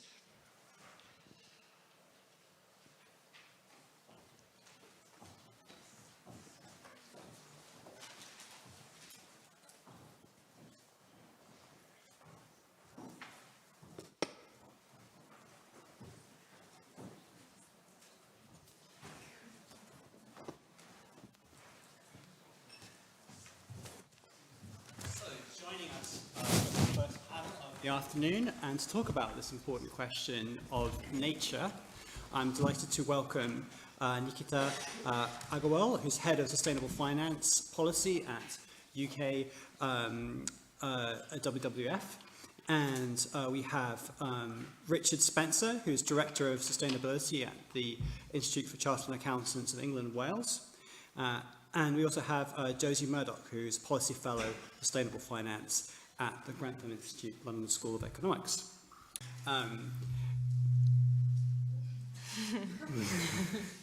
Bit of reverb to get us going. So I think what we want to do for the next 40 minutes or so, or maybe 35 minutes, as we're keen to finish promptly on time, is to take a look at sort of the why, what, and how on nature in terms of linking it to transition plans. Why in terms of what is the commercial reasons why companies should care about this? The what in terms of, okay, well, what should they disclose? And then how in terms of getting started. So perhaps then, if I could start by asking my panelists, and I may start actually with you, Richard, if that's all right. I think last year, a well-known UK publication put out a thought-provoking title that said ESG should be replaced with just E, and the E should just stand for emissions. And on the one hand, of course, we're so off track with climate goals, you can sort of understand where they're coming from. But then clearly there are deep challenges around nature. But if we are going to kind of bring in this other topic, is there not a risk we could end up diluting the focus on the transition that we were hearing this morning? So grateful for your reflections on the case for including nature in this work. Okay. It's very appealing to think about emissions because I know it's not simple, but it is simple in the sense that you've got your emissions and you just reduce them and you don't really have to think about a lot else. But the world isn't that simple, of course. And I think particularly it's apparent, it's becoming much more apparent that to think about climate and emissions. And actually, just thinking about emissions, you're leaving a huge chunk out because you're not thinking about adaptation, you're not thinking about resilience, and it's actually a false distinction because, of course, just focusing on emissions, you're not looking at the interconnectedness of the system, and we have kind of three crises really going on. One is a human crisis of massively increasing inequalities. One's the climate crisis, and the other, of course, is loss of nature and loss of biodiversity. And those all interconnect, and the really important stuff probably happens in the intersectional space. And it's you know, we always sort of think about it's got to be simple in order to be adopted, but actually you could end up in really the wrong place altogether if you simply look at one part of it and ignore the others. Thanks for a very succinct answer. I would take the opportunity to extend the question to Gita first and then to Josie. Great, thanks.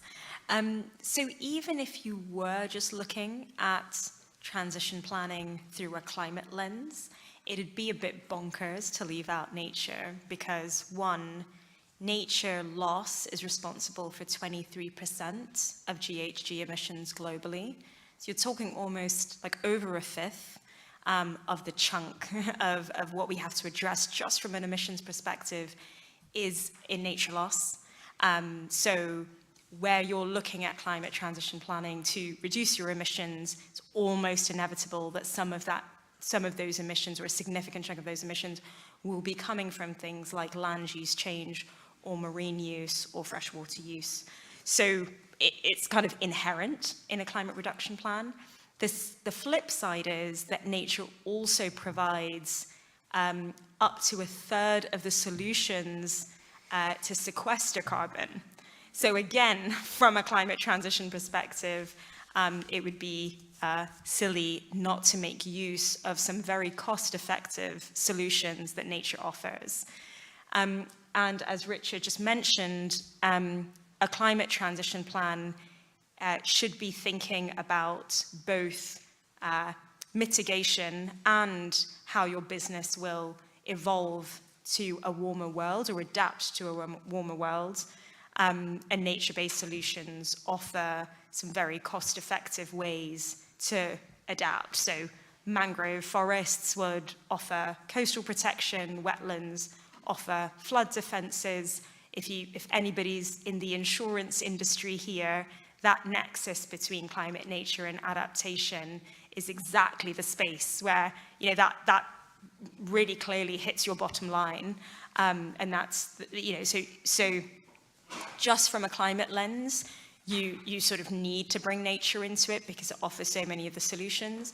And that is where the TPT's current guidance, which is open for consultation until the 28th of February, and I'd encourage you all to respond. I sit on the delivery group, hence a plug. That is where it's landed, that when looking at your climate transition plan, you need to be looking at the material interdependencies with nature in recognition that nature is critical to delivering your climate transition plan.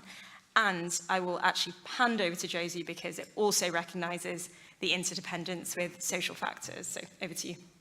Thank you. Yeah, so at the Grantham Research Institute, we've done a lot of work on the just transition to date. And it's really about thinking about how the transition needs to address climate, nature, and social risks. Which is referenced in the Paris Agreement as well. The Paris Agreement does talk about the importance of bringing workers, communities, countries along in the transition and ensuring that, that each of those people don't get left behind. I do think it's true that the ESG has become about, it has kind of focused on emissions to date, and I think that would be really reductive to actually make it focus on that. It does need to be about addressing social risks. And I think what's really important to think about with the just transition is that a badly managed transition does lead to, we've talked about stranded assets this morning already, a badly managed transition leads to stranded assets, stranded communities, stranded workers. We have seen that in the past with other economic transitions. So We saw that when the coal mines closed and there weren't new jobs created, and that transition wasn't managed well. And we're still seeing the socio-economic impacts of that now. So we can't let that happen again with the net zero transition. It needs to be managed, managed differently. Thanks very much, all three of you, for your opening responses. So I think what I heard here, and please correct me if I've got this wrong, that first of all, can't just simply have a binary view on transition in terms of emission reduction. The world isn't that simple. It's a very significant wedge anyway when you're looking at change in land use of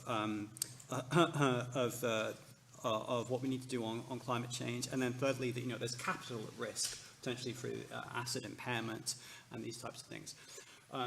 So if that's the case, then what exactly is the expectation of companies and investors to disclose on nature? I think, Nikita, you started to touch on a little bit there with the consultation, but it would be good to hear a bit more about that and any specific questions you have within the consultation.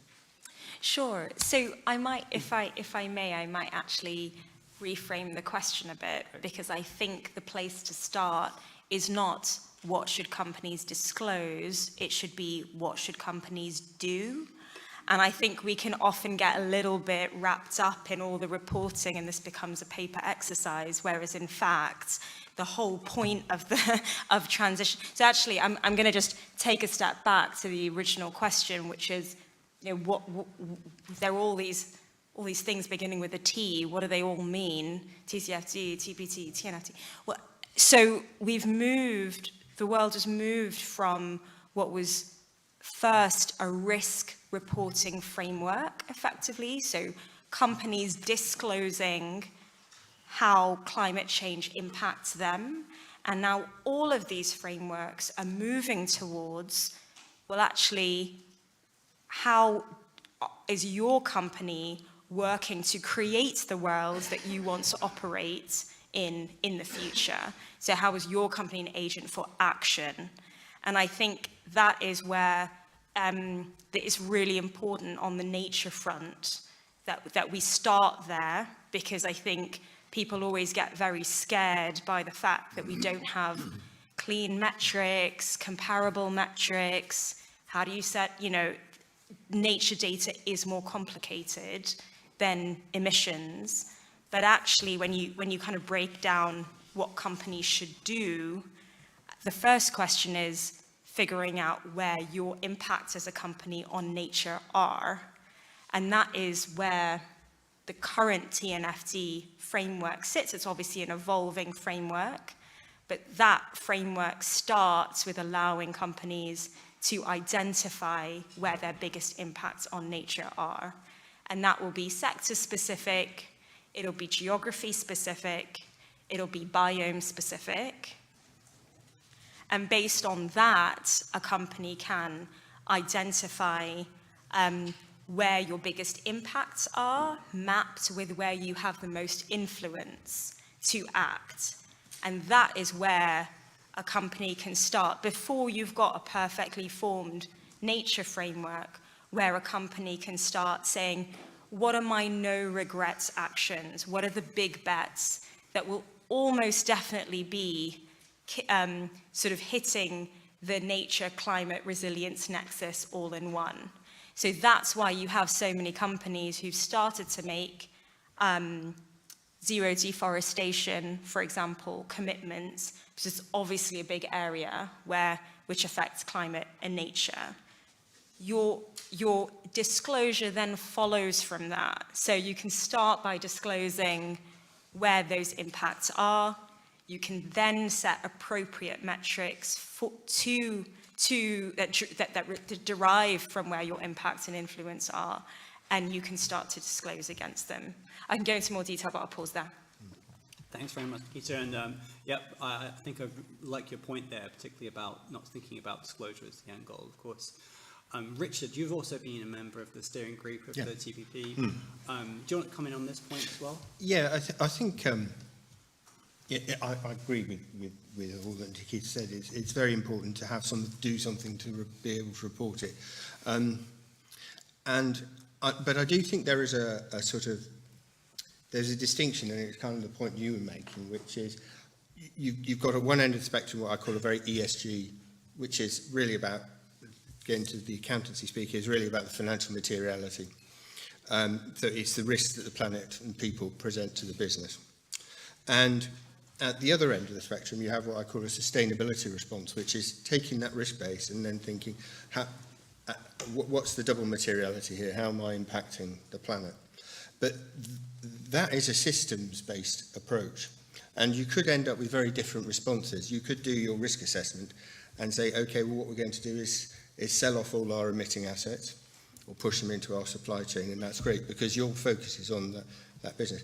At the other end, and this is where the ambition of the Transition Plan Task Force is to say, well, you can't claim to be acting in a world of sustainability if you're just giving your emissions to somebody else. You've got to be thinking at that systemic level, which is in the long term about creating a safe operating space for business. So in a way, it's a risk view, but it's a much longer term risk view, and it's that space. But it's a difference in mindset. And some of the standards that we have out there are really ESG reporting frameworks, like the Task Force for Climate-Related Financial Disclosures and the International Sustainability Standards Board. And then you've got others which are more like the Task Force for Nature-Related Financial Disclosures, which is thinking much more in the sustainability space, and the European model is much more in that. And underpinning those, I'd say, is a very different view of how markets work. One is very much a shareholder provides a capital model, and the other is what we might call stakeholder capitalism. So there are some very different worldviews here. They aren't all the same, and there is talk, and there is always ambition about having a sort of baseline, and people talk a lot about being aligned.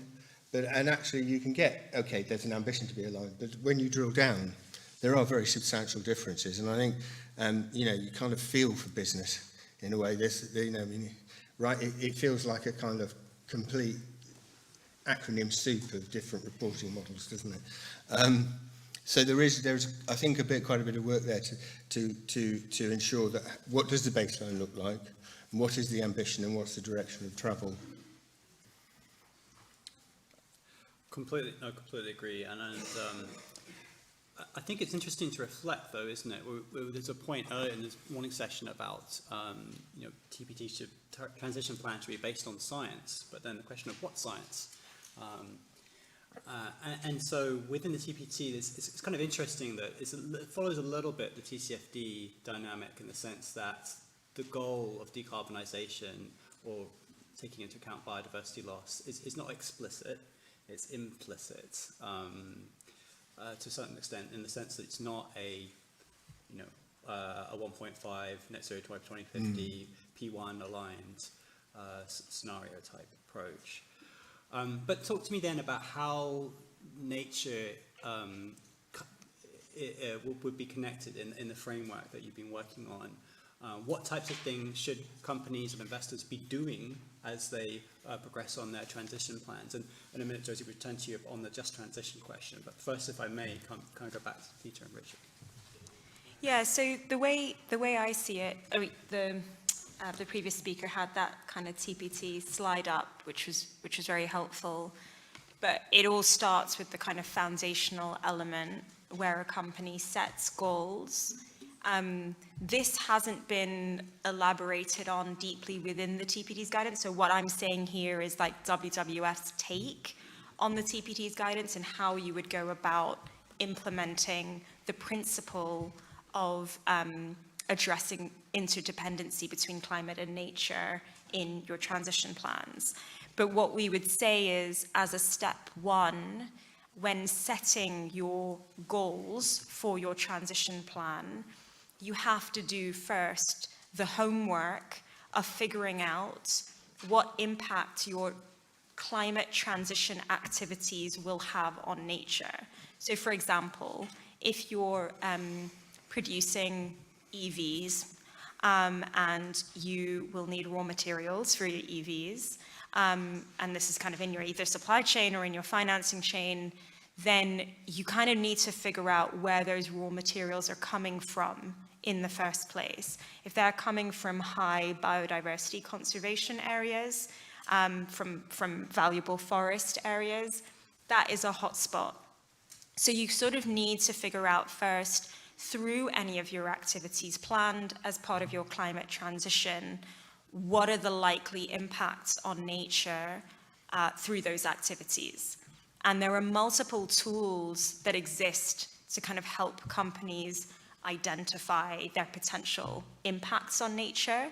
There are kind of deforestation risk filters, biodiversity risk filters. If your companies are operating in the marine space, there'll be other tools like that. So there are a lot of tools. It's just not one neat package for every single company, but that's because nature, obviously their impacts are very different in different places. So you sort of need to use your common sense a bit and figure out which tool am I likely to need to use to figure out exactly where my impact is going to be. Then those tools will help you identify the hotspots and the likely impact of your climate activities. The TNFD's LEAP framework is a very good bit of preparatory homework, if you like, for figuring that out. The difference is that the TNFD's framework asks you to do that for your entire business model, whereas just if you're looking at it from the TPT's perspective, you're just looking at your climate transition activities. So making sure that in transitioning for climate, you're not exacerbating the nature crisis rather than like the whole of your business model. So once you've identified what your biggest impacts on nature are likely to be, and opportunities. So if you're talking about how to sequester carbon or reduce emissions, actually there will be opportunities in the areas you operate in, or from a financial institutions and the areas that the kind of companies you finance operate in, where nature can offer some of those solutions. Then you can go about setting kind of complementary goals in your climate transition plans for nature that makes sure your climate transition plan doesn't harm nature in the process of going through that climate transition, and makes use of the opportunities that nature has for that climate transition. And then once you've set those goals, that kind of flows through the rest of the framework. So the implementation strategy and the governance and the metrics that you use, they can all relate to those goals that you've set at the start, specifically about the impacts on and opportunities for nature as part of your climate transition activities. Richard, do you want to come in on that? Actually, it'd be interesting to hear a little bit more about, so as you this kind of do no harm approach that you've got of your transition plan, but clearly there's an aspiration to go beyond that, to looking at nature as a standalone issue. So how should companies, investors kind of do that? Are there going to be like particular recommendations from the TNFD or from the FRAGS approach, which they could kind of zero in on first? I think where we were with the TPT was to start. It felt like a huge ask to say, well, we want you to get to net zero, but we also want you to be nature positive. So the goal with the TPT is to start with the obvious, and then to progress to a more sophisticated position. And I think that's certainly what the TNFD will do. As it comes when it comes out, and of course in the European model is it's almost trying to do everything at once. So we'll see how that works. I mean, I think the main thing is that it's going to be messy, right? It's going to be messy because it's immensely difficult, and it's a vast amount of information that we're thinking about that you'd need to do this. And we're also in a place where, we talk about an orderly transition. Personally, I think that ship has sailed. We're into a sort of reasonably disorderly transition, and the longer we don't do anything, it's going to be quite a chaotic transition. And the more that we wait, the less control we're going to have over it. So, you know, it's going to be an appallingly bumpy ride. And it's going to be very piecemeal. So, I mean, you know, but the big driver for the recommendations, I think, will come with the TNFD. Right.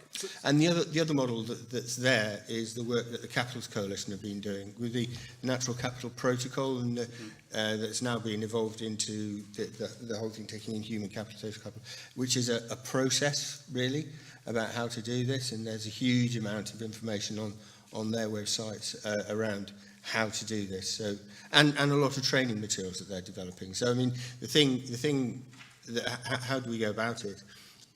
Is to build your knowledge base.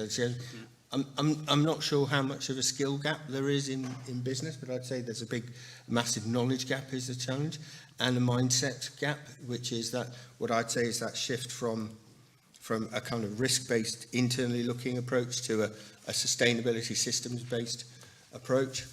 And where would you start? I'd start with the training and the acquisition of knowledge. And you know, the kind of the structures and frameworks that the Capitals Coalition have, and which is linked to TNFD beautifully, and huge relief, isn't it? That's where I'd be focusing. Thanks, Richard. So I think what I heard there, you know, is a complex picture, and that sort of reflects the world in which businesses operate in.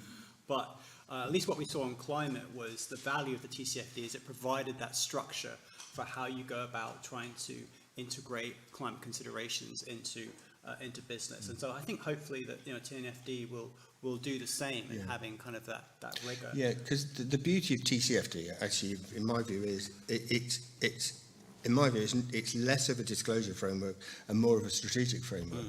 And I think TNFD is the same. And actually, we've tried to do the same in the TPT. If you look at the guidance, in some respects, I hope I'm not going to get into trouble here, but the guidance does merge preparers and people that, you know, how to go about doing this, and those are going to be two very different sets of people in an organisation, so that probably needs to be separated out. But I think the guidance is really strong and could evolve very well. But I do think going in that model, the TNFD, the TCD and the TPT, all the Ts, are, I think personally, much more valuable as strategic frameworks about how do you do this than they are as disclosure frameworks. Yeah, very good point. And I think certainly at PRI, you know, we see this as something that's here to help rather than here to hurt you. So do take advantage of these frameworks. Something else we need to talk about is just transition, and I think at Grantham, you know, Nick Robbins in particular has been leading some fantastic work on that, internationally influential. So this is another enormously important topic. Can you tell us a bit about the work that you're doing there, and also, again, coming back to kind of making this practical, where is kind of a connecting point or starting point really for investors and companies? Yeah, so it's a huge area of the just transition, and I'm conscious that it can sometimes seem slightly nebulous. So I thought it would be worth just revisiting the just transition principles, which are to consider human rights and labour standards, social risks and opportunities, and participation and partnership when you're thinking about the transition. I think there's a lot of overlap with the social dimension and the nature dimension in terms of where we're at. So, you know, when the first transition plans come into the market, it's not going to be expected that they have really detailed plans around the social dimension of the transition, because it is really complex. And there are a lot of emerging metrics around how you can actually assess this, and how you can think about workers and suppliers and the kinds of changes that investors and real economy can be making. But I think the starting point really for this is just thinking about those principles and how you then kind of link them to each of the different pillars that are within the transition plans framework, but also the TCFD and the TNFD. There's been really great work done already by the Transition Plans Task Force, and we're responding to the consultation and making some suggestions for how the just transition can be embedded into the framework in more detail across all of the 4 themes. I think there's also been work by GFANZ, there's been work done by the ISSB in their frameworks as well, so it is slowly being integrated, but it's just the beginning.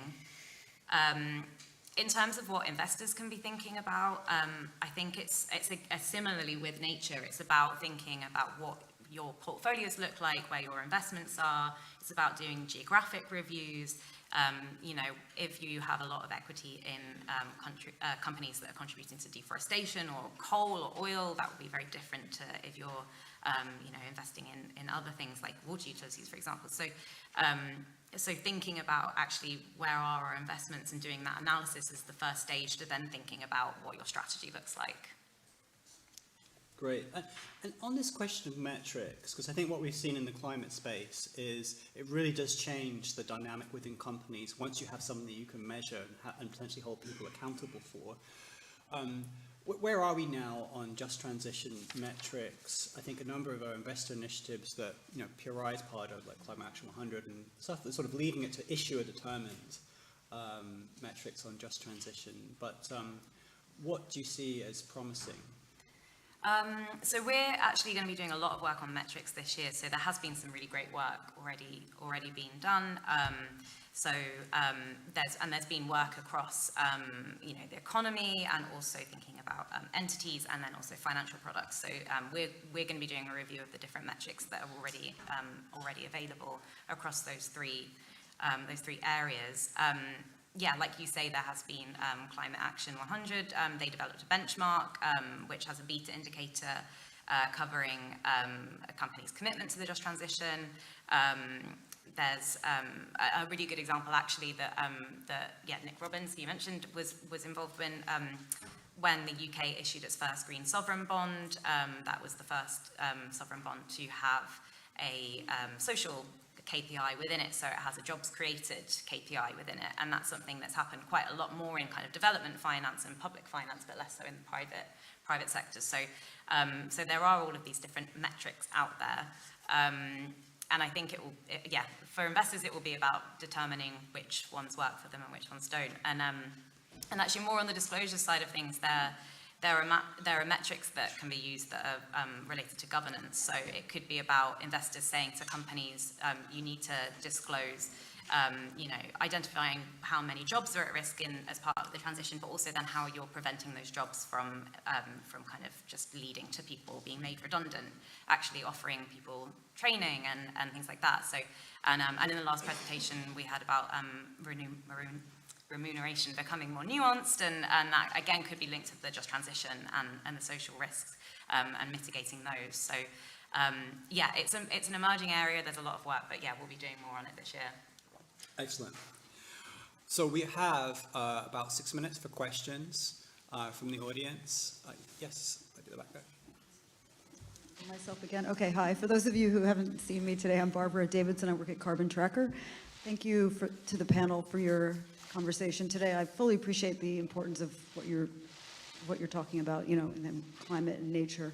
But what concerns me is I feel like we're starting once again to separate things and you might say that I'm being naive about this, but first of all, I think that sustainability is just a longer time frame than what might be in the financial statements today. Maybe sustainability over 50 years versus financial reporting more recent, but it should be part of that same system, if you will. It should be baked into, it should be mainstreamed in financial systems at companies and internal control systems, as we talked about across governance. And I worry that we're starting, like, conversation sounds like it's separating these into two different topics, which again, you might say I'm being naive, but I feel that this needs to be baked into one, just like ESG seems to be separate from mainstream business, and I worry about that. So my question one is, why wouldn't sustainability just be part of the whole business to begin with? And that, why not? I mean, it isn't, but why, you know, why shouldn't it be? And number two is, couldn't addressing risks, and I know we were talking about getting away from addressing risks, but in financial reporting, we have to address risks, right? Material risks, be it climate or whatever. Couldn't be a part of addressing risks be addressing those risks that were discussed related to nature? So if you're looking at opening up a Sorry, if you're already operating a business in an area that is going to have significant nature-related risks, don't you need to bake in the costs related to addressing those risks when you're doing impairment testing today? Why wouldn't that also help you address your impact on nature today? I'm happy to take that one, yeah. So I think on your second question, it's us, totally. Which is why in the language in some of these frameworks, and I'm now going to get this wrong, but it says kind of risks, opportunities, impacts, and there's one I'm forgetting, someone from the audience shout it out. But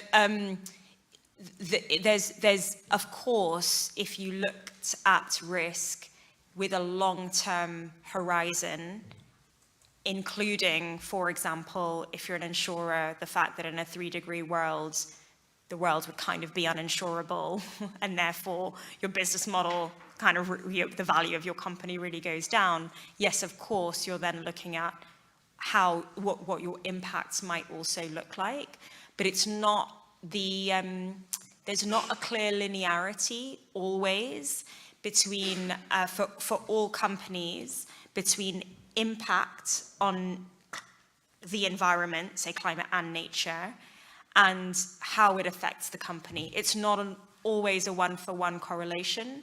And Schroders actually did a really interesting analysis of this, where they mapped on this grid impact versus impact of a company on the environment, impact of environmental risk on a company.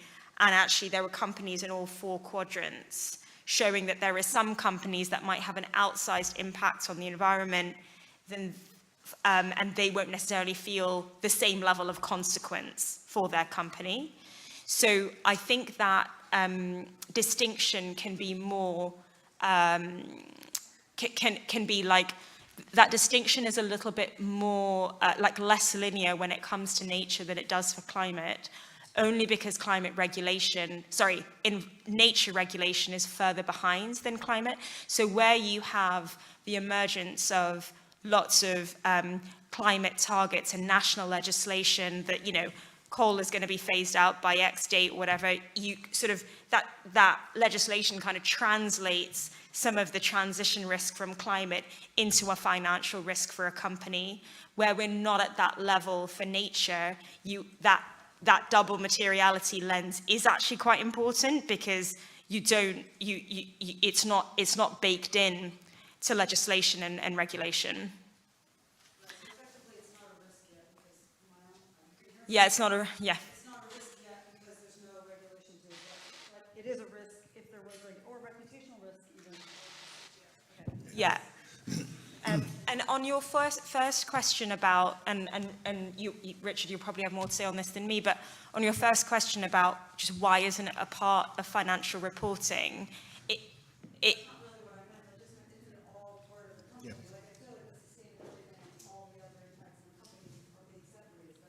yeah, and it shouldn't be. It shouldn't be. And there's an effort to make the TPT reporting happen in the same cycle as financial reporting for that very reason. Yeah, I think you're absolutely right. What we call sustainability is good business. And I can retire and my job will be over when we stop talking about sustainability, because we're doing it as normal business practice. And behind your question is a very good point, which is a risk only a risk when it's regulated? That's just daft, isn't it? And I know you've given my profession a hard time in your flying blind reports, but your points are well made, frankly. Why have these biggest emitting organisations not seen climate as a financially material risk? That just has to be madness, doesn't it? Look around you. And so for as long as that kind of myopia exists, then you kind of have to separate sustainability out in order to make the point. It's that weirdness that you separate it out to make it distinct in order to integrate it again. Thanks. And I think actually that might be a good point to end on, because I think we are looking at a number of different frameworks.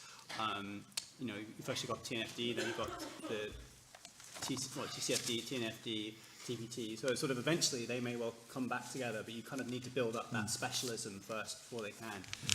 So please join me in thanking, I think, a terrific panel on a really important topic.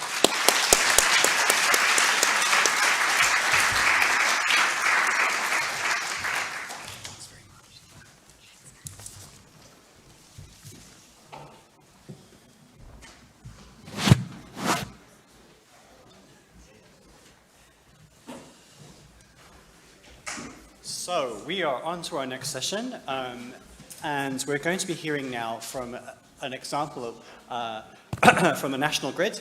So can I please invite Stephen Thompson to come to the stage. He is the Environmental Sustainability Manager at National Grid, and he's going to provide us a case study with how this all works in practice.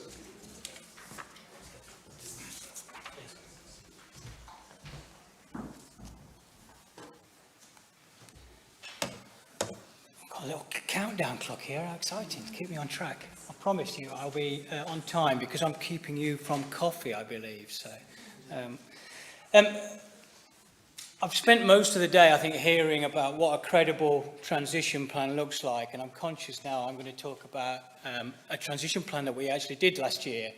And in my head I've been constantly kind of checking, did we do that? Did we do that? Was that part of our plan? But hopefully as I talk through it, you'll be able to see that it is credible. Before I get into that, I'll just do my kind of normal introduction of what National Grid do and who we are, because there can be some confusion at times. So we are predominantly a regulated utility. So 90% of our business is subject to economic regulation. We are roughly 50-50 split between the UK and the US. So I think most people will kind of know of our UK business, but in the US, we operate in New York and Massachusetts. And that's predominantly in the UK, electricity networks, so owning and operating electricity networks. In the US, owning and operating electricity and gas networks. But we're also a supplier of energy in the US to customers, both gas and electricity, which is a big part of our kind of Scope 3 emissions challenge. So Patrick said right at the start of the day about giving it a go. So I'd say that's what we did last year. We gave it a go on a climate transition plan.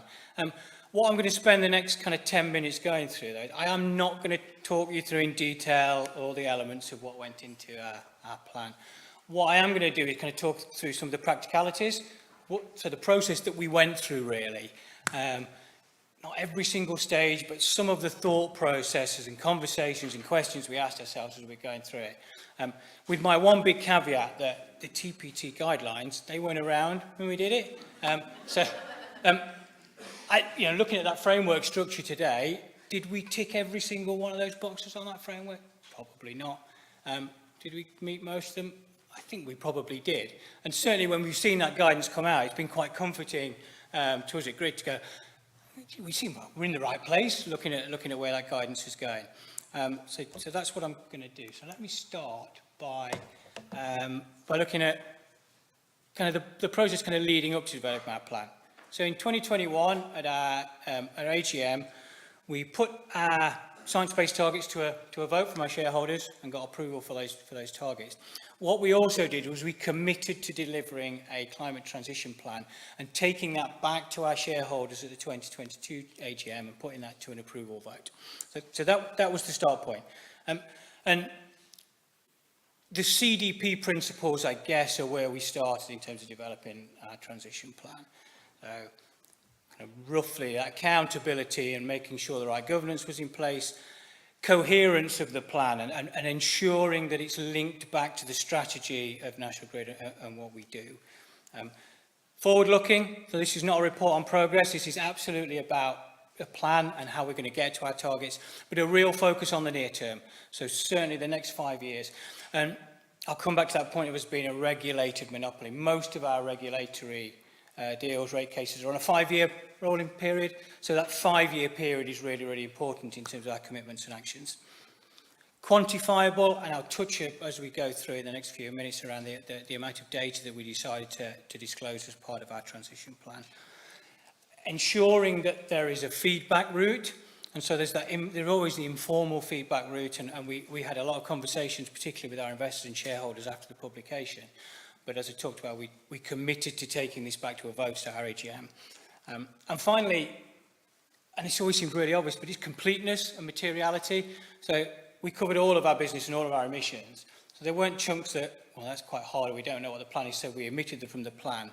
We uncovered the entirety of our scope 1, 2 and 3 emissions in that plan and all those kind of key material elements. With that ultimate aim of setting out a credible roadmap to meeting our science-based targets. And part of that credibility for us was checking against things like IEA roadmaps and checking against what the Committee on Climate Change in the UK had said. And actually, do the big assumptions that we've made stack up with what those roadmaps look like? And that's been mentioned a couple of times today about ensuring kind of alignment with those pathways. And that was a really important part of the process we took. And then the final bit I'll just mention is we're also conscious that we were putting out a lot of other disclosures. A lot of information that, with the best will in the world, people were not going to read everything that we published. I might like to sit there and think that everyone's going to read through all of our disclosures, but there's hundreds of pages of it. So we were really conscious of how does this dovetail with some of those other disclosures. And I'll touch very briefly on how we attempted to do that in National Grid in a moment. So just going into some of the content then, and as I said, I'm not going to go into detail about, pathway for reducing our emissions of operating our electricity networks or anything like that. But when we decided kind of on that content, one of the first questions we actually asked ourselves was, what's the balance here between putting a lot of data and numbers out there and having just a narrative that talks about our pathway to 2030 and beyond? And I think we felt we'd done the narrative bit. We talked about this a lot over a number of years. And actually, we'd been disclosing to CDP climate change for about 10 years. We'd done TCFD for 5 years. We talked around that narrative of how we're going to get there quite a bit already. So we ended up kind of quite a data-heavy disclosure, if you like.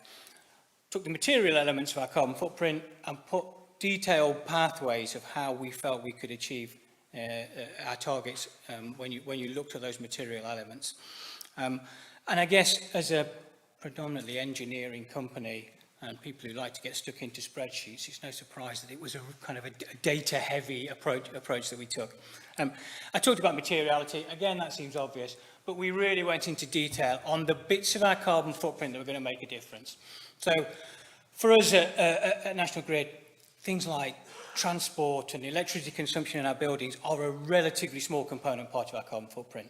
So while we've got pathways for those and we included those, they're not the material elements. The big elements are related to operating networks and the power generation business that we've got in the US. So they are the bits that we focused on and really kind of went into detail on those elements of the plan. And then the other thing that I think is really important is providing that clarity on the bits that are in our direct control and the bits that I would say are in our indirect control. And so a specific example of that would be, we have funding as part of our current regulatory deal in the UK in terms of replacing our fleet of vehicles with electric vehicles. So we can get on with that, we can take those actions, and we can have a pretty clear plan on that. A bigger chunk of our emissions are related to the wider decarbonisation of the electricity sector. Now, obviously, at National Grid, we have a massive role to play in enabling the energy transition, to delivering that infrastructure. There's kind of a feedback loop back that will also help us to reduce some of the emissions associated with electricity consumption in operating our network. But that's also subject to development of planning and consenting regimes, it's regulatory regimes, policy development, government commitments all come into that. And so we wanted to make it very clear in the plan which are the bits we control and which are the bits are kind of subject to that indirect influence, if you like. And be very, very clear on our role and our actions. And then finally, sensitivities, which has been touched upon quite a bit in previous conversations. Somebody asked a question earlier, I think it was Julie from Bupa who asked about linear trajectories and the fact that nobody's emissions are going to follow a linear trajectory to 2030 or beyond, and it's going to be quite bumpy. And we've seen that if you look at historical emissions. The sensitivity analysis that we did was really important to show that we'd expect our emissions to be within this range, But there may be years where they do go up a little bit, as long as the long-term trajectory is heading in the right direction and that we're taking actions that will help to that, that's really important. And being really clear about the fact that it is not going to be every year we're going to see X amount of reductions in our emissions. And then I guess the final thing, which I really should mention, given what Vanessa just talked about, is the governance process. So this was subject to scrutiny from our group executive and our board all the way through the process, and ultimately it was approved by the Sustainability Subcommittee of our board. We published our climate transition plan in June 2022. We didn't undertake any specific assurance. On the plan itself, we had what I'll call a light touch third-party review, so we did get an external viewpoint because we thought that was important. All of our greenhouse gas emissions are subject to a third-party assurance anyway, so we didn't go down the assurance route for the actual disclosure itself. And then, as I say, we published that in June 2022 ahead of our AGM last year. I'm just briefly going to touch upon that suite of disclosures that I talked about. So a nice picture of some fancy looking documents there. Loads and loads of information that we put out. What we tried to do was show where each of those documents kind of fitted in and why they were important. So we've got what we call a responsible business charter, but effectively that just sets out the commitments that we've made. So the really important ones here are our science-based target commitments. We then publish what we call a responsible business report. Most companies publish a sustainability report. That is an update on progress. So that's how we're doing against those targets. But it's a backward-looking document. What the climate transition plan obviously does then is say, forward-looking basis, this is where we'd expect to be, and we will report on progress against this plan in future years. Alongside that, obviously, is a TCFD disclosure, which sets out those key risks and opportunities associated with our plan. And we also reported last year for the first time against the EU taxonomy to try and show that our CapEx and expenditure is aligned to our strategy and the plan that we've published.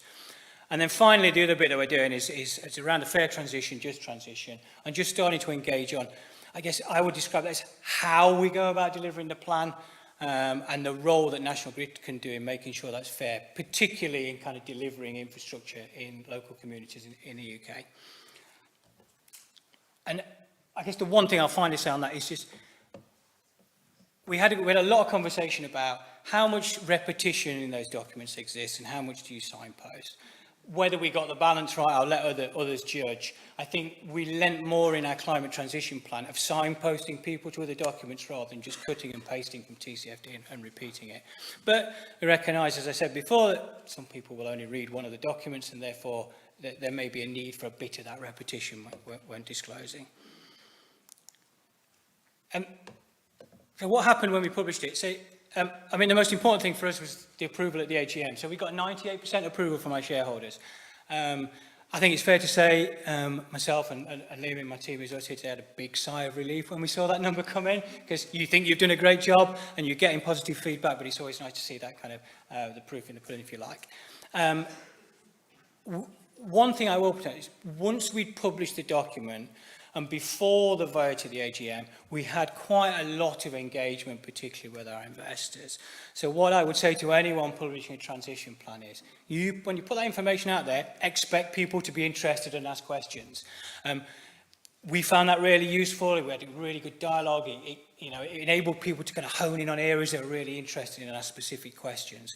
And we had a pretty intense couple of weeks, actually, of follow-up on that climate transition plan. And I guess then just to finish off, what are our next steps? So we've committed to updating our plan at a minimum every 3 years, but we're going to report on progress every year. So we'll be doing that for the first time this year in 2023, but also recognising that our plan needs to evolve. We've just had a discussion on the interdependencies between climate change and nature. I think it's fair to say our plan touched upon that last year, but we didn't cover that in any detail. So that's certainly, one area that we'll be looking at, those interdependencies. And I think I'll try and leave you with what are the kind of main things that we learned as we went through that process. I would say, and look, most of these you're going to go, pretty obvious, but I think they bear repeating. Alignment to your business strategy. I think that was some of the key feedback we got from that third-party reviews. Make sure you're clearly signposting to how this links to what you're doing as a business. Be clear on the delineation between the actions you can take today and where you are reliant on kind of that wider decarbonisation of society, but the role that you play and your organisation plays in delivering that. And I think the sensitivities and those ranges are really, really important. Nobody knows exactly what that trajectory is going to be in the future. Having that one central forecast, the only thing you know about that is it will be wrong. And so having that range around that is really important. And then finally, and I'm going to blatantly steal this from the last session, but I think this is really important. I think it was Natika who said it. It's what you do that's important. So this is about disclosure.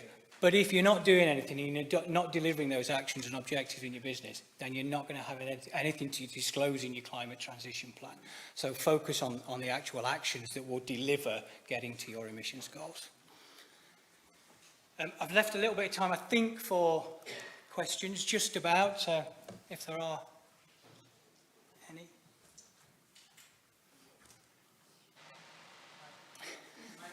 From the Climate Bonds Initiative. Can you hear me? Yes, I think you can now. Thank you for the presentation. Just one question. Cost. Where the cost question, I appreciate that there is some big element of regulation, but I actually work a lot with finance CFOs, basically, of companies trying to, do advocacy. And that question of cost, obviously, is very important. Yeah, so you're right, I didn't touch on the cost, and this was part of what goes into our transition plan and what went into the other disclosures. So we do, as I said, we aligned some of our disclosures to EU taxonomy and published some of the costs to achieve there. There are, for a number of our actions, as I mentioned, they are linked to our regulatory business cases, and there's clear funding. So we're able to go exactly, I'll use the example again of replacing our fleet with electric vehicles. We know exactly how much that costs, and we disclose that in some of our other disclosures. Also, as part of obviously TCFD and some of those risks and opportunities associated with climate change, we disclose some of the costs there. So a specific example would be, we've got gas distribution networks in a US business. There is a potential that the asset lifespan of those may be reduced, depending on the future of heat. And we disclosed some financial numbers last year in our annual report about what the potential impact could be of that reduced lifespan.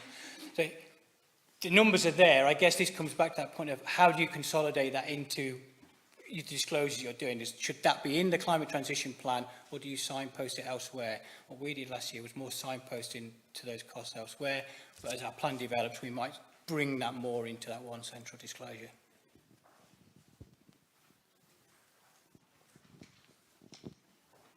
Hi, my name is Mike Coffin from Carbon Tracker. So particularly for a transition plan for a company involved in the energy system, do you see it, this maybe sound quite a simple question, but do you see it as a transition plan which indicates how the company is evolving to become a low carbon company, or one that is compatible with 1.5 net zero, whichever climate sort of standard you want?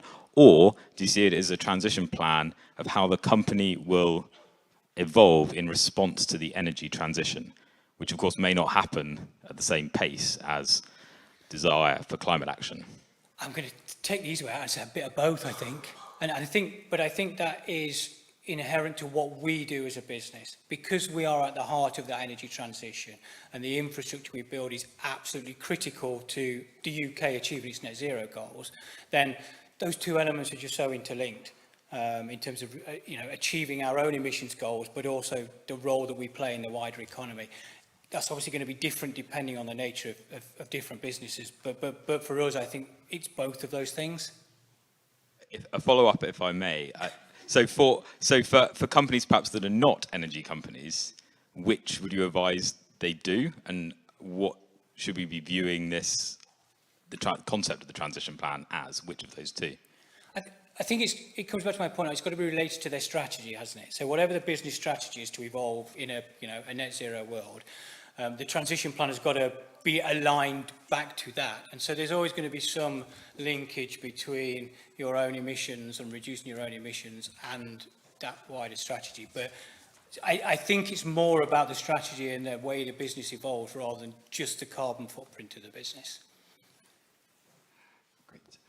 I'm afraid we are out of time, unfortunately, Stephen, but thank you very much for, well, giving it a go and also bringing to life, I think, the concepts we've been discussing here today. So a round of applause, please, for us.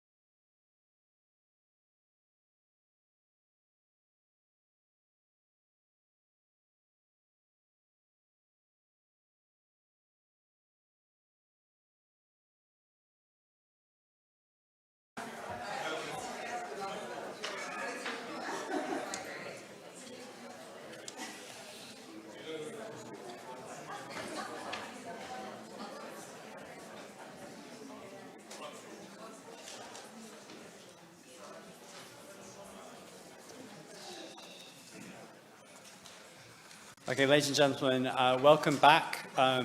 So we're in the home stretch, and we're going to touch on now a topic that's come up already. I think this question of assurance and the robustness of data.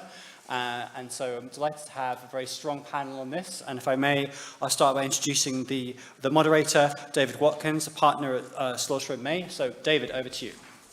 Thanks very much, Ed. At the 4 o'clock slot, of course, a few more empty seats, but that's, I'm sure people are just getting cakes and going to come back. So far today, we've heard a lot of people talking about have a go, give it a go, which all sounds very robust and marginally frightening. Then we had Vanessa talking to us about risks that attach or come with transition plans, principally for directors and the companies that prepare them. So how do we bridge that gap between the have a go and the risks? And Vanessa took us through one of the mitigants, which is governance, good governance. We're going to be talking about one of the other mitigants in respect of that risk this afternoon, which is all about verification and assurance, either third-party assurance or indeed internal assurance and verification. So very excitingly, we've got a great panel, and I've had the luxury of having a few chats with them this week. Next to me, Barbara. Barbara, we've heard from already, Carbon Tracker. Next, we've got Anna Creed. Anna Creed is from the Climate Bonds Initiative. It's an investor-focused organisation working to mobilise debt capital markets towards a rapid low-carbon global transition. And they have the honour of developing the world's only certification scheme for climate bonds. So that's Anna. And finally, we've got Amir on the end. Amir Sokolovsky at the CDP. And CDP, I think we've had quite a lot of comment from CDP already. People know who they are. A not-for-profit charity that runs the global disclosure system for investors, companies, cities, states, and regions to manage their environmental impacts. So what I'm going to start off doing is asking each of our panelists just to talk very briefly about what their organizations are and what they do and how they fit in with transition planning. And then we're going to get stuck into the meat, trying to explore a little bit more about what we mean by verification. So, Barbara, first with you. Thank you. So I don't know how many of you have already seen me talk today. I won't spend too much time if you've already heard me. But basically, the Carbon Tracker looks at the continued risk of investing in extractive industries, the risk of continued investment, in extractive industries on financial markets. And we write reports to give that mostly to investors, but we work with other stakeholders. My work looks at information in financial statements, whether the information that's provided related to the financial impacts of climate risks in financial reporting shows that management have considered it, and also whether there's consistency outside of that. So if management has a transition plan, for example, well, how much of that is already reflected in the assumptions used to prepare financial statements today? So we look at consistency. We also look at a sensitivity, whether a company shows sensitivity or alignment with achieving net zero by 2050, 1.5 degrees. So whether or not that is their transition plan, we look to see if they provide additional information for that. That is not required today, but the other information I described to you in financial statements is, and we also look at whether auditors have considered this and discuss it in their audit reports as part of their assessment of significant judgments and estimates, which could lead to risk of material misstatement in financial statements or outside financial statements. I'll stop there. Thank you, Barbara. Anna? Thank you. Yeah, nice to meet you all. So CBI is a not-for-profit based in London, but we actually work globally on supporting growth in sustainable finance markets in a robust, scalable way. We had the first certification scheme for green bonds. We also had the first taxonomy quite a number of years ago now. So we've been working in this space for a long time for use of proceeds instruments. So we also screen all of those labelled instruments and provide that data to the Green Bond Index providers. So in that kind of semi-policing role, in essence, to keep a track of the quality of what was coming out of use of proceeds bonds that were claiming to be green. We support regulators now who are looking to set up the structures around sustainable finance, and governments similarly with their own policies, and we work with networks of investors who are looking to implement all this stuff, essentially. In the transition space, we started about 2.5 years ago, where we defined sort of categories of transition and the types of transition that different types of entities might need to make, and principles for a robust transition. And then about a year after that, we developed hallmarks for transition, which are kind of almost like pillars the frameworks of what you need to have a credible transition. And we're in the process now of turning that into the expansion of our standards so that we will be able to certify people, corporates who have got robust transition targets and plans, essentially based on those hallmarks and the TPT's work and looking at Moody's and their net zero assessment. So all of taking what we had previously on transition thinking, what's coming out generally, but turning it into an actual assurance scheme through our pool of approved verifiers. So CBI sort of sets the rules, and we have a pool of approved verifiers who go out and do the assessments, and that's like the big four, big sustainability advisors, those kind of people actually do the assessments. And then we're also therefore working with corporates who are looking to get certified. We're hoping to release the standard, the expanded standard next month. So we're sort of in advance working with some corporates who I think they're going to make the cut, which is great, and just working with them and the verifiers about how it works in practice. Yeah. Thank you, Anna. Amir? Hi, everyone. Thank you for coming back after coffee. Amir, I'm not used to being in a room where everyone knows what CDP is. I usually have to do the first 3 seconds of explaining what that is. So I'll do a little bit of the initial, and then I'll take it a step further. So first of all, CDP is the biggest, exactly as David said, the disclosure platform. It's a voluntary disclosure platform around climate, water security, biodiversity, and forest and land use. People tend to think our questionnaire, other than people that fill them out that hate them with a passion, have other names for them. It's a sort of short A4. We've been around for 22 years. I forget what, yes, 22 years. We started from a single A4 and we're up to 191 pages, depending on your sector, just the questions. The reason I say that, which will come in when we talk about verification. So CDP itself collects the data, obviously voluntarily. We have limited areas around the inventory where we ask for external verification. We ask for standards that you've used. But what we do is, our theory of change is investors originally would request through us for a disclosure. Theory of change there is obvious when a disclosure came in. Now we have supply chain members, a few other authorities that do the same. With regards to transition plans, about 2 years ago, I think, CDP released, again, forgetting the dates, but about 2 years ago, CDP released a technical note on what we consider within the disclosure to be a credible transition plan. There are many elements to this. We also, at the same time, have an initiative within us that developed the ACT methodologies, of which there's a proud representative sitting here as well, which is assessing low carbon transition. We work with regulators to ensure, and we've worked with the ISSB, CDSB, which create the ISSB, used to be part of CDP. We've worked with the SEC and EFRAG. And what we try and do, well, we'll get to that without revealing all of the secrets of what we're going to talk about, is use the data in what I call the chocolate cake method, which is never ever say anything bad. This is a scar for my grandmother perhaps, that would look at me and not say anything, but just ask, are you sure you want to eat the chocolate cake? So CDP's methodology and theory of change is very similar to that. I think it's quite obvious, jokes aside, that there is while we only collect voluntary data, and while we are not a standard setter and we're not a verifier, the data itself creates a very good platform for comparison, and we do release occasional lists of criteria that we believe need to be adhered to. I'll stop here because the rest will be entered into. All right, so let's kick off with a very basic question, which is, what is verification? So when we're talking about transition plans, and I'm going to go a bit broader than that and talk about ESG data disclosure more generally, what is verification? Is it Amir and I have been having a debate over the last week as to whether or not we are confining verification to mean strict legal verification, or whether or not it is a broader topic. So Amir, I want to start with you. Help us through a couple of questions. Firstly, what is verification at a very basic level within the transition plan and ESG world?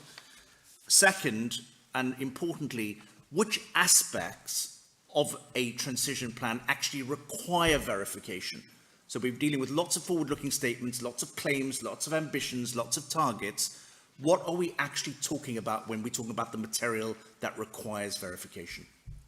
So first of all, I long ago wrote myself a little note on what is the basic notice, because we often ignore the basic words. So ensuring not only that you are doing what you say, but that what you say that you are doing fits with the purpose you say you're doing it for. That is the very obvious definition. I think in the context, I'll start a little bit with the end. I think in the context of transition plans, focusing, I understand why the legal definition is important, but given how changing the field is, and given that we want transition plans by definition to change the status quo in society, the legal definition isn't the only one that we stick to. Legal definitions are a solidification of social norms. So what is verification? How do I tie that in with that very abstract note? To me, verification has three forms. It's coherence. So there's verification that what you're doing fits with what you're doing elsewhere. And that feeds to intent. There's credibility of action. So are you actually doing what you said that you're doing? And then there's, it can be called many things, the rigor of the standard. So to what level are you doing the thing that you have said that you are going to do, and to what level of ambition? And all of those put together have to indicate, because a transition plan is not only sector-specific, geography-specific, but probably company-specific. And without going into what a just transition is, there is a fairness in a way in which it could work and which it can't. So what elements can and should be verified? Your inventory and other objective elements about the way that you function, absolutely. So the basis that you're working in. Your assumptions, the responsibility, the governance within your organization. Who is responsible for this? How does it work? What's your stakeholder engagement methodology? And your actions, you're planning ahead. So are you doing financial planning? What do you mean by financial planning? Again, the assumptions that underlay that. You were quite harsh with us when we spoke earlier, and you said about 2 minutes per person. I can't actually look to my watch, but I feel that I might be transgressing against that. So I'll say CDP defines, and I think in general there is a requirement for definition. I'm not here as a salesperson, whatever the definition is, I'm sure they cohere generally. That a transition plan is a time-bound action plan that has someone accountable for the actions within it and that leads to a transformation of the whole organization. Every one of those elements requires a level of verification along the three, sort of the credibility, the coherence, and the rigor of how you're doing. I think that's acceptably past the 3 minutes. Amir, thank you for that. I mean, I think that Barbara is going to add for us one other factor. So you've spoken about coherence, credibility of action, and to what level you're doing stuff. But Barbara, your organization and you in particular are very focused on consistency. So help us with the consistency limb of verification. Okay, well, I'm going out and I'm going off piste here. And so I'm going to do another. That looked like a longer than 2 challenge. minutes. Okay. First of all, I like what Amir said, so what he said, but plus, obviously. First, I think I just want to step back and define verifiability, if I may. The ISSB has put it in their exposure draft, and I like it, although I'm not sure if it can change. But so the idea of verifiability of information is to give investors, from the ISSB standpoint, confidence about that the information is complete, right? That it's neutral and it's accurate, okay? So, and they're saying in order for it to be verifiable, it needs to be possible that it can be corroborated. It can either be corroborated as information or corroborated, the inputs can be corroborated. And what they mean by that is that knowledgeable people, knowledgeable and independent observers can reach a consensus on this. It doesn't have to be perfect, they don't have to agree on everything, they have a consensus. So it provides faithful representation of something. It can be a range, it doesn't have to be specific numbers. And then along with that, an entity should be describing, the inputs to that. So that's kind of like the background to me is thinking about verifiable information. And then also there are different avenues, as Amir said. So then when I look at it from my standpoint, I look at it as a different, actually, well, maybe I'm going ahead of myself, but to me, verification by an assurance provider like an auditor is one form of verification, and that's what we look at a lot. So reasonable assurance, which is an audit level of financial statements, but you could also look at verification as a review level outside the financial statements. And there is a discussion around whether this information should be audited, all this stuff that's going on outside the financial statements, like the TPT, should it be audited, should it be reviewed, or is that part of the verification, and what does that mean, actually? And that's part of what you were talking about, because there are different areas that need to be verified by different, frankly, organizations. So you can have this external verification, but then part of that is assessing the company's transition plan against credible external sources. What inputs do they use? What, if they're saying 1.5 degrees, what scenario are they, or pathway are they referencing?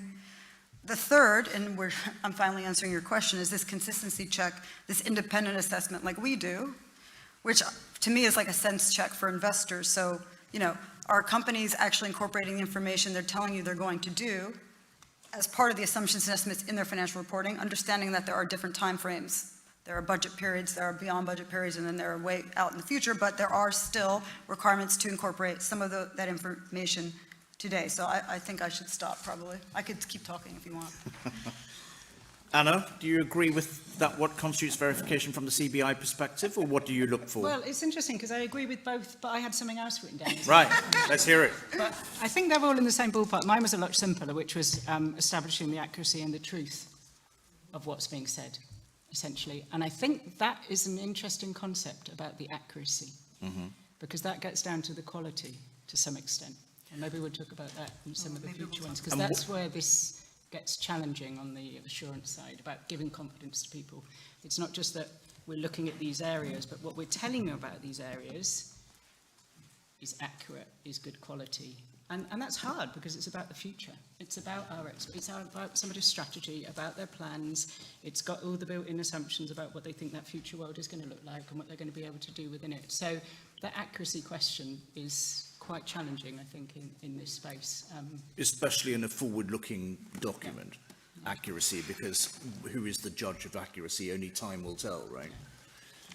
Okay, let's bank that, and let's look at a slightly different question. So, different takes on what verification means, but the overview is we're looking for an understanding, a truth, an accuracy, a consistency, a legitimacy of the data that's being provided. If we take that and say, that's what's got to be done, but why? Why is it important? Why is it important that verification or assurance, a certification stamp, or some other kind of legitimation of what's been provided is incorporated in the process and in the report itself? Amir? Well, I think I'm going to say something, then I'm going to disagree with myself. Well, you're just skipping past us. I mean, so far I agree with you, sir. Well, the usual answer is because we don't trust the person we're trying to verify or their action. And I think that's the obvious answer, and I don't think it's untrue entirely. But the truth of the matter is that most verification standards, definitely the voluntary ones, are a teaching course. We need verification because we need to know where we're going. We need grades in an exam because we need to know what we're aspiring and how well we're doing. CDP, in that instance, people get addicted to our scores, but they're actually the less important element. The more important element is the journey that you go through. One of the interesting statistics around CDP is about I'm getting the numbers wrong by 1% or 2%, but I'm assuming nobody's going to shoot me. About 74% of the companies that start at D with us end up with a B within 2 or 3 years. And we hike up ambition at every stage. So verification is needed for that. The second is harmonization, and I think it fits to the same, but in a very sneaky way. Civil society, or whatever we're going to call it, whoever is the true auditor, and science, which is evolving in our understanding, need to have one place to focus their criticism on so that we move in the most ambitious way. And if everyone is doing, I know that there are many lawyers here, and I'm a recovering lawyer myself, but if everyone is doing things in a different way, that gives you many, many places to hide. And I think verification gives you a sort of, okay, this is it. So A, well done on the journey. And B, this is it. So here's that one place that if you want to be critical and enhance ambition, that's where you look. I also could keep on going, but I'm going to stop because I think there's more here. Anna, for the people that you work with at CBI, why is verification important? Yeah, I mean, somebody said this morning that the transition and the transition plan is material information, and it is. Yeah. And there's a lot of potential to mislead, either accidentally or deliberately. And I think it's really important then that you do have somebody coming in who is independent to oversee this in retrospect. And just to take some lessons from the use of proceeds market, the label bond market, when that started off, it was mostly development banks that were issuing they had good credibility, they had a lot of ESG work anyway, so they basically self-verified, self-labelled. But as soon as corporates came into that space in 2014-15, we saw the rise of actually getting verifications or second opinions in that market. And now 95% of instruments, labelled instruments, have got some sort of second opinion or assurance or certification or something like that, following sort of ICMS principles or the CBI or whichever they are. And I think that's really important because it's that independence that gives the credibility, and it's that credibility that helps these markets grow. Nobody feels confident without this kind of stuff. And so if you really want to get to scale, I think that it's really important for all of those things. And it's a very good point about the teaching as well, because if it's a good verification, it means it does bring transparency about the rules it's been assessed against and the outcome of that assessment. And from our experience within CBI, there's a lot of hand-holding. So the one-to-one engagement to help, well, these are the rules, how does it work for me? So everybody is learning at the same time, we can test it, and then we can actually have the commonality and the consistency we need. So the process is also really useful as well as the outcome. Yeah. And Anna, in that sort of check, how big a factor is greenwashing in respect of climate bonds and corporate bonds, sustainability bonds? It's one of the factors that we've done all that we've done with the taxonomy of green definitions, and we're now expanding that to definitions for transition at the project level, at the asset level, at the activity level, and at corporate level.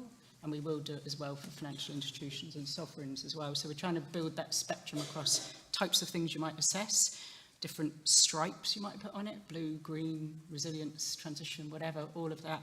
And so this is kind of integral to what we've done to give that robustness to the market and signal and place people. And a bit like, again, I think you said, it's not about saying, oh, you're doing this badly. It's about, actually, this bit's really good. Maybe next time you can improve this bit as well. And so it gives people the steps to aim for by giving them a clear signal of this is what you need to be aiming for. Here's your targets, kind of, yeah, take it away. Yeah. Okay. Barbara, from your perspective, we're speaking about why it's important. Who do you think are the key beneficiaries of verification? Is it the company that's looking to mitigate risk, mitigate claims or future sort of risk? Or is it more broadly for the market? Who are the beneficiaries that we're talking about here? All of the above. I mean, in my mind, in my work, the main beneficiary are investors, you know, and we're looking at institutional investors, and then you look at the teams within the investors, so it could be stewardship teams. We're also hoping to make sure that, you know, the PMs and the analysts are looking at this information, lenders, insurance providers as well. So, you know, again, it helps them ensure that they're receiving complete, accurate, reliable information. It may not be, and neutral, information that may not be 100%, but we always think that, as a recovering auditor, if I can say that, we always think that management had more of a positive spin on things. So this tries to bring it back to a neutral standpoint as much as possible. But it also is for regulators, you know, to be able to provide oversight and enforcement. I mean, how can you, I think it would be very difficult, like you said, it's like a moving target all the time, or a moving goalpost. If you have no verification, you could have whatever information you want, okay, standard frameworks, but then there needs to be a verification against the framework, for example, to know that the reporting is at least comparable to other companies, especially in the light of like growing targets and growing frameworks. You know, other market participants can use this, but also, and I think policymakers can also hopefully use this to help signal where more policies are necessary in this space. Okay, I'm going to cheekily add another one as a non-recovered lawyer. So where we work a lot with corporate clients, people are putting out lots of ESG type disclosures, and there's a constant battle within certain corporate clients, financial institutions, between the disclosers who are keen to get that information out there and the risk and legal teams who are looking to row back and pull back and make sure that things aren't being said, which go too far.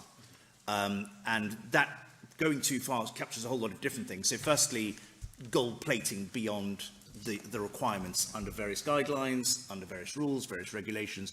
So we've been working, and I'll just give an example, but without any names. So with the financial institution last year, they, in their ESG chapter within their annual report, included some statements about particular cases, ABC cases within their reported data, and there was a beautiful big section that was put in there, principally led by the disclosure team, and they said, this is a good news story, we want to get this out there. It went out, and within a couple of months, there was a regulatory investigation launched in the US by one of the very big sort of regulators of this particular sector, and they stuck up their hands and said, this data does not match disclosed data which we've received from your organization and about your organization about this particular issue. So that, of course, caused a huge amount of heartache, and everybody said, oh my God, what now? And what everybody recognized, going back through it and looking, is that the disclosures that were put in there were not required disclosures. They were put there to tell a good story, was in line with the pathway that everybody wanted to expand upon. And in the ambition to get the story out there, data was provided which in fact had not been properly verified. But isn't that a governance issue? I think it's a governance issue. I think it's a verification issue. I think it's a nascent sort of disclosure issue where people are still grappling with lots of competing standards, lots of people offering different guidelines, the disclosure team wanting to put as good a story out there as possible. Yes, there should be checks and balances, but yes, there should also be some kind of oversight and verification process whereby, as people are going through that journey and describing and collating their disclosures and pulling together what's got to be done, usually in a relatively short time frame, that people do have that eye on the verification angle. So for me, from a legal perspective, that's one example. I think another example, which all of us in this room need to be and are very aware of, we're dealing with transition plans now, and we're very much in have-a-go mode. So we have companies coming out, they're putting out transition plans at this point in time, where guidelines are still being developed, regulatory oversight is still being developed. Lots of competing stakeholders are trying to drive the disclosure in different directions. Companies are nonetheless putting data out there, and investors are relying upon it. So investors are reading all of this stuff, and whilst it is great that we're all putting out as much as we can and being fully transparent and trying to be as disclosey as possible in respect of what these companies are doing, I think people do need to have an eye on what's going to come 2025, come 2030, come 2050, when targets are missed. And statements are going to be under the microscope, and there are activist groups that will be looking very carefully at what people have said and the sort of disclaimers and verification process around those disclosures. So it's not to say nobody should do anything because there's all these sort of ghastly things that Vanessa described earlier that might come down the track, but it's just yet another thing to bear in mind. So this question about verification from the legal perspective, and I'm not talking, Amir, just about legal style verification, but all of those things that you've described, the consistency, the corroboration, the accuracy, the looking down the track, the testing the assumptions, all of those aspects of verification rarely need to be part of the process, and they need to be built into, as you say, Barbara, the governance of the process to make sure that people actually are mitigating that risk, which will come. The risk is going to come to fruition. So there are going to be claims where investors are going to say that they've been misled by virtue of what companies have said. So, Can I also please comment again? Please. So, and when I talk about governance, I mean, disclosure, that's the problem of what you described is that the disclosures are being done in a bubble. And we see, it's so obvious when companies are doing this. We can see it when we look at their financial reporting versus the other reporting. I mean, this stuff should be done, there needs to be appropriate oversight over all the disclosures. You can't have like a bunch of cowboys running off, and I don't even know how that happened, frankly. That sounds crazy to me. Yeah. But, so, the disclosures shouldn't be their own thing. They should be reflecting what's going on in the organization. yes, agree. Okay. Sometimes the organizations can be very large and complex with loads and loads of stakeholders, and I think it's That's the even more frightening. coordination of it. Yeah, well, it goes back to what you said. It's about proper and effective governance to make sure that it doesn't go wrong. Let's move on to another question, which is really about what constitutes good and proper verification. So we've spoken about what it is and why it's important, but what does good verification look like, Amir? I'm still sort of reeling from the previous question about the unnamed organization. again, given a world of moving target, I think what good verification is changes, but the general, moving away from climate, nature, transition plans for a second, good verification is in itself verifiable. So I think, Barbara, you said it before, and I took note of it like a page or two ago, and I can't find it now. Corroborable, no, it was you actually, I'm sorry. I apologize. I'm quoting the panel, though. I'm not sure. Corroborable, external, transparent, and based on an external standard that is sensible and understandable. But I'd like to, if I may, again, digress from the format and respond to this theoretical situation that you've presented with one of your unnamed clients in an unnamed country that we can't guess. Yeah. It was the DOJ, it was the regulator. I'm sorry. You can't hear it in my accent. I'm from Israel. I'm less polite or refined, depends on how you want to look at it. So there's a differentiation between, and it's an important differentiation, there's a differentiation between the legal threat, and I think we all saw this, and we can name names because it was in the newspapers, what happened to the expert group of EFRAG of the Race to Zero, for example, when the Net Zero Banking Alliance threatened them in sort of the shadow of litigation. And we put something out, and apparently we're not doing it, which is just fraud, I guess, and should be in every field. And I'd like to deal not with the obvious one, but rather with the less obvious one. This is a complicated world and that we're dealing with, particularly not the world in general, though that too. And I think that we have a task to normalize and standardize what is reasonable. I don't think, and I think society has always gone from action to a reaction to that in the reactionary sense. And I think that's quite natural. But it is, law is, as we were saying this before, is a solidification of social norms, and we have to insert it into the social norms. Not that I put a midterm target and that midterm target was missed, therefore my fiduciary duty was failed because I will lose it, because that's not the logic of it. That's a construed logic. What actually verification is trying to do in the deeper sense is verify that you had the ambition and intent and used all reasonable means, if to revert to loyally speak, to achieve what could be achieved. And reasonable means to allow the legal department very justifiably to hang their hat on can be defined by standards.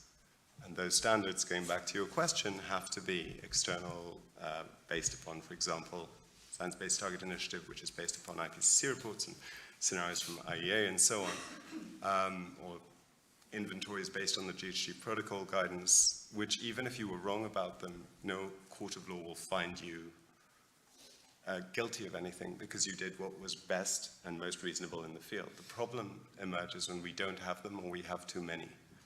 And those are two separate but leading to the same reason problem. So what is a good verification? Two things. It's what you're verifying. It's if you're verifying the right things. Mm-hmm. Who do you refer to when you're talking about the institution you're going to change? Is this change associated with an external target that is a credible target? Do you have the governance to ensure that'll happen even after you stop being the CEO? Is your inventory the correct inventory? Are your actions in accordance with where it exists, the taxonomy, and so on? Not necessarily. And then it is what's the quality of the verifier themselves. I think I will let you speak to that because I have absolutely no doubt that you could. And Anna, can I come on to you for that one? So Amir speaks about external standards, but what is the best verifier? Is it an external verifier applying external standards, or can it be internal verification applying an external standard? I think it has to be an external verifier by an external standard. If this is about credibility, I think doing your own report, your own verification is not going to cut it, really. I mean, there must be aspects of a transition plan, the data points, which can be internally verified, but you're saying the assumptions, the overall plan, and how the plan can meet or not meet the objectives, that is all got to be done, stamped by an external verifier. Yeah, it will need internal verification to stop these discrepancies happening, to make sure it is. So it definitely needs the internal verification. I'm saying that's not sufficient. Okay. It's going to need the external as well, essentially. So it's the external. Yeah. And for you, Anna, in that external verify going through its exercise, because there's all sorts of different standards being applied by different assurance agents, what is the standard that should apply? If we had a blank chalkboard and we were going to describe for all of these external assurance agencies exactly what they were actually stamping, what would it be in 1 or 2 points? I did write my notes down. This one. You're allowed to look. So for me, it's got 3 elements. The first one is that the verification itself is transparent. So they're saying the boundaries of what they've assessed, like which bit of the entity, for example, that kind of thing, the boundaries. The standard or the guidance or the methodology they've assessed them against, because like you say, there are a number of ones out there. We do want to harmonise them, but at the moment there are a number. You need to be very clear about what you've assessed it against. And the level of assurance that you're giving. Is this limited? Is it a reasonable assurance? Is it just an opinion? Which is quite common as well. So you need to be very clear about what sort of assurance you're actually giving here. That's kind of plank 1. Plank 2 is the scope of it. So we've heard about what's in TPT and in ACT and Moody's and everybody else. It's the targets that you're setting. It needs to cover the targets. It needs to cover the plan for how you can deliver those targets. It needs to cover the governance to show that you can actually deliver the plan. It needs to cover progress updates. This is an ongoing thing, and in terms of progress, not just in emissions, but those actions in your actionable plan. Are you delivering on those actions? Are you checking in that everything? So that's 4. Number 5 is the transparency around all of that. So the disclosure is that layer on top of all those 4 underlying things. So it has to have that scope, I think. And then the really interesting question is the depth. Is this about disclosure and transparency?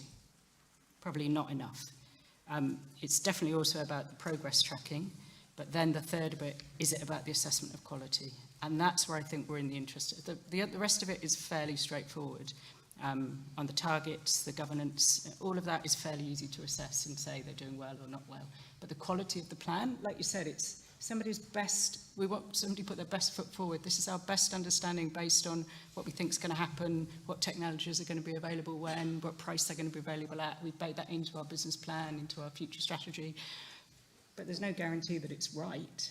But is it the right kind of assumptions now? But even is it the right kind of assumptions now is difficult. So when we went for consultation on our proposed standard, and we consulted our own verifiers, and they were like, somebody said earlier that this isn't about a checklist. Wow, the verifiers want a checklist because they're nervous about doing these assessments and being liable as the verifier. So there's a difficult balance to strike here between the people doing the assessments want it to be a clear, objective rule set.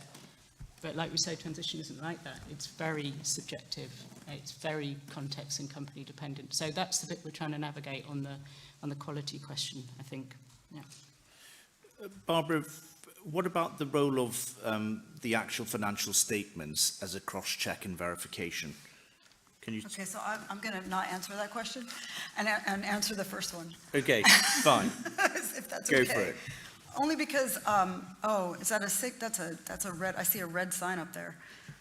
Look, I want to say a couple of things. First of all, depends, like you said, on what's being verified. And I want to say this because we are looking at a company that had a shareholder resolution passed last year that asked them to show sensitivity to IEA, achieving IEA net zero by 2050, IEA net zero scenario, okay? And we did, and this comes back to looking at the financial statements as well, because there was no information in the financial statements to enable investors to even do this assessment, meaning investors didn't even know how the company prepared its own financial statements. The investors wanted an audited report. The company comes back with a verification of the inputs they used, and all the verifier did, which was not an independent auditor, was sign off saying, yes, the company's inputs agree with the IEA net zero inputs. So that's a crap verification. It's a verification, but tell me what that does for investors. I mean, if the company was giving the right assumptions and estimate disclosure to begin with, they wouldn't even need that. So first of all, the company wasted investors' money and time on this. So first, financial statements can help verify the inputs that are used, and also if there are sensitivities, they can see the difference in the numbers that are being used by the company on sensitivity. You know, investors need a verification of different things. Is your plan going to achieve net zero by 2050? If that's what you're saying you're doing, or what are your interim steps? Is that what you say you're doing? If you say you're going to use CCS or nature-based solutions, well, on what basis? And does someone verify it for you? And then you can go back to financials and see how it impacts financials. And I have all kinds. Oh, the other thing I want to say is this. So we talk about I understand there's risk around using forward-looking assumptions and estimates, and there are always going to be caveats. There are going to be disclaimers in reports. Look, financial statements, a lot of financial statements have management projections about the future, and those are they are audited. Management has to make projections for their own business. And so we're dealing with this today. This is not a new idea. So let's put the caveats in that we need, but let's not pretend that we have no idea on how to make any projections about anything in business, because we're already doing it. Okay, well, thank you very much. We had some more questions, but I think we'll probably go to questions from the floor, if there are any. Yes, so microphone over here. Thank you. Hi, I'm Layla. I'm from Carbon Intelligence. My question's around for the verifier themselves. You mentioned quite a few things across the transition plan that need to be verified. And to me, that presents quite a wide-ranging skill set for the verifier. They need to be across all these things that go into a transition plan. They also need to have context of how that looks in the current, say, sustainability market. And then finally, they need to have the audit skills to deliver that. Currently, to me, it doesn't seem like many people in the market have that skill set, and I wondered if the panel had thought about that or how that problem might be addressed. Thank you. Can I ask Anna to have a first go at that one? Yeah, it's a really good question. It is really broad-ranging. So we've got a pool at the moment that we use for use of proceeds certifications, which include the Big Four auditors, large sustainability advisors, DNVGL, ISS, Sustainalytics, people like that, and some smaller, more local ones that might specialise in a particular geography or a particular sector. We're actually having to go through now, and they do have, because they're talking about financial instruments, they do have a range of the sort of the green, what's credible from a green point of view, and also assessing the financial side. But this, with transition plans, is a whole different game, much bigger. So we're actually having to think about what are our criteria to accept approved verifiers in. I don't have the answer yet, but it's bang on the money as a question, and we're trying to think about actually how you would define those skills, which you also, and I'm not sure we haven't seen many precedents for things we can look at for that, but we will be transparent when we actually come up with that list, because we'll have to be, because we'll say to our verifiers, do you want to do it? This is what we need to see from you to show that you've got the expertise or the skill set, etc., to be able to do these kind of assessments. Yeah. Barbara, you wanted to add something? Yeah, from an ex-auditor standpoint, look, auditors understand the framework that if you use a financial statement auditor, they understand the framework that it needs to be put in place, and the risk, the way the risks are managed, and the materiality and sampling. And then they bring in external experts. So, okay, fine, we need to get more external experts on some of these areas, but other areas, like if you look at an oil and gas company, there are already experts out there looking at reserves. Of course, they're a captive audience, but there are experts today that can help. So if you have auditor, whatever the auditor is, then you have experts, and you have someone else that knows, understands transition plan. I don't think you're going to be able to have one person doing this, to be frank, or one company doing it, but they can work with other service providers. Do we have time for one more question, or are we done?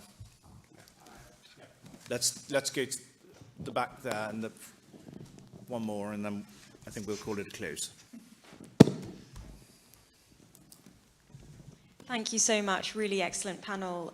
I was struck by a couple of things that you said. One was the theme, sorry, I'm Nitika from WWF UK. One was the theme around this tension between ambition, a company wanting to be ambitious, but then worried that they might get caught out further down the line.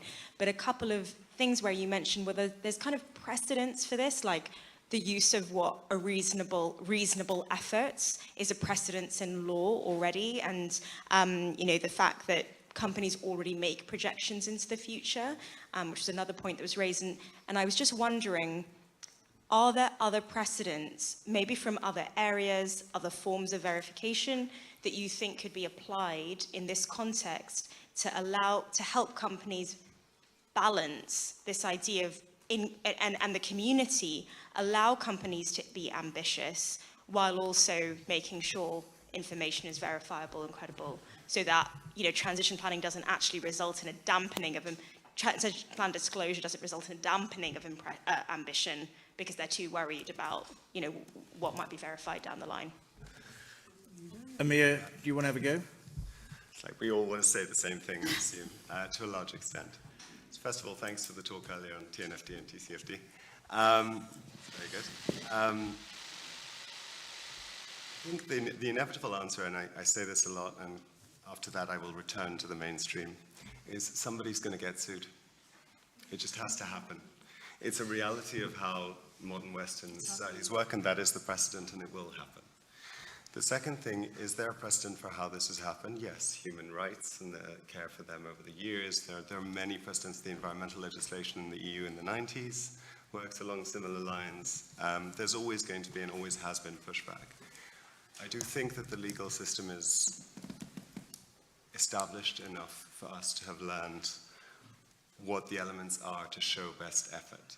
Sorry to step away from, I do think as a lawyer to step away from a second from auditors in that context. If there are enough standards, if jurisdictional approaches have been harmonized, which is very much what many in this room, including CDP, are doing, then you have something to follow for that transition plan. And to my mind, I'm not going to say there won't be a law case, but we'll reduce that. So if you have auditors following a science-based target in the context of a jurisdictional approach with accounting methods that are also approved, whether it's financial accounting methods or carbon accounting methods, and an acceptable verification that they've actually done what they've said they've done, just the final element of that. And a transition plan guidance, whether it's ours or yours or anyone else's, which says this is how your full system coheres. This is what you're doing with your Scope 3, this is what you're doing in this context in order to have a bare minimum, and this is the governance around it. Then I think that risk is mostly negated. The problem is that it's a hard thing to disclose all of that. And the question of how it's disclosed, I think to me, what we're missing in terms of standardization is how to assess risk in a harmonized way, first of all, across DCFD, TNFD, and so on. Sorry.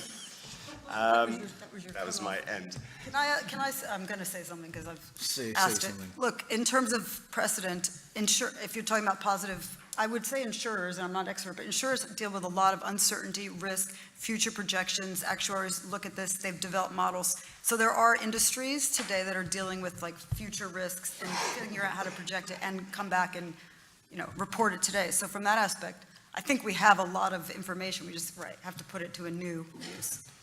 I'm going to say one final thing, and it's going to attach to something that was said this morning when we heard from the regulators. But this is going to require regulatory support and tolerance. So we heard about support from regulators, and I think it's going to be very, very crucial for the people in this room to apply pressure and to encourage regulators to go along with the ride and not do the usual policeman thing, because it's going to require a huge amount of working together to get it right over the longer term. It's not going to all be right next year, and that's going to require a lot of regulatory tolerance from my perspective. Thank you very much.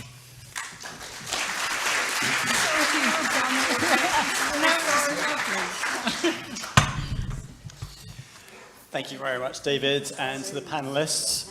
I'm reminded slightly of Mark Carney and the Bank of England's concept of liability risk, which didn't make it into the TCFD, but perhaps will be a reality for companies and investors. Although PRI would say that your liability risk is likely to be less if you're proactive than if you're not.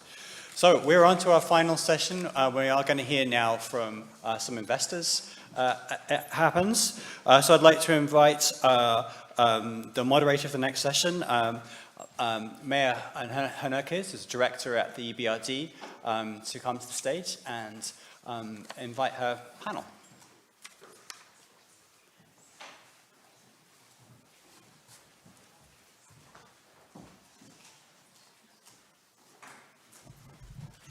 I think you can join me directly, Michael, Sandra.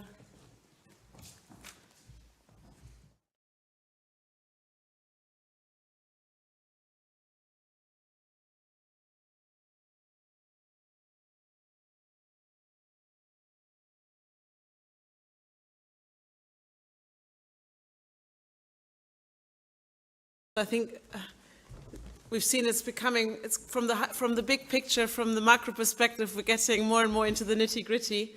And I'm very excited about this next panel because we're really going to hear now about user expectations and what does it really look like when we look at transition plans. And Just to introduce myself very quickly, my name is Maya Henriques, as you said, from the European Bank for Reconstruction and Development. We're a multilateral development bank, so in itself, we're not subject to the FCA's regulatory requirements. However, we have committed to being fully Paris-aligned since the start of this year, and one of the main tools for us to achieve that is transition planning, and we'll be working with our about 350 financial institutions clients over the next 5 years to establish transition plans, in addition to many, many corporate clients. So very excited to be here because I think we're all collectively learning how to do this, and it's not, as we've heard many, many times, it's not easy and straightforward. I have a great panel. I think we will learn a lot about how this looks like for investors when they really are faced with the decision of, okay, I'm looking at a transition plan and what do I do with it? Is it good enough? Is it not? You know, how do I base my decisions on it? And I'll let you introduce yourselves, but I have Chandra Gopinathan over there, who is the Senior Investment Manager at Relpen. Then Michael Hall, next, who is the Managing Director in CPP Investment Sustainable Investing Team. And then Eliette Riera, who is leading the UK policy team at the Principles for Responsible Investment. Would you like to just briefly introduce yourselves and tell us a little bit why transition planning is important to you? Sure. Thank you, Maya, for the introduction. My name is Chandra Gopinathan. As just introduced, I'm with the Railways Pension Scheme. The Railways Pension Scheme is about 30 billion or so in assets, managing money for essentially UK rail employees and train operating companies. And I am part of the Sustainable Ownership team, which also involves leading the climate work stream as it relates to net zero commitments, planning, the roadmap, transition planning, all of those, all of the fun things we've been hearing about all day today.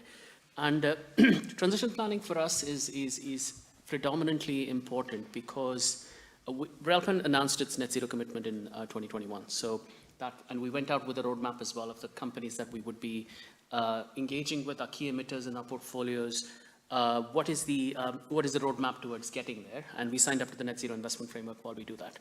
Now, since then, even since then, it's been only about a year and a half, the disclosure frameworks have evolved massively. You had TCFD, which has been a big success in terms of disclosures.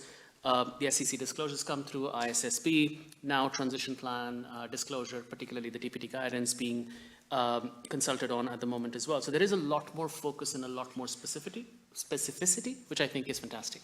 I think for us, we have our internal assessment frameworks, et cetera, that go in to decide how well a company is aligned. So the more disclosure we have, particularly on granular activities, granular information on what the company is doing in terms of its targets, not just its ambition and its commitment, in terms of its targets, in terms of its activities, in terms of its supply chain, and in terms of all of that goes with it in terms of what it's going to take for the company on a sector-specific basis is really crucial. So we think that's one reason why we're quite excited about the sort of evolution and disclosure on transition plans and how that's going to shape up in the year ahead. Hi, everyone. As introduced, my name is Michael, and I work here in London for the Canadian Pension Plan Investment Board. I'm lucky enough to work in our sustainable investing team, but particularly focused on our decarbonisation approach. So hopefully today on our panel, I can share with you some of the more practical aspects of how we've been developing transition plans with our portfolio companies, and then how we look at those.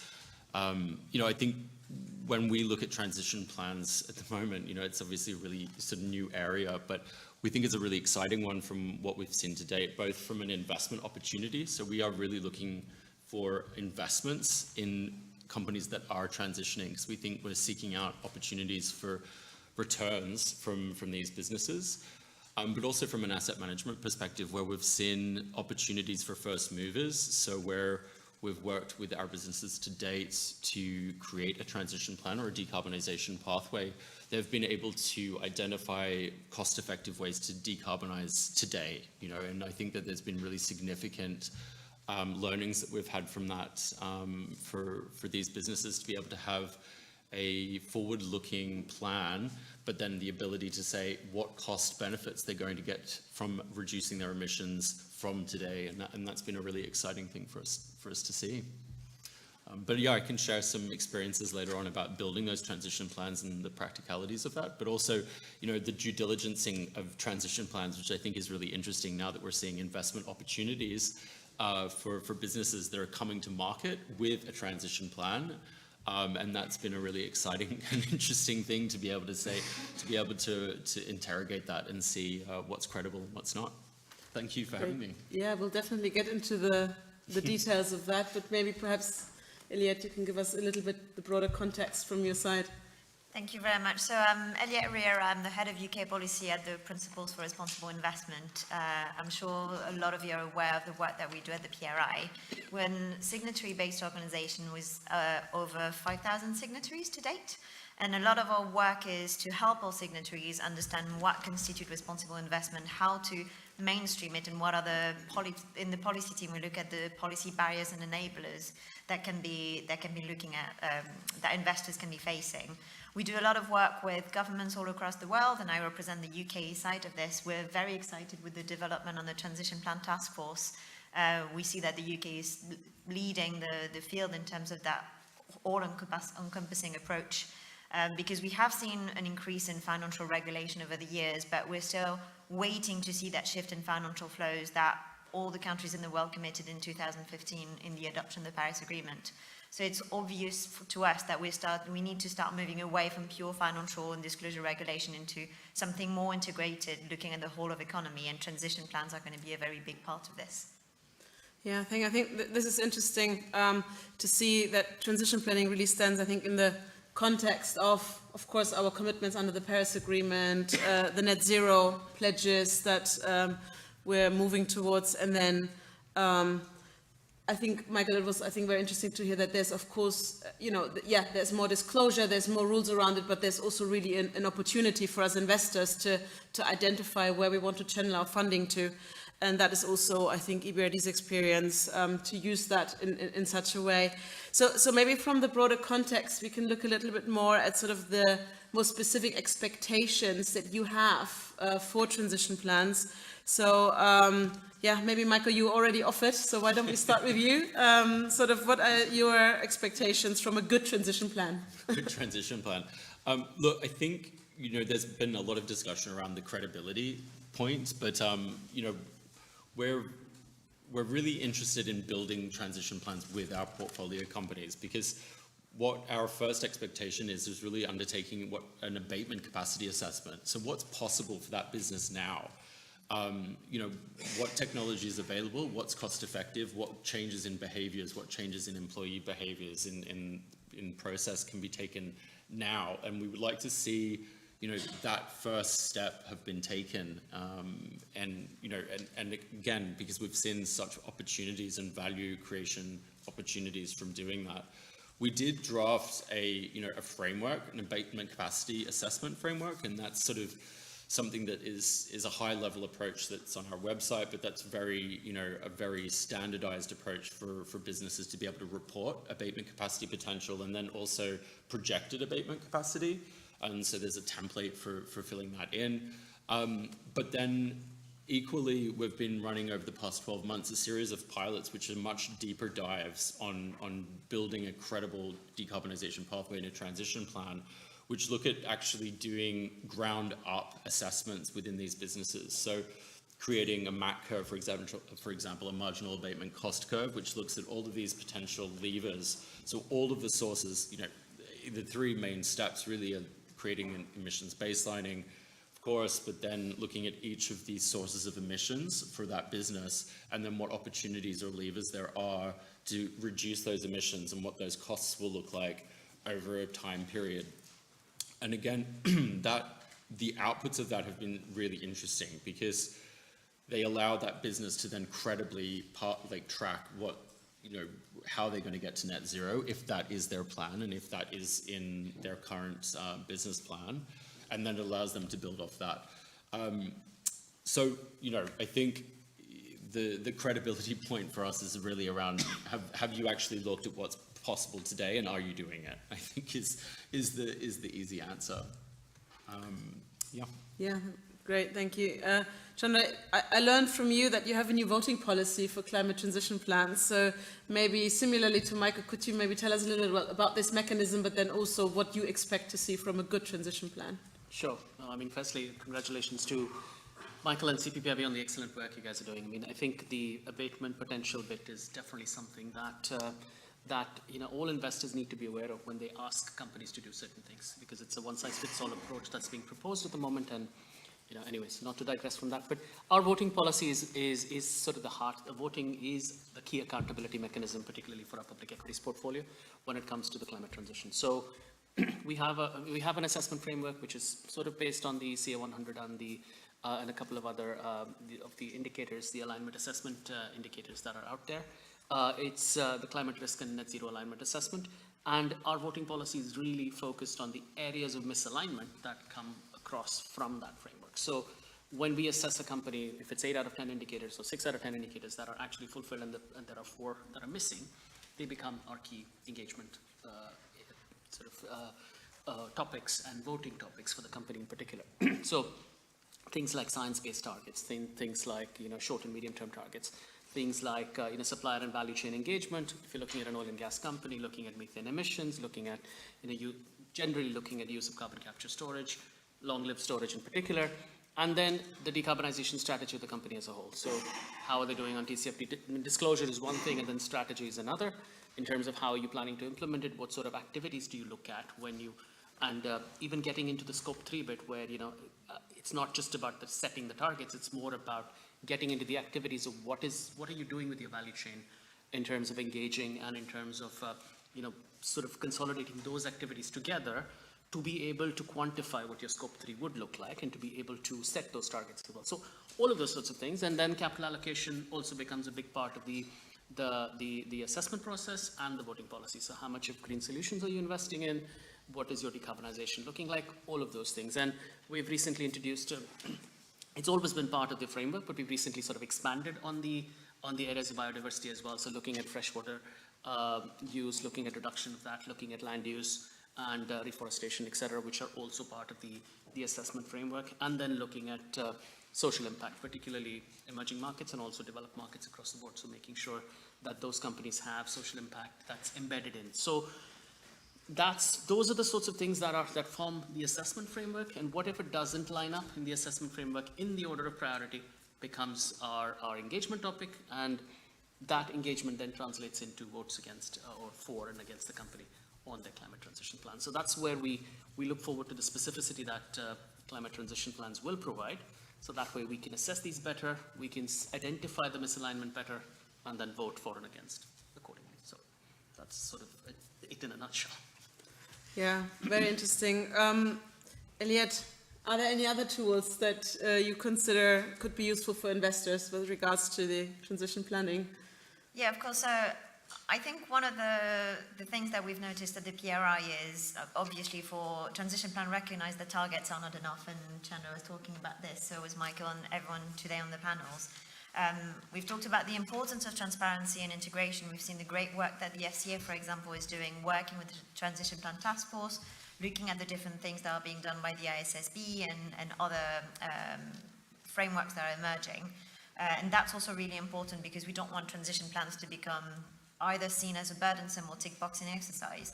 But another thing that we're noticing is it's still not enough to have transition plan. We need a whole of economy approach, and this is something Paddy was mentioning this morning from Aviva, that we do need that certainty for government. We need a clear enabling policy environment, and that's where the engagement with policymakers really come through.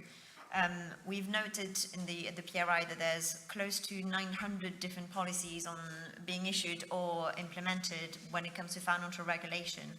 But it's also really important for shifting financial flows to take a whole of economy approach that is going to look at fiscal policies in terms of what tax is looking like, what the different investment for government are looking like, financial regulation in terms of regulation oversight of financial and payment systems, but also what can be described as industrial policy, so directing capital and resources to sectors, activities, technologies, and away from things that are negative. So for investors to really bed in their transition plan and for companies to understand how to go from where we are today to the targets that they're needing, there is that need for governments to set a wider policy in terms of what are they going to do on transport, what are they going to do on energy, what is going to be the long-term planning for all of this. We've seen it happen in climate plans at the government scale, and the UK has been a really good example since 2008, when the Climate Change Act was put into law, and with successive carbon budgets. This is also the approach that is being taken with the Paris Agreement, with countries having to publish a target for the nationally determined contributions, but also how the policies and measures they're going to put into place. But we also need some specific intervention. We've seen some example of this with the UA Inflation Reduction Act that looks specifically at industrial policy but doesn't really have a fiscal policy angle to it. In the EU, we've had Fit for 55 with a focus on climate and energy investment and needs for specific sectors to be supported, but again, not a very big look at industrial policy. And here for the transition plan framework, we're seeing incorporation of elements of a policy framework to deliver the transition, but there lacks a little bit of a focus on spelling out what those aims are. And I think this is also something where we'd look at investors to engage with government to further that context. Yeah, absolutely. And I think you've said collectively, you've said two very interesting things here that also resonate a lot with us. So the first thing is, as an international investor, where we deal with many, many different, countries and regulatory environments, we've realized that we need to, help countries set the conducive environment that you've alluded to, and this is why we work with regulators. We also work in the scope of the NGFS, of course, the network of greening the financial systems, where we also have a working group on transition planning to provide specific guidance to regulators across very different jurisdictions, so that this path looks similar. And for us, we also realized we need to set expectations on transition plans, and we need to be clear upfront to our clients what we expect. So what we did was we thought about, okay, how does this look like for different, let's say for a financial institution or even a corporate that could be in a very different environment? And we realized that we have sort of 3 different levels that we could identify. So one is sort of the very status practice where, a financial institution or corporate has like very basic elements in place, but they don't really have a proper plan yet. They don't really have a strategy. They haven't mainstreamed it. Then we found that there's sort of this intermediate field where there's some components in place, but it's not fully mainstreamed yet through the institution. And then, of course, there's the advanced practice. And we came up with a matrix, which I think is quite interesting, and you can look it up if you Google EBRD's Paris Alignment Approach paper, where we really set out the expectations for a financial institution that wants to work with us across these 3 levels. So what would we expect from a transition plan from that institution in order for us to sort of be happy with it and sign off on it? And I think, yeah, what you said resonates a lot with us in that sense. We heard a lot about nature. Also, we had the previous panel, of course. Now, practically, we also heard it's actually quite difficult. So have you come across any transition plans with nature components, or have you thought about it, or what the role of nature and biodiversity could or should play in those? Any of you? Look, there was obviously someone from WWF here who's got a lot more credibility on this than I do, and I think maybe it came up earlier. I think, the biodiversity and nature topic is so big, and it is a really complicated one, and it's a really complicated one for investors to get their heads around. So in all of these cases, I think it's really important, like the decarbonization topic, like the transition topic more generally, and climate change, is to break it into manageable bits. So if your transition plan should be considering nature, I think at its most basic point, if your transition plan is having a negative impact on nature and nature's ability to sequester carbon, if it's reducing, if it's having a negative impact on biodiversity, then you should be able to identify that. I think that's the bare minimum expectation. But then having said that, again, companies need to be able to have done the work in order to do so. And I think that we're in a very early stage of this. Hopefully, we're going to see a much more joined up approach to nature and climate, and I think that is happening. But again, I think this is a really early stage. So what I would recommend, and what I recommend to ourselves even, is at its most basic level, consider the impact that your transition plan is having on nature, and then take appropriate steps. Agreed. I think the biodiversity topic in itself is so vast and so complicated. I think one of the words, I mean, even wading through the climate space, one of the words that I love to use, and it's my favorite, is contextualization. Is contextualization, when you talk about large, all-pervasive themes like these, it's important to contextualize what that means for your business, for your company, for your sector, for your country, so that way investors like ourselves can understand better and be able to quantify that better as well. TNFD is doing that, WWF has been doing that for a while, but actually putting it in the framework of what it means for a specific company. We're hoping the transition plan guidance will actually take that further as well. So companies can actually identify, what does it mean? Where am I actually affecting the environment? Where am I actually affecting biodiversity? Which are the different areas? Now, we know as investors there are certain broad areas as it relates to deforestation, as it relates to land use, as it relates to freshwater use, etc., which are all considerations which do get factored in when we engage and talk to companies, but not in the level of detail and the depth that they should be. So being able to contextualize that, being able to disclose that from the experts, which is the companies themselves, where they see those, identification of that and disclosure of it is a basic first step. So once you start there, then you've got to at least narrow it down to a pool of companies which are the biggest, for the lack of a better word, the biggest culprits, if you will, when it comes to biodiversity, and then start talking about engagement, start talking about voting, start talking about solutions on that front. So I think that is what we're looking for, and hopefully 2023 will bring in that level of disclosure, particularly from a transition plan perspective, so we can get all of us can get more educated around what biodiversity means for our investment portfolio. You made me remember something that I think is a really important point, is around this, the engagement. And, when you're trying to actually drive change within a business, when you're trying to drive that change, what we've seen from, developing these transition plans and the decarbonization topic is that almost every job in a business is now a transition job in some ways, because you can't really create a transition plan in isolation from huge chunks of the business. And so if you were to take this question around nature, and we just casually threw out there that you should be considering the transition plan and its impact on nature, how do you do that? You can't do, that's actually a really big ask, and you're expecting this transition plan to go up into the board level, down to the operations level, and you're providing the opportunity for people at every level of the organization to provide input into that plan. Now, that's actually really tough, and it takes a lot of thinking, and it takes consideration.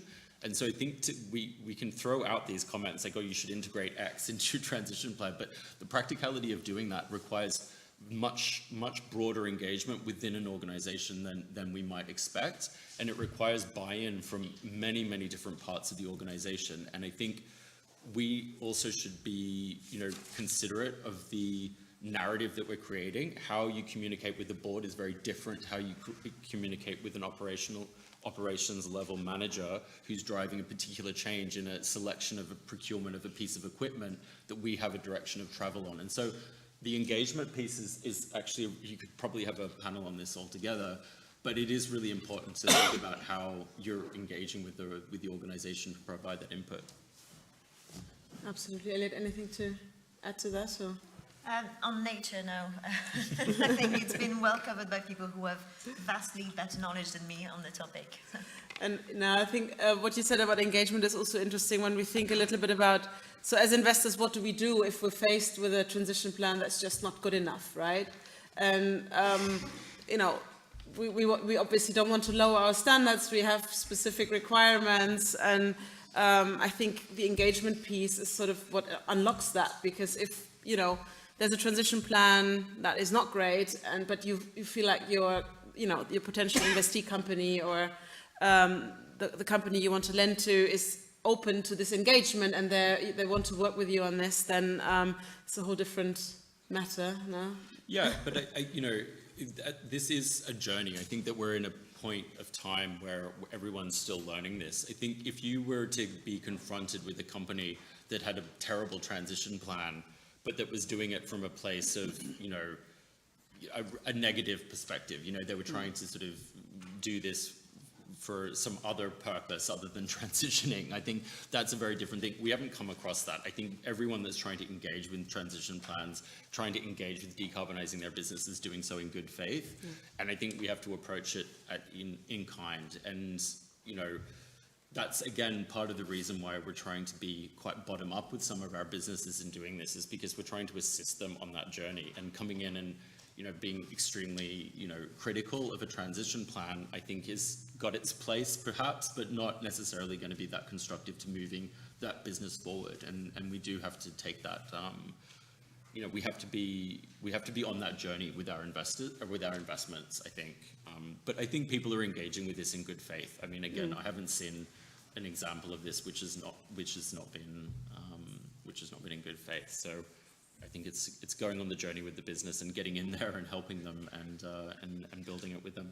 Yeah, I think it's a really, really important point to sort of emphasize the good faith bit and the engagement bit, because there is the headline, there is the theme, and there are the actual board level and company level stakeholder discussions that need to happen internally for it. Like, we were engaged with a transportation company, for example, which they don't have Scope 3 targets yet, because they're using a life cycle approach to measure things on there, and it's taking time. It's taking things, but we have regular updates from them on what they're doing and how they're sort of moving forward. Is that good enough? If you just look at it at a headline, it just looks like, oh, these guys don't know what their Scope 3 is. They don't have any targets yet. But look under the bonnet. There's a lot more going on under there, and I think being able to move that along and making sure the intent's there, the activities are there, the investment's there, the buy-in is there, and the results will take their time, and that's where the abatement capacity discussion comes in as well. Okay, what can you do, and are you doing what you can do, and how long is that going to take? How long is that? So that sort of nuance needs to be factored in when we definitely have those headline discussions. I think that's really important to move this forward. So. Yeah, and something that we've also really noticed at the PRI, so with over 5,000 signatories, obviously we're going to have some investors who are much further ahead. I heard someone said earlier to Patrick Alba, we need more Avivas. That's the hope. We want everyone to go, but out of a big tent organization, some investor organization that are PRI signatories are just at the beginning of that work on responsible investment. So we do a lot of work to accompany them on that journey, as you said earlier. But it's also important to make sure that there's a level playing field that just allows everyone to go up together. So I think what's been happening with the Transition Plan Task Force, with the integration with the FCA work, and with some genuine goodwill from civil servants in Treasury and BEIS, and no longer BEIS as of today, is that there is that thought about bringing everyone to the understanding. I know the first Green Finance Strategy from the UK in 2019 had 3 phases. One was getting the information, then acting on the information, and then shifting financial flows. You could argue acting on the information and shifting financial flows is the same thing, but it's really important to just keep on having a level playing field so that there's no incentives or loopholes within policies that allow investors to undercut each other, or companies to just extract the last bit of profit from a specific area. Something that I heard quite a lot in the almost a year I've been in this role is nobody wants to be the first one to try something new, and everybody wants to be the last one out of a profitable investment.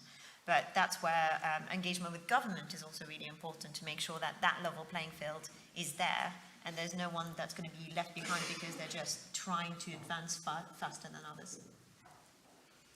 Yeah, absolutely. Maybe a question for everybody, but maybe we can start with you, Elliot, this time. So beyond the transition plan drafting and the disclosure, what do you see as sort of the next step then in the progress around climate transition? What comes next? I think what's been said earlier and what I just finished on is just engagement with government. We had a policy conference in November where we had over 200 investors and policymakers. And I was really lucky to have a panel with John Wessiner, who's the head of the NGFS Secretariat, but also people from the UN high-level expert group on net zero, people from government as well, and the overwhelming, and Jacques from the TPT, and representative from the TPT. The overwhelming position from investors, but also from government, is exchange is really important. So having this conversation between investors telling government that they're calling for a whole of government approach, that they need that clarity, that it's good to look at energy security, but it's a really positive thing today that the new government department is called Energy Security and Net Zero, because it brings together the fact that it's not just about securing oil and gas, it's about thinking in the long term. I also saw that the BNEF report recently said last year investment in renewable energy for the first time matched investment in fossil fuels. And that direction will be given by government, and they need to hear this from investors, they need to hear this from companies. We also published at the PRI last year a policy engagement handbook, so if anyone's just wondering how to go about doing this, we've got some really good recommendations there. And finally, we're working on a transition project where we're looking at what are the next steps, not just for the UK, but also globally. So what lessons can we learn from the Transition Plan Task Force? How can this be moved from a sector-neutral framework? What are the next steps and sectoral pathways? And how can that be replicated and embedded with other global initiatives? Fantastic. Michael? Look, I think we just need to do more of it. I think that, you know, the acknowledgement that we're all at the start of this journey, I think is fine and fair enough, but we do know that it's possible to transition businesses faster than what we're currently doing. I think that, you know, we just have to do the work, and it's not just the, you know, we see opportunities, of course, in investing in heavy emitters and transitioning those businesses, but businesses that are not necessarily heavy emitters have a really big role to play as well. And you know, some of these assets and some of these partners that we have found it possible to decarbonize by 60-70% using economic, you know, levers today. So we should be doing that. We should be really encouraging everyone to just get started. And I think that's you know, that's, I think, the direction of travel. It's just, we just have to be doing more of it, and we have to start encouraging businesses to do more of it and not panic, you know, not panic about what a transition plan is, and, you know, just start getting into it and doing the work. Yeah, no, I agree. I think beyond the transition plan disclosure, it's all about implementation. I think we've had principles, we have guidance, we have best practice frameworks.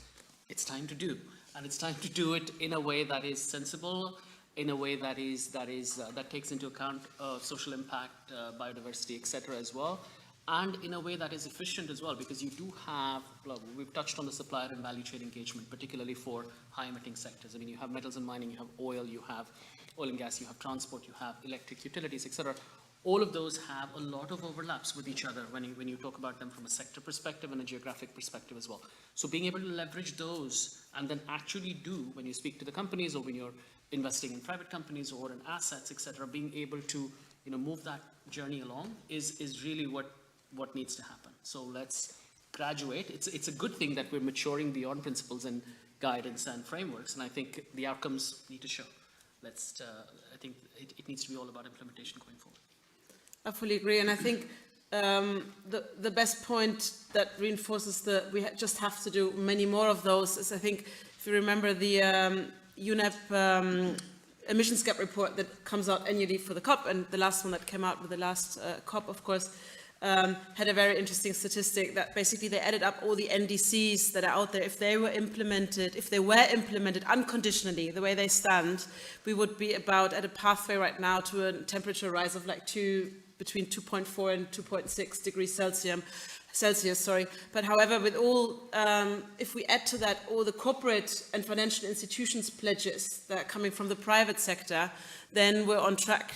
If they are implemented as they are pledged, of course, then we are on a track to 1.7. And I think that really highlights what a big importance it really is for the corporate sector to not wait for the countries to figure this out, while of course the policy is absolutely key because it sets the conducive environment, but it does need all hands on deck. So I guess we need to just do more of it, as you said, Michael. And I think we have 10 minutes left, so I would hand it over to, or 5 minutes left, to questions from you.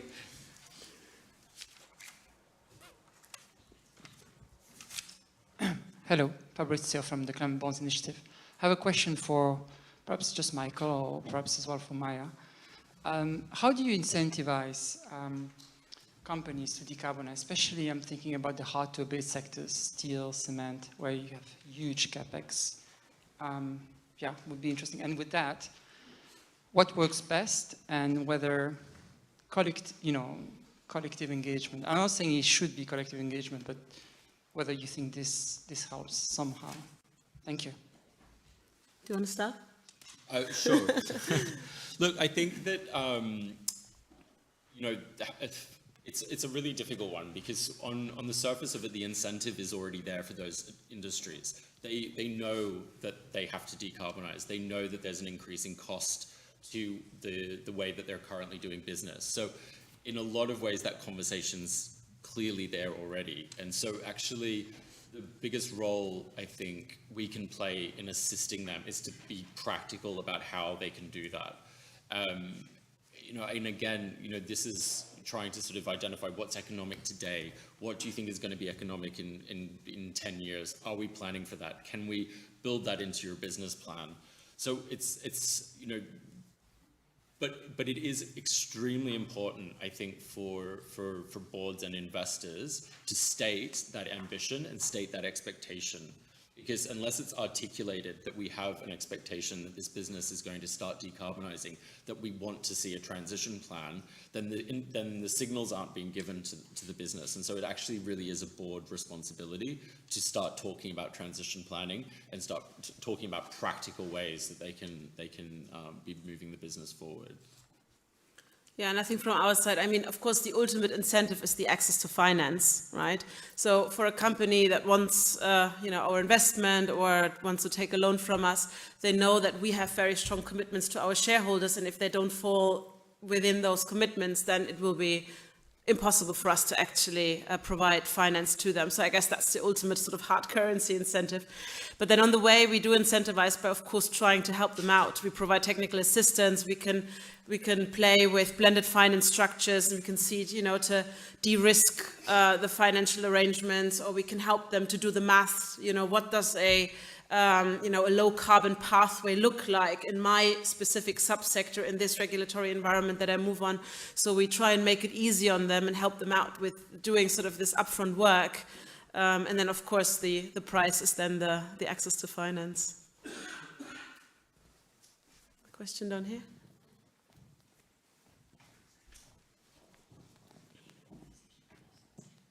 Hi there, my name is Raphael Chaskelson, I'm with GFANS.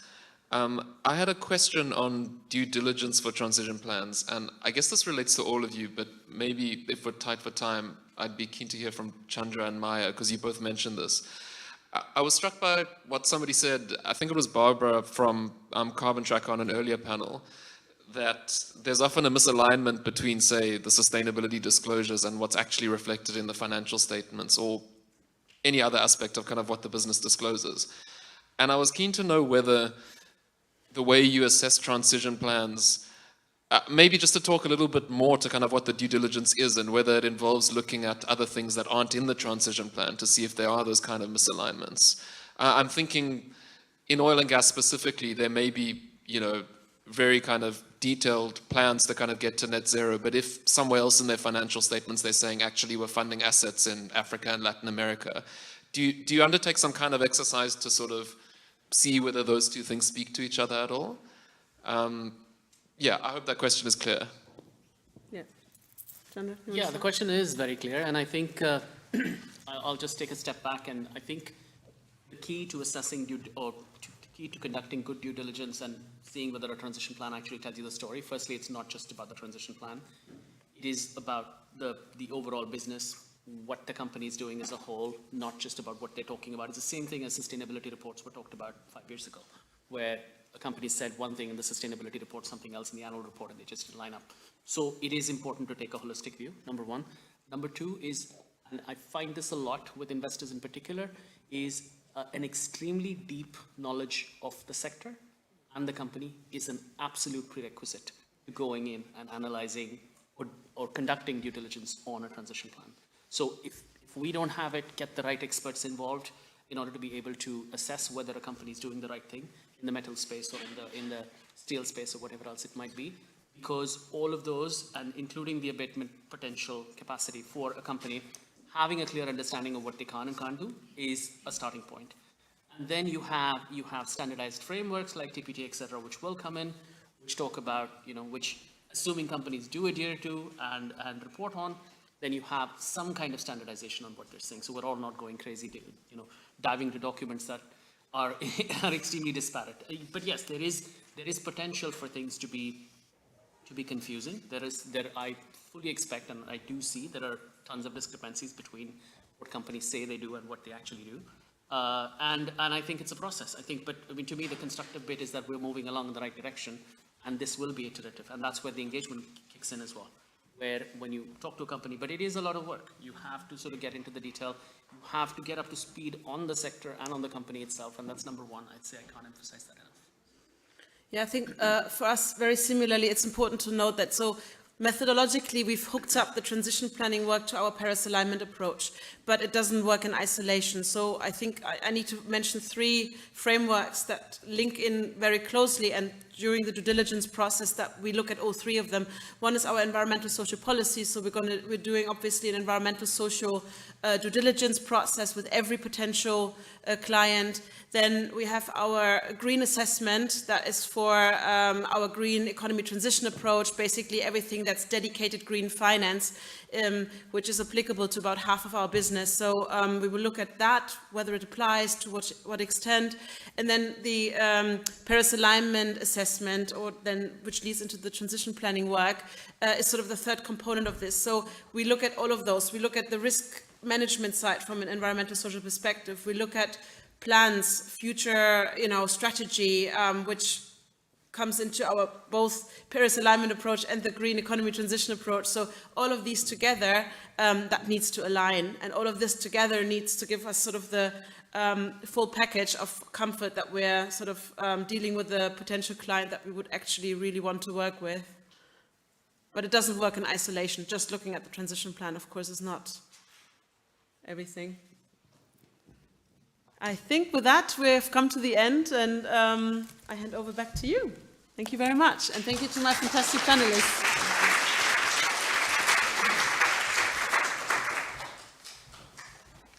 Thank you very much to our final panel. I think ending on the investor perspective is a good way to close it. I'm not going to try and sum up, but I did want to say a big word of thanks to those that have supported this event, so Linklaters, Oliver Wyman, Sort of House of May, and also to those that behind the scenes have been organizing this event, so to Leila, to Tanya, and Elder. So thank you very much for coming, and no doubt we'll see you, hopefully have a chance to see some of you all again before too long at another event. Many thanks.